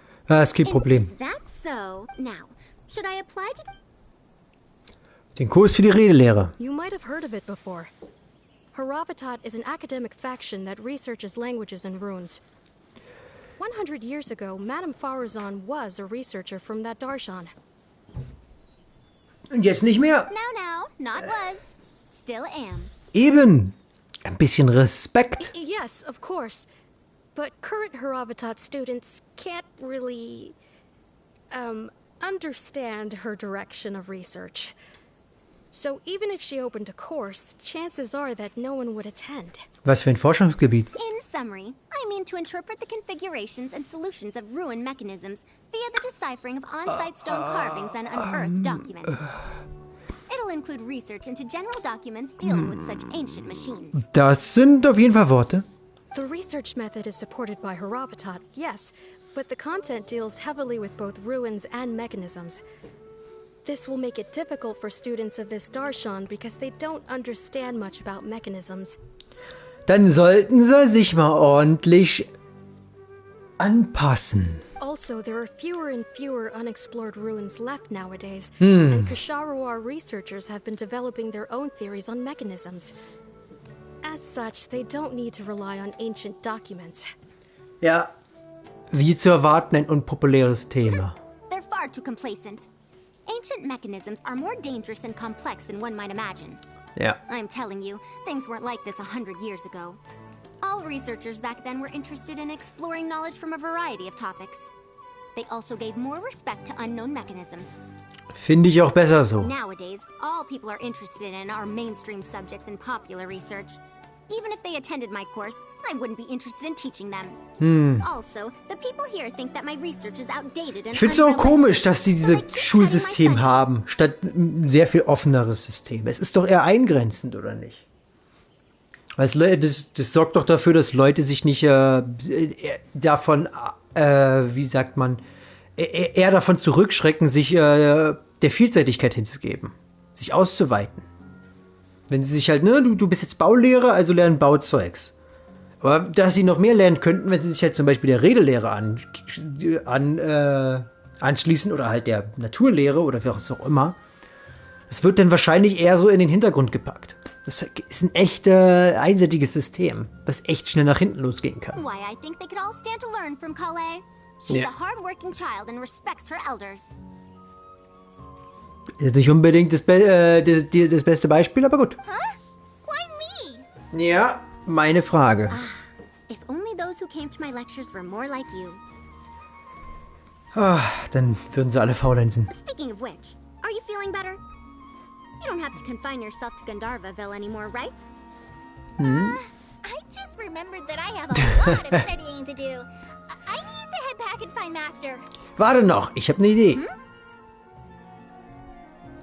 Also, Kolai muss lernen und schreiben lernen und Frau Faruzan muss einen neuen Kurs eröffnen. Are you telling me to start a reading course for Kale? Was meinst du? Wait. Although Tainari has academic dealings with the academia, he isn't considered part of it. This means that Kale isn't technically a student. Aber muss der Kurs dann unbedingt in der Akademie abgehalten werden? No, he's right. The old academia became consumed by their arrogance precisely because they ignored the public. Eben. Und wir haben ja gesehen, während der letzten paar Story-Quests, zu was das führen kann. There must surely be many people like Kale and Sumeru who are passionate about learning, but cannot study due to various reasons. Ja. The old academia paid no heed to them. But if I start a reading course for Kale as a pilot, perhaps this shall come to benefit many more people in the future. Hoffentlich. I'll need to go back and ask if this is in accordance with regulations.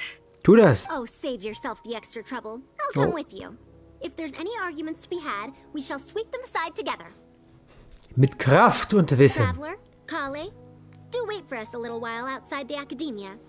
I'll be back in just a moment. Jupp. Wait! Let's catch up with her. Du kommst nicht von deiner Arbeit weg. I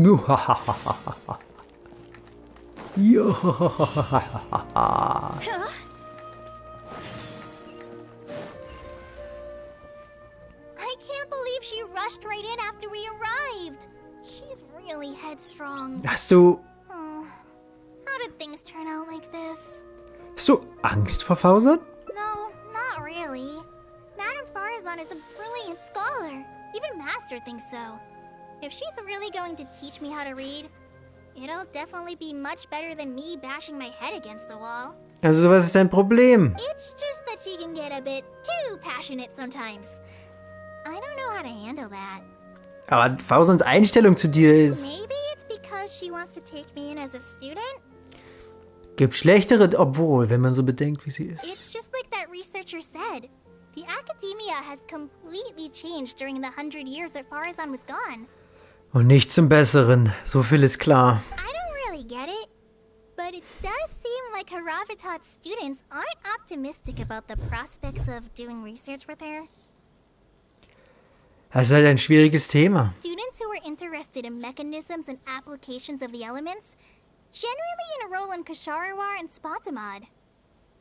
Madame Faruzan also refuses to accept random students just to make up numbers. She still hasn't found a student she likes. Ja, also ist sie eine Mentorin ohne Studenten. But she seems to like my attitude toward learning, so she often asks me if I'm willing to become her student. It's because I'm a slow learner that I have no choice but to stay up late and study. Whenever she compliments me, I feel really guilty. Du hast also Angst vor ihr, weil sie dich zu einer ihrer Studenten machen möchte? It's not that. Madame Faruzan respects my choices. She hasn't been trying to persuade me, especially since she knows I need to rest and recuperate. She sometimes brings food to Gandharvaville for me. And each time she says that Master can't find out. Klingt nach einer Großmutter und ihrer Enkelin. Now that you mention it, it does feel a bit like that. Do I really look that young?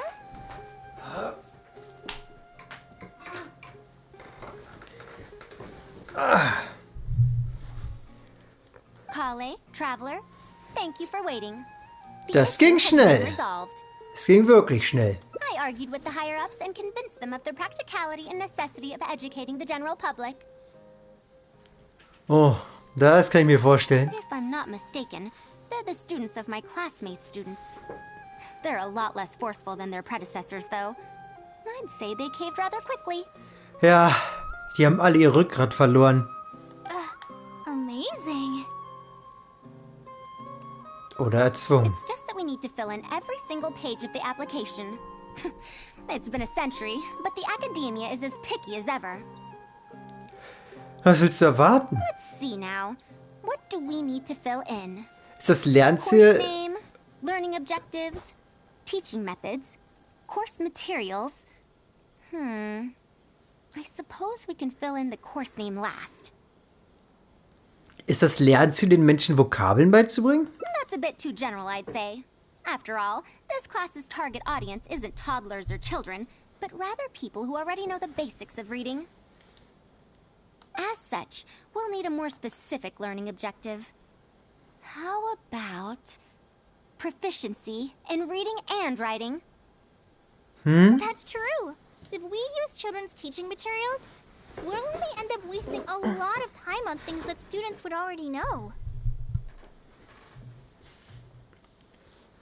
Stimmt. And you have your job as a forest ranger, Kale.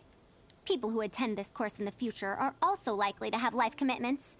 We need more effective teaching methods. So außer Lehrbücher für Kinder, wie lernt Kola eigentlich Vokabeln normalerweise? Master always tells me that practice is the best way to learn. That's why I often ask him to help me find simple books to read. It must have been difficult to get books in Sumeru in recent years, no? Tainari really went the extra mile for you. Meine Güte. Ein richtiger Papi. Expanding literacy is a capital notion. Now that the academia is easing restrictions on the circulation of books, there should be more people who have become interested in reading. It's a great time to conduct this course. Damit hätten wohl wie wohl die Lehrmethode. So that's next on the list. I fear that I'm at a loss as to which books youngsters like nowadays. Would The Legend of Antara be too old of a story? Das war schon damals altmodisch. Fair. Kale, what have you been reading lately? Me? I've been reading light novels from Inazuma. I heard that ever since we were allowed to sell books in Sumeru again, some people set up stalls at Treasure Street to sell light novels. I've been meaning to go there and check it out. Light novels. Light novels? This is my first time hearing about such a thing. Will sie sich einen Manga greifen? Suitable teaching materials from the House of Dana. Treasure Street it is. Wait for us, Madame Faruzan. Auf und davon! You wouldn't think someone as fast as her is over 100. Let's pick up the pace and catch up Mit to her. Enthusiasmus in die letzte Runde.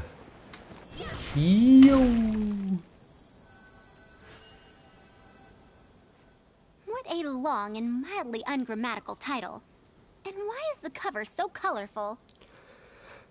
Damit mehr Leute es sehen. Is this your first time seeing a light novel, ma'am? Oh, they're the most popular of books nowadays. Would you like me to recommend something? Fine. One shouldn't judge a book by its cover after all. May we browse through the books here? Of course. Why don't you try this one? It's Outlander Brigade, When the Wind of Death Blew Towards the Blonde Samurai. Das kommt mir bekannt vor. I heard that this book's author describes action in vivid detail. Now I've only skimmed through a few pages, but it feels like it's all fight scenes. There are only subjects and predicates. Aber ich fühle mich jetzt wirklich wie in der Schule, Mann. Tad simple. Subjects? Predicates? Ja. The protagonist just ends up fighting in every scene with no proper build-up. Will anyone even enjoy a story that's only comprised of fights? Ja, die sich nicht für eine Handlung interessieren. Ich bin der Meinung, man braucht immer eine Handlung, so simpel sie auch ist. Oh ja, den kennen wir. A reincarnation isekai story? Those are pretty popular right now. Nein. Die sind viel zu populär geworden, Alter. Und inzwischen alle nur noch Dreck. Und die immer noch fluten sie den Markt. Und das bedeutet, dass die wenigen, die gut sind, meistens in der Menge untergehen. Isekai? What in the world is that? Also, why does it become stronger by eating Sensetias? Das sind nur die Hintergründe. Tropes? Ja. Those nur die. Rules used to push the plot forward, yes? Ja, ja. They're definitely effective in Nur die Hintergrundhandlung. Sorry. What is this distancing effect? Ja, was ist das? However, this book doesn't explain how reincarnation correlates to becoming stronger. Such an illogical rule will affect the coherence of the story. Will readers really accept this? Du zerstörst gerade das Isekai-Franchise. And I like it. Ja, jemanden, dem der Mist egal ist, scheinbar. How about this? I had to fight tooth and nail to get this in stock. Oh, that's the latest volume of Onibudo. Now that's a rather normal title length. Oh, Kale, do you like this series? Yes, but I don't like it that much. Also mit dem ersten Blick erkannt, dass es der neueste Band ist. Vielleicht möchte sie nicht zugeben, dass sie solche Bücher liest. Madam, are you going to use this series as teaching material? Oh. Let me see. The dialogue flows quite well, but there are too many phrases here that I don't recognize. Was denn? Third eye of perception, elusive and so on. Are these terms that are tied to tropes? I also thought those names were strange when I was reading them. Official Style.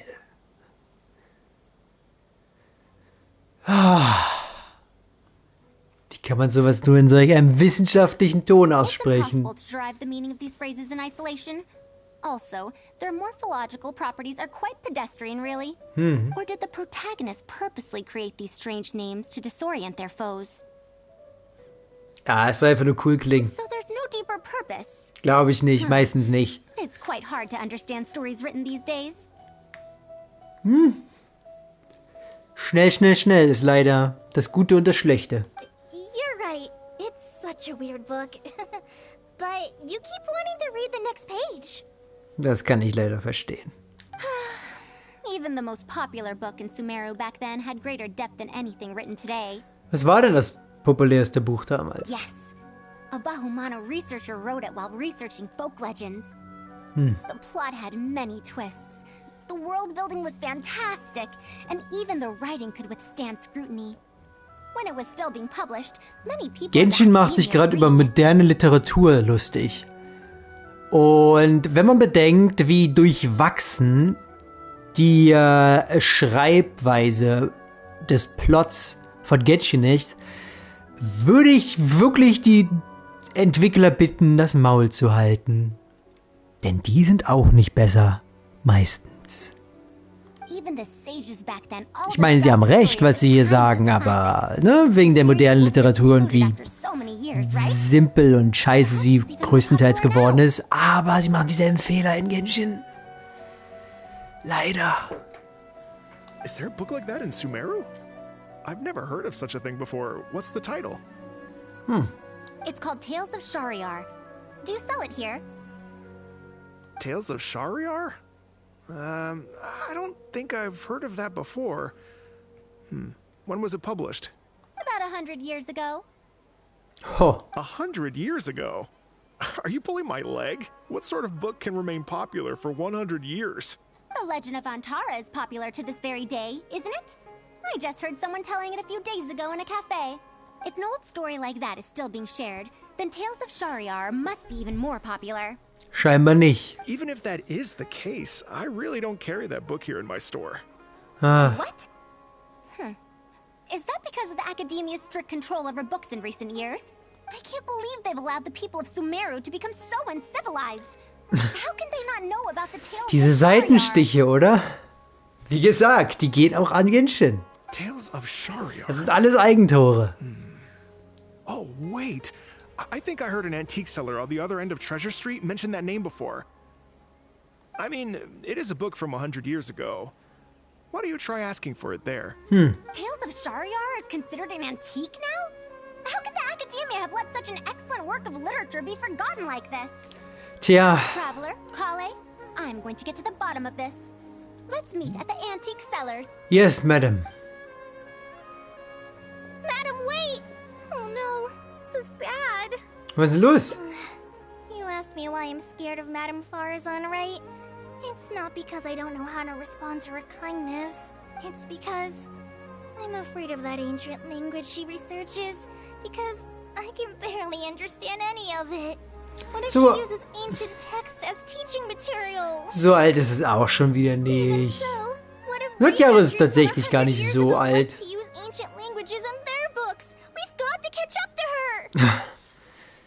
Terror.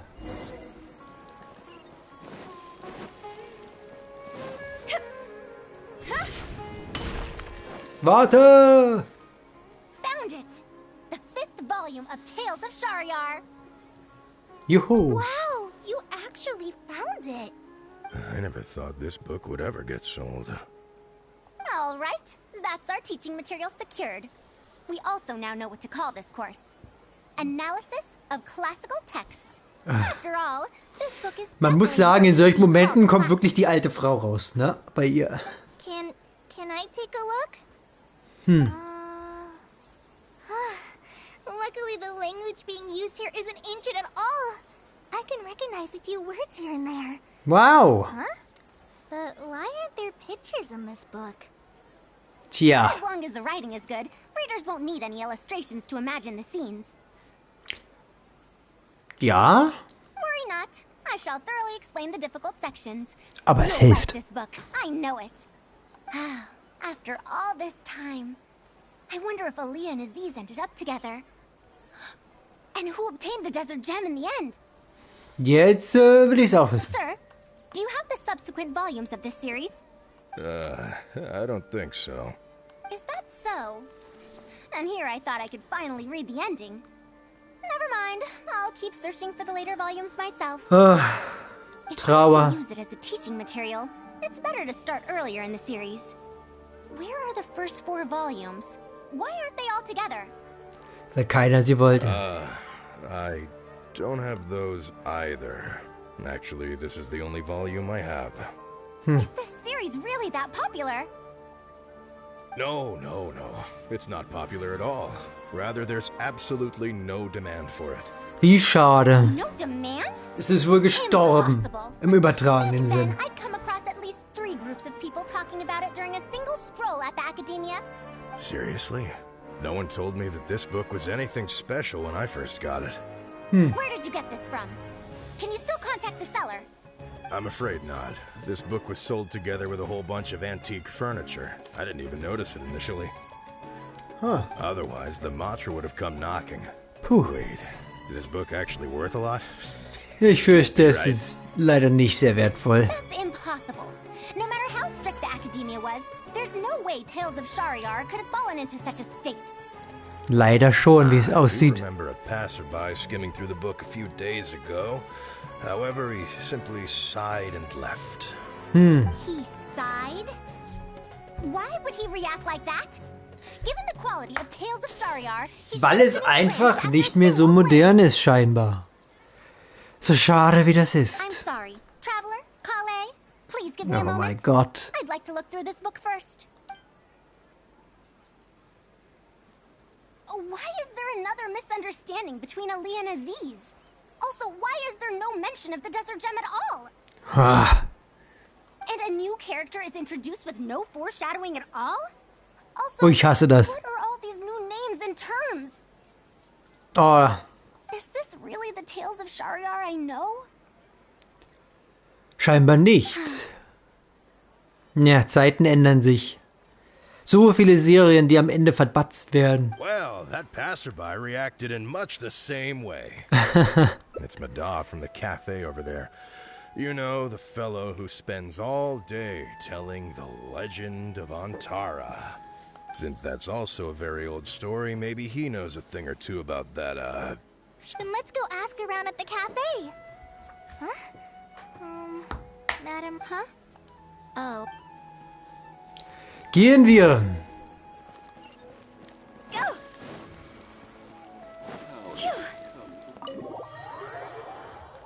Puh, ich hab langsam genug, Mensch. Selbst mir fällt es langsam schwer, Interesse zu zeigen. Eigentlich schon vor über einer Stunde. Ich muss gucken, was ich hier bei solchen Dingern schneller machen soll und was nicht. Yes. Are you here to listen So. to my story? Yes, sir. Well, we actually came to ask about something else. Also? I see. Sorry. It's fine. I'm used to it, more or less. So, how can this terribly unpopular storyteller help you? Ja. Do you know about Tales of Shariar? Kennst du die? Huh? Tales of Shariar? Why, I can barely remember the last time anyone talked about it. My master always talked about how incredibly popular that book used to be. However, I tried reciting a few chapters of it at the cafe, and I found that it's even less popular than the Legend of Antara. Your master? Yes, the one who taught me how to be a storyteller. He said that Tales of Shariar was written by his master's master's master. He also said that this great-great-grandmaster was an academia researcher, and that even the sages liked the series. He wrote 4 volumes back then, and the reviews just got better and better. And then? What happened next? Oh, it's hard to tell when it comes to trends. One day everyone likes stories like that, and the next day their tastes change completely. Erst fand ich's ja ganz lustig, aber jetzt ist das hier die schlechteste Variante. This great-great-grandmaster kept trying to extend the story to tap into popular trends. He added a lot of tropes. Then, starting from the 5th volume, the reviews started to go down. Ja, so hat sich auch angehört. How could that be? Then what happened to Tales of Shariar in the end? In the end, there's no ending. The great-great-grandmaster tried to write a few more volumes, following whatever trends were popular at the time. Ja, das machen viele leider so. Right as he published his books. He got Das ist kein guter Plan. That he stopped writing altogether and focused on his research instead. What? So there's no ending? The readers didn't care? Nicht mehr. By that time, only a very small number of people were reading Tales of Shariar. Anyway, my master probably exaggerated.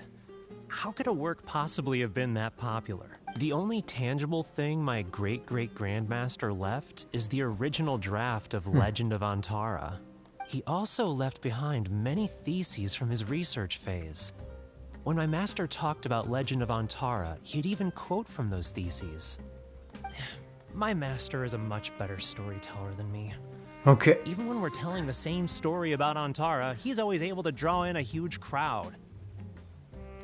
But even he won't recite Tales of Shariar due to its ever-changing writing style and its lack of an ending. Ja. Ich hasse Geschichten, die kein Ende haben. Oder die abgebrochen werden. Well, not even sages can definitively ascertain the quality of something like a story. In the end, only time can separate the classics from the fads. Only time? Madam Far, it's been 100 years. Perhaps some things I once believed to be great aren't so after all. Ich glaube, du solltest nicht zu viel darüber nachdenken. Der Niedergang dieser Reihe muss nicht der Mode geschuldet sein, egal ob Klassiker oder Modeerscheinung. Das Wichtigste ist, dass es dir selbst gefällt. Yeah, Master helped me find a lot of Finde ich these auch. books at first, but in the end, I realized that I couldn't get into them. No matter how good those stories are, I can't improve my skills if I can't bring myself to read them in the first place. I think the best books for me are the ones I like. Es geht nicht ums Lesen lernen, aber die Logik ist dieselbe. That is true. Readers in what was popular 100 years ago could be completely forgotten in modern times. And yet, 100 years as far as history is concerned is but a blink of an eye. Wohl wahr. If Tales of Shariar hadn't chased after trends and instead stuck to its original style from start to finish, it might have stood some chance of gaining renewed popularity. No, even if that didn't happen, at least it would be a work that was true to itself. Vielleicht. Huh?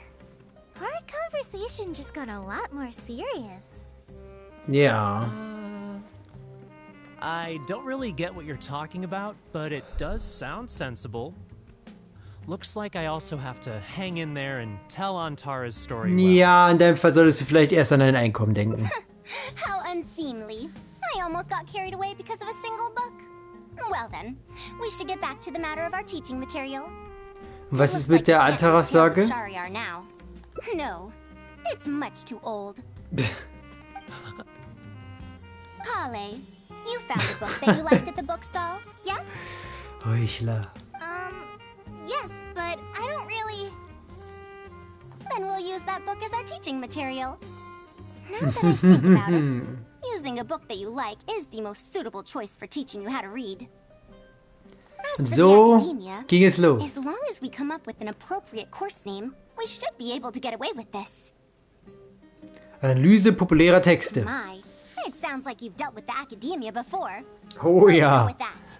Now then, let's return to the book vendor in a bit and buy the latest volume of this Onibudo for Kale. Yo-ho! But if I wish to use it as teaching material, I have to read it first. Speaking of which, other than third eye of perception and illusory mirror, I also espy some unfamiliar phrases from the reader's messages at the back of the book. Was da? Such things as, even if it reminds me of my dark history, I still can't help but be drawn in by the story. And the author has written all the things that I only dare whisper into a tree hollow. Ha, die dunkle Vergangenheit. Why do people use dark history to refer to awkward or embarrassing memories? Is this some slang that was invented in the last century?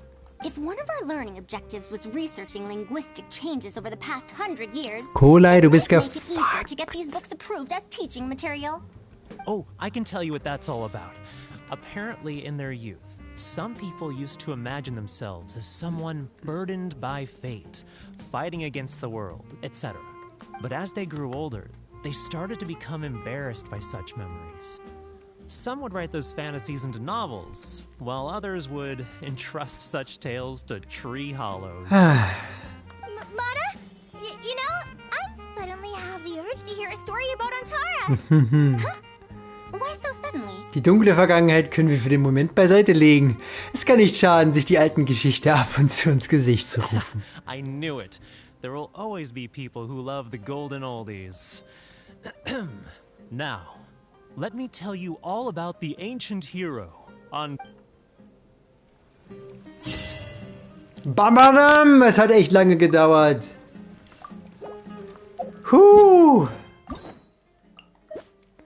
Ja, ich weiß nicht, ob ich sowas eher schnell machen soll oder nicht. Aber das war's. Einige davon waren gut. Ich fand den allerersten Strang, den fand ich cool. Die restlichen durchwachsen oder sogar ganz schlecht. Also das hier am Ende war echt langweilig. Aber der erste Strang ist gut. Also den wir zuerst gemacht haben mit der Maschine. Ja, gut. Dann war es das. Ich werde jetzt ja nicht irgendwie fett jetzt machen. Besucht mich auf YouTube, besucht mich auf Twitch. Und man sieht sich hoffentlich mal wieder. Bis dann. Ciao, ciao.